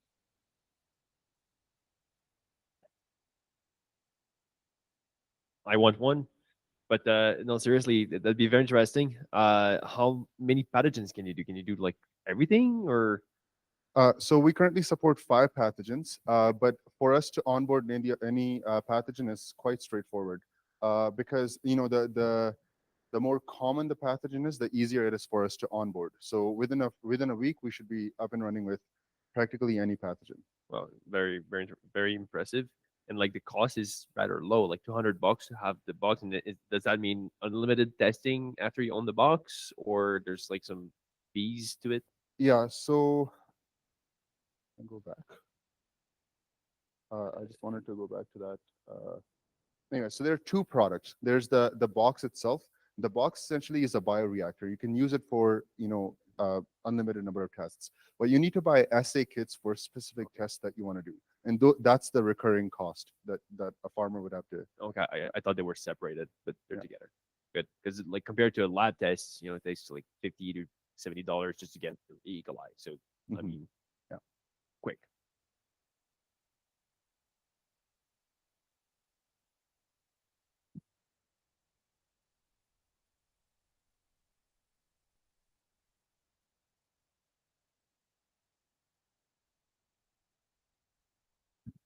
Thank you. Your business model is then based on the $200 only, or do you also sell those array, those little test tubes? Yeah, so the business model currently is the $200 for the pathobox, but also the assay kits, which are $90 a pop. So we supply the pathobox, the assay kits, on a recurring basis, depending on how much testing is done. But we're also, at the same time, taking all the data, disease data, and creating it into a platform that we can provide to farmers later on, which will be the most accurate platform for telling the farmer about the disease status and where the disease is and how it's spreading. Right, but the test tube is you develop that for yourself, or can the producer buy that elsewhere also? No, so it's developed by Pathoscan. Okay, yeah. good. I love to test it here on the farm. Awesome. Thank you. Okay, thanks. If there's no more questions, I think we have a decision. Oh, first of all, thanks, Alicia, for chairing, and apologies. I think Pankaj can present next, or we can take a 10-minute break. Do people want a break, or do you want to keep rolling? I'm easy. Keep rolling, keep rolling. Okay, Pankaj, are you able to talk to your slides? Is this good? Yeah. Okay, we'll let you roll. And I think you've been introduced already. So thanks for coming back to present at DiscoveryLab. This is Farmers Legacy Biotech. Good afternoon, everyone. My name is Pankaj Purwar. I am a CEO of Farmers Legacy Biotech. I specialize in oil and surfactant, having studied at one of those premier engineering institutes in India. I have worked as processing and application expert for multinationals like Marico and Unilever. To provide sustainable solution and reduce the complexity of edible oil industry, I co-founded Farmers Legacy Biotech in 2020. Next slide, please. Since 2023, the canola prices have been falling, both seed as well as oil. When these prices fall, it impacts the profitability of farmers and processors negatively, which was also evident during 2019 crisis when farmers and processors experienced huge cut in the margin. Right now, consumer product industries use blend of oil to make a healthy oil for the product, say infant formula. In all or most of the application, the availability has become a priority and health and sustainability has taken a backseat. For example, say in for applications like frying, for other industrial applications, palm oil has taken a front seat and coconut oil has been discarded as one of those costlier oil. Similarly with high oleic canola. So there is high oleic canola which is required by the industry. While canola is more healthy and sustainable, but industry wanted high oleic due to its superior functionality in different applications. Next slide, please. So we at Farmers Legacy Biotech are introducing Brahmola. We have an oil with balanced medium chain fatty acids, monounsaturated fatty acid, and polyunsaturated fatty acid. With the balanced fatty acid profile, we are able to incorporate this oil into different applications, being high on health as well as sustainability. Next slide, please. In terms of the market, so if we see the entire Canadian canola market, there is a 15% market of specialty oil comprising of high oleic canola and high russis canola. Whereas high oleic canola is all about, I would say, hybrid, whereas there is a 5% of open pollinated canola line, which is high russis acid, which goes for industrial applications. In specialty canola, usually seed comes at cost to farmers and the product is sold at premium in the market. Whereas in open pollinated high russis canola, the seed comes at no cost to farmer, but the premium which industry gets is mid to high. We are trying to integrate both those markets in our Brahmola. We are targeting open pollinated canola line, which is given free to the farmers or at a one-time cost, and we are expecting high premium from the industry. We are targeting around 5,000 metric ton in 2027, which is expected to rise to 25,000 in 2030. Next slide, please. In terms of competitor analysis, we can see that 80% Brahmola and 20% another Canadian oil, which we call FLB proprietary Brahmola, has a fatty acid composition very near to the WHO recommended SFA is to MUFA is to PUFA ratio of 1:5:1. And we can see here all the brands which are Abbott or Mead Johnson, Nestle or Danone. Different product use multiple oils, which usually complicate the supply chain and manufacturing of infant formula industry. So with FLB proprietary blend, we are just simplifying the supply chain and manufacturing. At the same time, we are providing superior product to the industry with the best possible SFA is to MUFA is to PUFA ratio. Next slide, please. For deep frying application, the entire industry is either relying on palm oil or high oleic oils. Palm oil, because it is easily available and is cost effective. High oleic oil, because most of the North American and Europe has switched to high oleic oil because they were earlier dependent on hydrogenated oils and fats. But once it got banned from using, so industry usually shifted to high oleic oil. So high oleic oil is more on sustainability than palm oil, but it is lower in terms of health benefits in comparison to coconut oil, because it has a unilateral like monounsaturated rich oil, extremely rich in oleic acid. So in competing with that, Brahmola provides healthy as well as sustainable options.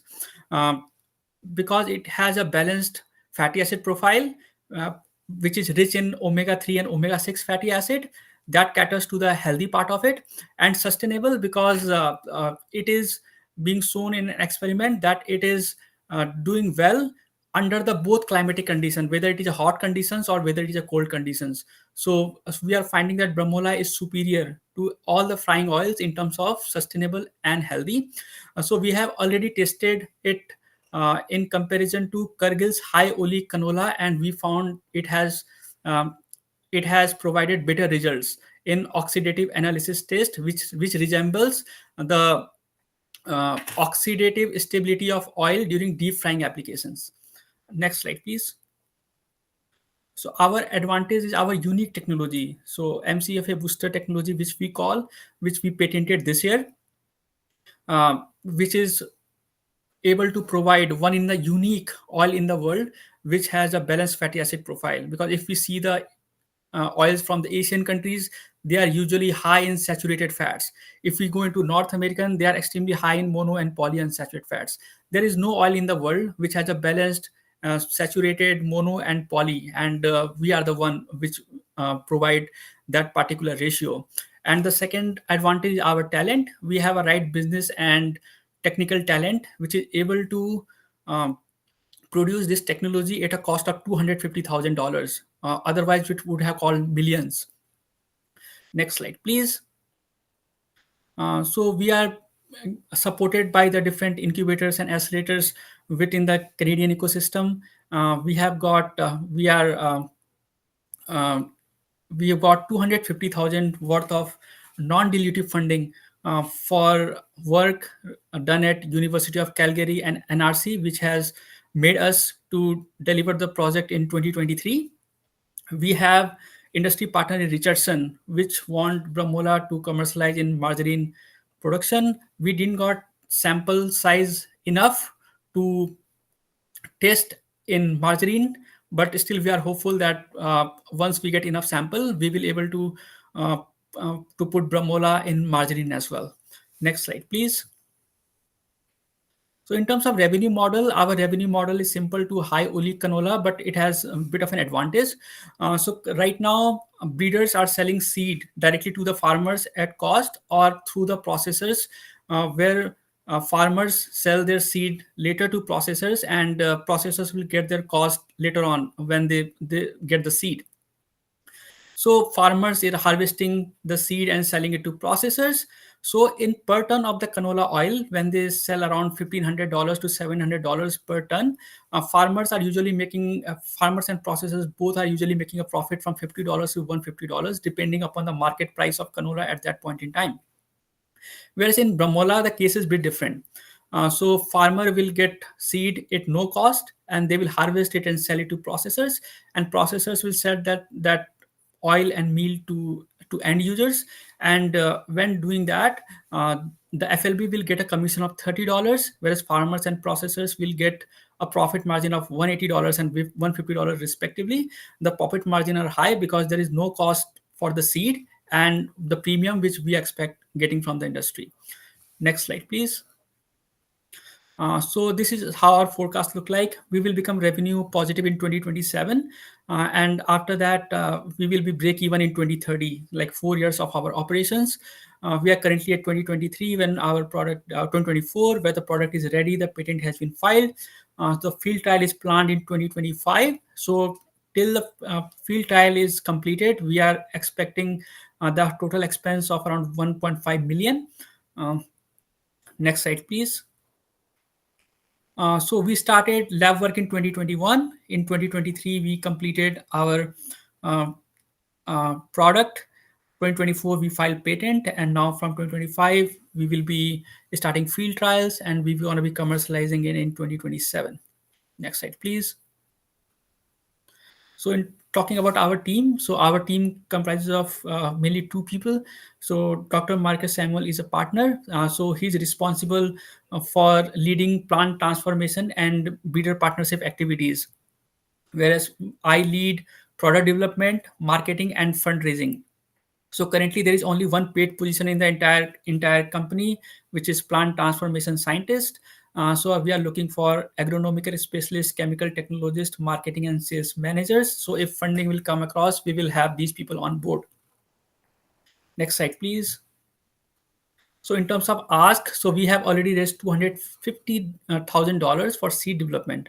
We are currently raising $500,000, comprising of $250,000 from the investor and $250,000 from the government. So of that $500,000, $200,000 will be spent on seed commercialization or getting approval from Canadian Food Expenditure Agency. IRAP has already put $100,000 for that, and we have to put $100,000 for seed commercialization work. For product development work, we are expecting 200,000 expenses, where we want to develop further applications of Bramola in various industrial applications. For product marketing, we will need almost like $100,000, where we will be connecting with different industry experts and then develop or getting a partnership with them. Our future raise will be around $5 million, where most of the money will be required for the working capital. Next slide, please.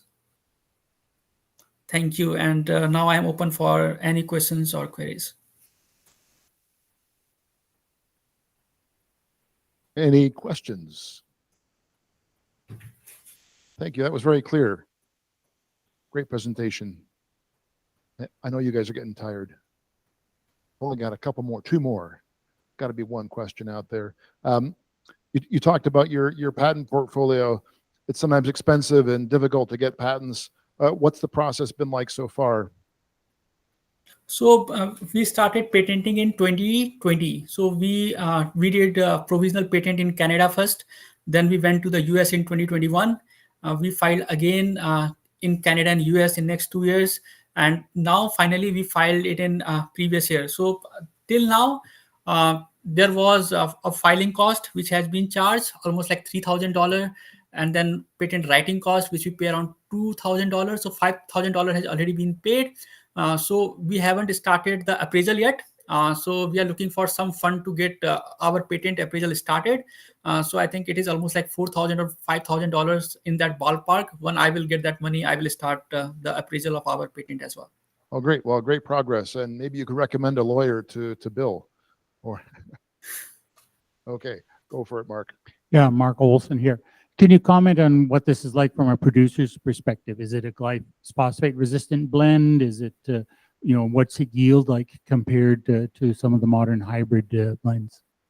Yeah, it is Liberty Link. So glyphosate, whatever you call. Yeah, it is Liberty Link. So it is not a Roundup, because we found that there is a lot of issues going on with the Roundup. So that's why we gone with a similar technology of Liberty Link. Great. Keep filling out your forms. Any other questions? Just wondering, you've got a great team now continuing to grow. Anybody else you're looking for in terms of types of advice or expertise as you continue to grow your operation? I think we are looking for the agronomic expert for a moment who can get the entire CFIA application done for us. That's the one, and the chemical technologist who can do more of the application development, because I am working onto it. So now we are not able to do the aviation fuel yet, because we started almost like in 2023 December.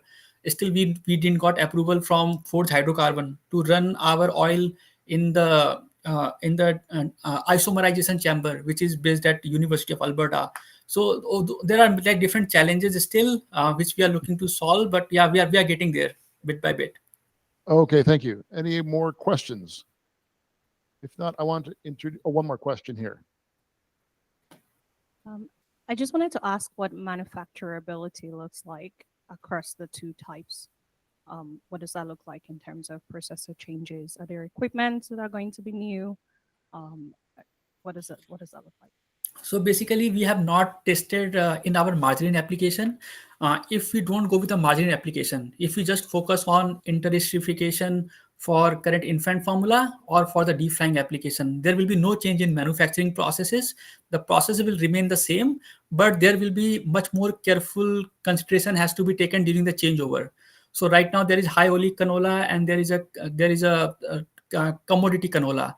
So the changeover, whenever the changeover happens, when the normal canola shift to high oleic canola, or when high oleic canola shift to normal canola, the changeover protocols are not that thorough, because if even a small amount of those oil mix, it won't impact anything. But for this, I think there should be a thorough changeover, and there should be a certain amount of oil which has to be stored throughout the processing, so that there is no intermixing of two oils happens in processing. Okay, thank you. I'd like to introduce our next chair. Sean Thomas is the Director of Technology Access Center at Livestock Production. So he's the person to talk to about getting advice, technical or otherwise, about production here. So thanks, Sean, for chairing our next session. 2 more speakers. Are you guys okay to continue? You can grab a coffee if you need out there. You just keep rolling. We'll start the reception a bit earlier. So we do have wine and beer that will be served shortly and more food. So hang on, you'll survive. Thanks, Michael. As you mentioned, I'm the director of our livestock research group here at the college. So we oversee any research related to beef or beef cattle or sheep here at Olds College. With the mix-up, I didn't get to share my connection with Tayab. So it's funny. I think 8 or 9 years ago, he and Tayab walked through the halls of the Animal and Poultry Science Department at U of S as an undergrad, and then here almost 10 years later watching him pitch. So that was interesting. So I think virtually our next presenter, Hamid Abdelrahman, will be providing some insights into CanVita. He'll be speaking about providing access to vitamins regardless of dietary restrictions or personal religious beliefs.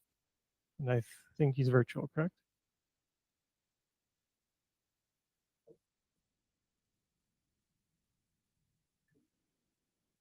I saw him online, but he was just logged in.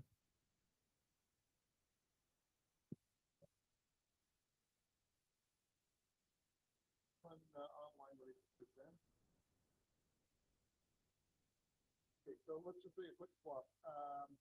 Last presenter, rainforest. Great. To go next, Danny, can we swap the next? Great. Apologies for that. I'll see what I'll use that for a quick introduction. So we're going to swap. So we have Stanley Pankratz here, President and CEO of Rainforest Algae Corp, developing photobioreactor systems for cultivation of microalgae, and I think baking's involved, cookies. So hand it over to you. Thank you. We'll leave the cookies for another time. The story begins back in 2013 when I started my PhD, and the government was looking to see whether we could actually cultivate algae to reduce GHG emissions if we cultivated at scale, that being 1,000 tons of biomass every day. So we went through that. There was positive outcomes. And when I graduated in 2019, then I flipped over to applied research to see whether I could actually pull this thing off. Over the last 4 years, we have developed a new technology that we've been successful in doubling the yield of algae, and it's rapidly scalable, etc. So let's move on. Whoops, wrong direction. And my topic today is about transforming waste dairy permeate to value while capturing carbon in a circular economy. What we really need is we need some forward contracts to now scale up. We've done a lot of the research. We've begun scaling up. Now we need some forward contracts so that we can actually get or attract the capital to move forward. In terms of where's the pain with the dairy industry, they have a pain point here in Canada of about 2.9 million tons of the discarded whey. That's after you've processed the milk and you've made cheese with a bunch of it. What do you do with the whey? Nobody's taking care of it. The other part that they're interested in is how do we reduce the greenhouse gas emissions associated with the dairy industry? So we believe that we have an answer that we can use algae for. The opportunity is really in taking that waste, dairy waste whey, and using it as a nutrient, as one of the nutrients for cultivating the algae. Our key nutrient is CO2, which we take from the atmosphere from direct air capture, which in itself is a very interesting thing to produce. In this case, I'm targeting protein. You can do many things with algae. In fact, I see the algae industry as having the potential to eclipse the oil and gas industry as we've known in our generation. That's a big, bold statement. So here I'm just talking about protein. And we'll talk a little bit more about that. So there's an opportunity here as well to reduce GHG emissions. The technology that we've developed is modular and rapidly scalable. and automated. It's patented at about a TRL 6. In terms of our objectives, I'm thinking, okay, 2.9 million tons of whey disposable material across Canada. Let's see if we can create a project around 100,000 tons per year of the dairy whey. If we are successful in doing that, there's potential to reduce GHG emissions or CO2 emissions by 24,000 tons and produce 13,000 tons of biomass. If we were successful in doing this, this is a big if, the capital cost is going to be about $500 million, and our revenues on an annual basis will be about $250,000. The intriguing part is we can likely do that with about an 85% margin. So what is our business plan? We can't go after the $500 million project yet. First of all, we're suggesting let's do it in a phased manner. Let's take a first pilot stage project where we test out whether we can actually achieve the economics, and also support that with the GHG mitigation results. And what we're going to need during this time is also to lock down the forward biomass contracts, because that's going to be the revenue that's going to provide the returns. And then go to the investment community to actually help us to scale up once we've succeeded on this first phase.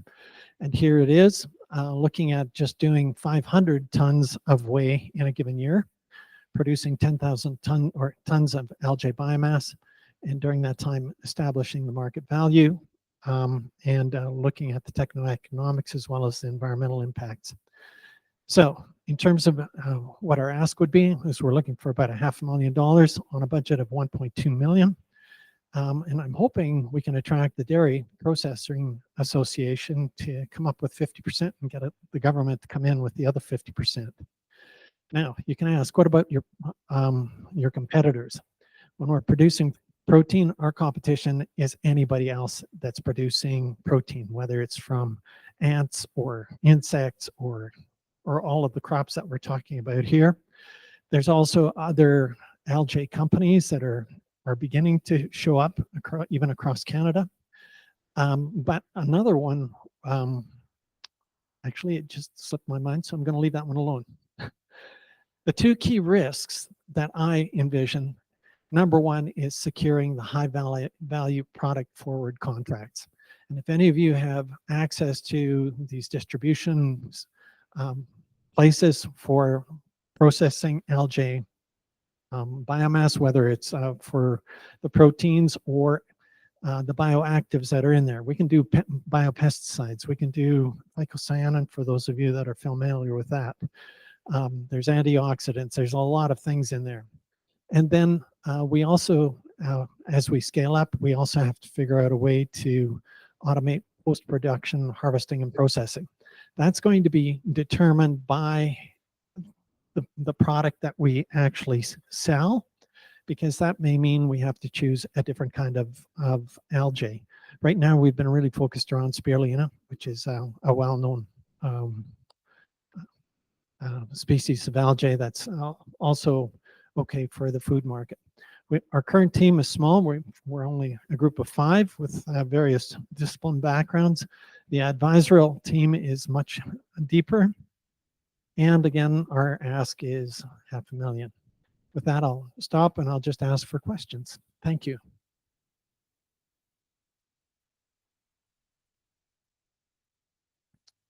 All right. Throw your hand up if you got a question for Stanley. I'll maybe ask one first and then I'll head over that way. So it's not the traditional protein based on that list you just showed. Do you find any social aspects in terms of maybe not being willing to or taking some encouragement to consume spirulina as a protein source? Number one, I would say when you talk about spirulina in the demographic, if there's 5% of people that know what the word spirulina means, that's already a start. The other part that's a little tricky is spirulina is a very, very intense teal or green color. And so I tried doing some marketing around using it as an ingredient in cookies, but we masked it. We put in some chocolate and you didn't see it. Those cookies were awesome, but I could only produce it at a commercial level in a commercial kitchen at about 1,000 cookies at a time. By the time we did all of that, we were already losing money. We have to sell by the 20,000 so we can automate that whole process. I don't know if that answers your question adequately.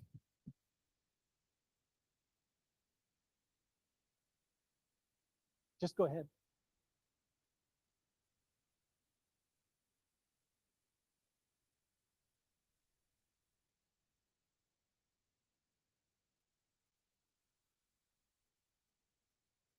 Thank you. The question is do we just use the raw algae?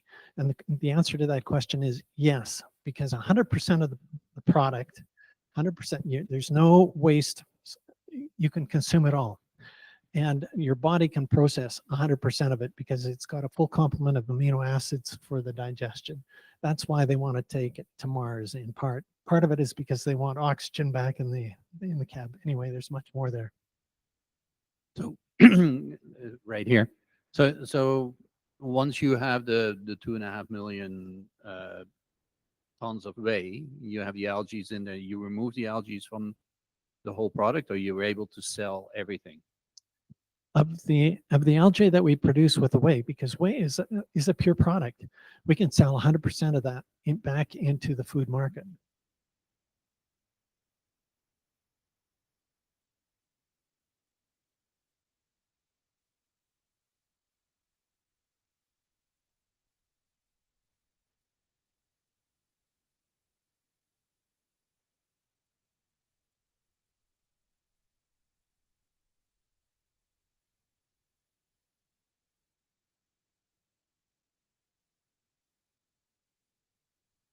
I don't know if I can answer that question directly. Can we use the protein for any of the other markets? And I believe, yes, we can.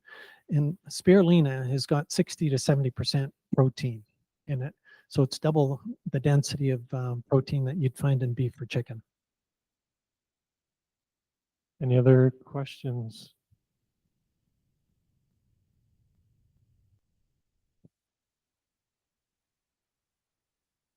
I just have a general question about the potential to use something like this in like a protein powder. I don't know if that's what you're insinuating, but like a protein powder in a fitness setting. What is like the shelf life of this protein? Is it limited by the algae acting like a vegetable, or can it potentially be like stored long term or frozen? Good question. You can already find the protein powder in places like Costco. It's like $75 a little. I think it's either 500 grams or a kilo. In its dry form, it's indefinite because it's just not going to degrade very rapidly. Okay, I think we'll leave it at that. Please join me in thanking Stanley. Thank you very much, Discovery Lab, for the opportunity. Hamid too? Oh, okay.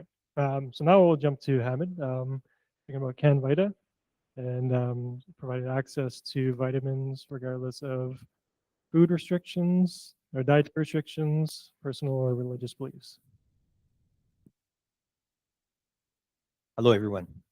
So my name is Hamid Abdurrahman. I'm the CEO of CanVita Vitamins. The story started 2015. I'm a pharmacist by background, so I work as a pharmacist. I used to work in Chopper's Drug Mart, and during that time, I found that lots of people coming, they have dietary restrictions, like they are vegan, vegetarian, halal, and I found out that we don't have any like these products in the market. 2015, we don't have anything. So people who are like vegan, it's very difficult for them to find the vitamins that they need, all right, with their specifications. This is the story. We started this 2015. We struggled a lot at the beginning to find someone to produce the products for us with our specifications.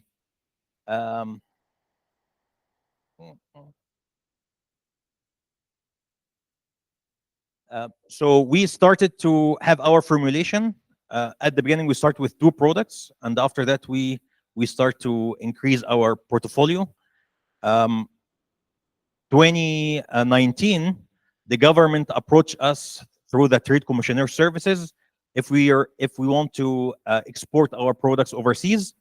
So we start to go to other countries. We start with Dubai, and we found it's easier for us to register the products in Dubai. And Dubai was a reference country to the GCCs. So the 9 countries in the GCC, if we register in one country, it would be easier for us to register. So we started the project in Dubai.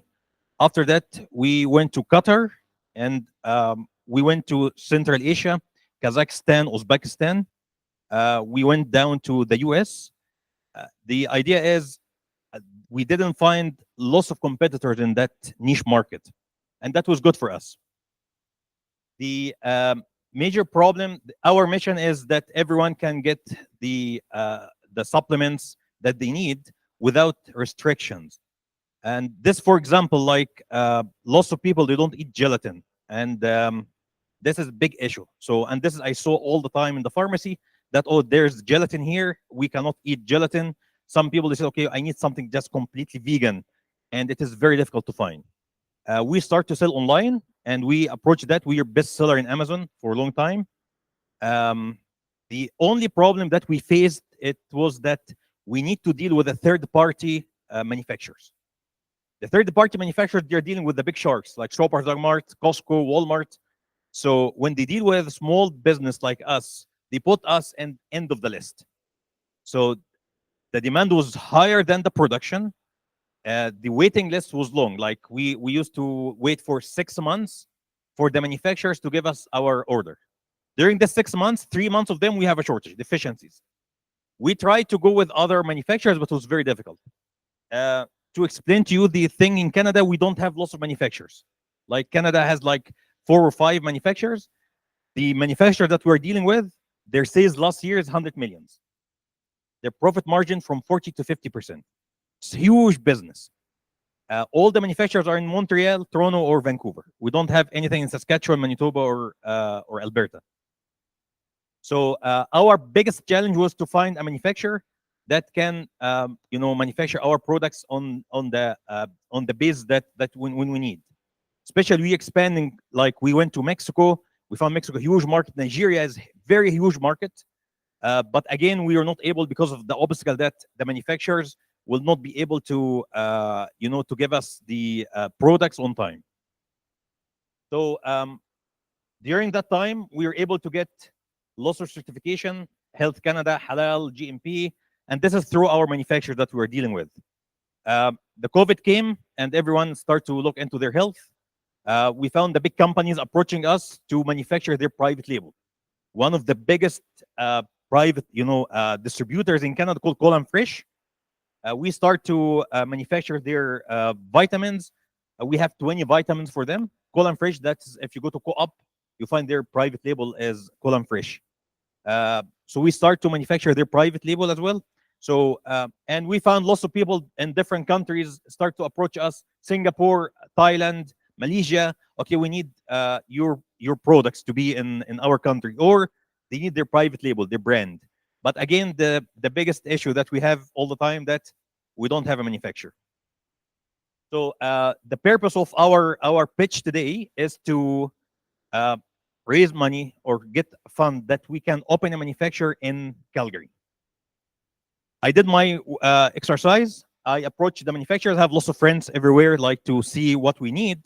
And I found that roughly, if we are going to open a manufacturer, it will cost around 1.5 million, including everything. The good thing is, because we work with the government for a long time, we are getting promise from lots of people in the government that if we open a manufacturer, we will be able to get lots of grants, even helping us to get into, they already give us grants, but in our scale. But if we open a manufacturer, that will be easier for us to get too much, like one of, the people who promised it was George Shahal, the MP of Northeast Calgary, because we are one of the supporter in his campaign. And he liked our product, again, because of the idea that vegan, vegetarian, and halal. Last year, I started another line, which is the cosmetics. And with Canvita vitamins, we are in Canada and the US, lots of countries. We have our trademark. I said, okay, why not? We can start our X Beauty cosmetics. Like, look, lots of people, if you go to Shoppers, let us say, what is the biggest beauty area, you'll find we don't have lots of body products or hair products. You find just we are selected. Even for the creams and serum and all these things, we are very selected. I start to think as a pharmacist, okay, why not we can make like new formulations that people are looking for. And I already started this for 5 products. One of them is our cream. And I started like something like it's called 6-in-1, like has the most important ingredients that women are looking for their daily routine. And we put it in one jar instead of like getting like vitamin C, vitamin E, collagen, and all these things would cost like $200, $300. Why not we can make it in one jar, and we can test the formulation with the dermatologist, and we finally reached a formulation that works for everyone. And we start launch this. It is in Shoppers, available in Shoppers. We start with other products like this. The other thing is we don't have a cosmetics manufacturers in Alberta. If we're gonna open a vitamins factory or manufacturer, we can open a cosmetic in the same line.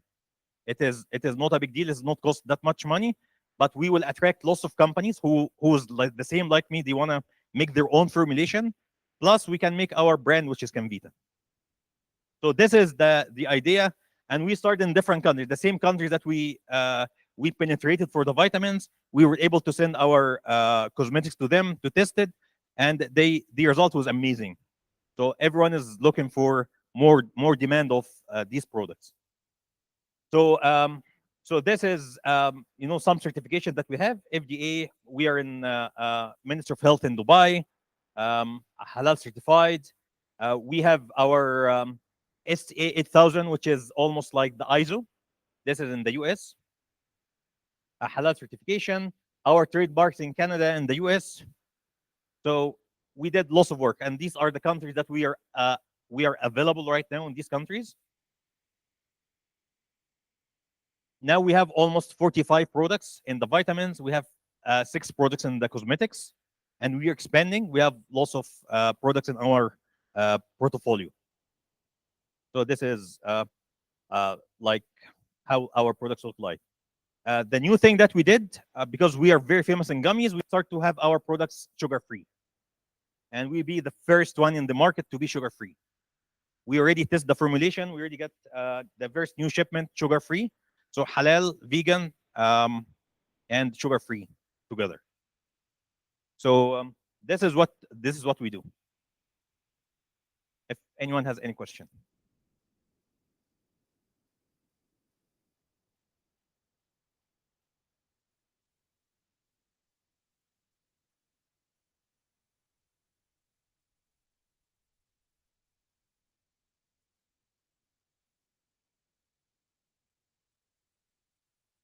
Oh, I've got one for you. I'll wait for others to think. What's the competition like in this market sector now? All right. The competition, we don't have huge competition in this market because we are vegan and halal. It's I think we are the only one in Canada that is halal.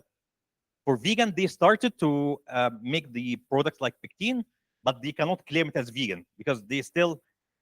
The idea is to make it vegan. It costs me $1 extra, right, for the production. Big companies, they don't care about this number of people because what is the percentage of vegan now is 15%. Halal is 5%. So we're talking about 20% in the market. The big companies will not lose $1 per bottle, right, because of the 20%. So it is difficult for them to do it in our scale. So if they're gonna make it in the biggest scale, they're gonna lose money. So we don't have competition almost. In the US we do have, but in Canada we don't.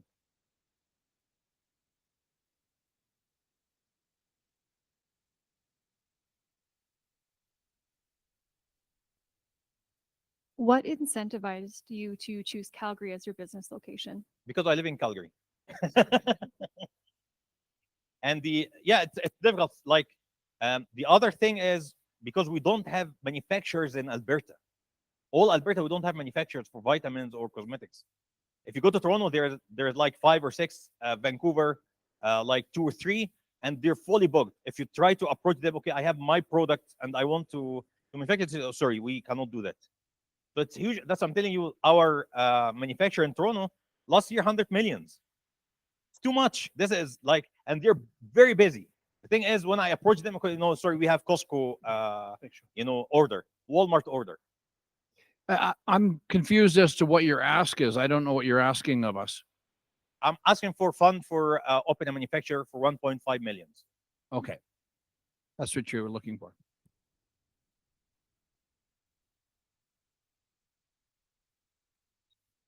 Great presentation. I'm definitely intrigued by the cosmetic size. If you can do 6 things for the price of 1, but with cosmetics being such a saturated market with the L'Oreal's, the Neutrogena's, the Sephora's, what would be your go-to-market strategy, or how do you break through and find customers? All right. So the first customer would be the big chains, all right? Because we have connections through the vitamins. And I did my exercise. I had introduction to the category managers over there. We show them the products. They are looking for profit margin. If they give them a good profit margin, it's well and good. The other thing is we are unique than the others, like Neutrogena and T or any other products. We are different because they just have vitamin C. If you go to any beauty boutique, you'll not find more than 2 ingredients in one jar, and all of them find is vitamin C. It's $40. So you get vitamin C for $40. My product's $45. Has 6 important ingredients in one. So once you are there, you find that, okay, I'm gonna buy vitamin C. I need collagen. I need retinol. I need the vitamin B5 niacinamide. So you have 4 things you're gonna apply every day. Doesn't make sense. It's too much money. But if you get one thing at a time, it's like 1 jar. It will be enough for the whole month. And we have samples here if anyone wanna try the really. We are using the highest ingredients. So it's new. Whoever wanna try.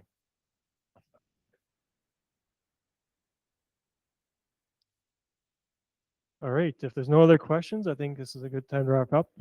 Please join me in welcoming in thanking Hamid for his presentation. It's for women, by the way. Okay, thank you very much. And thank you, Sean, and all the Olds college staff and friends for helping out today. I really enjoyed it. My ask is also very clear. I want a drink. We've got Blind Man Brewing and we've got some wine. And Miriam has kindly offered a bottle of champagne, but I think we're going to have a very tough choice because all the pitches were great. Do give Hamid some scores because he's offering, but he also needs your scores. So give him a not just a round of applause, but maybe a score on the sheet, please, Robert. Oh yeah, please. Okay, the movie at 6 o'clock. That's good. I think you're supposed to register for it. Is that right, Lorna? Do you just show up? It's at 6 o'clock at the Field Center. Is that right? You should do the promotion actually. Yep.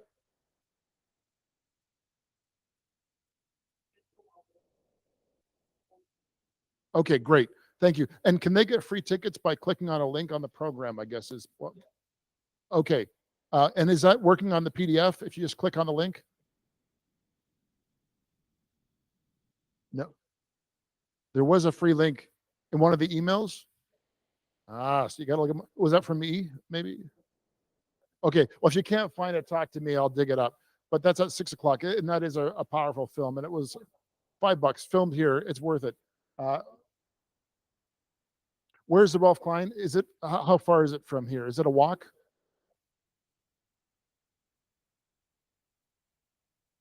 Okay. And the AgSmart event is also going to be fantastic. Take a look at what they're putting together. I want to thank Karen for their support and also FCC and all the sponsors for a great event. All of you for your time. You've come from all over. You've given your time and energy. So enjoy the reception. We're going to start a bit early with the reception. So hang out, have fun, and we'll see you hopefully next year. We want to do this again. So thanks again.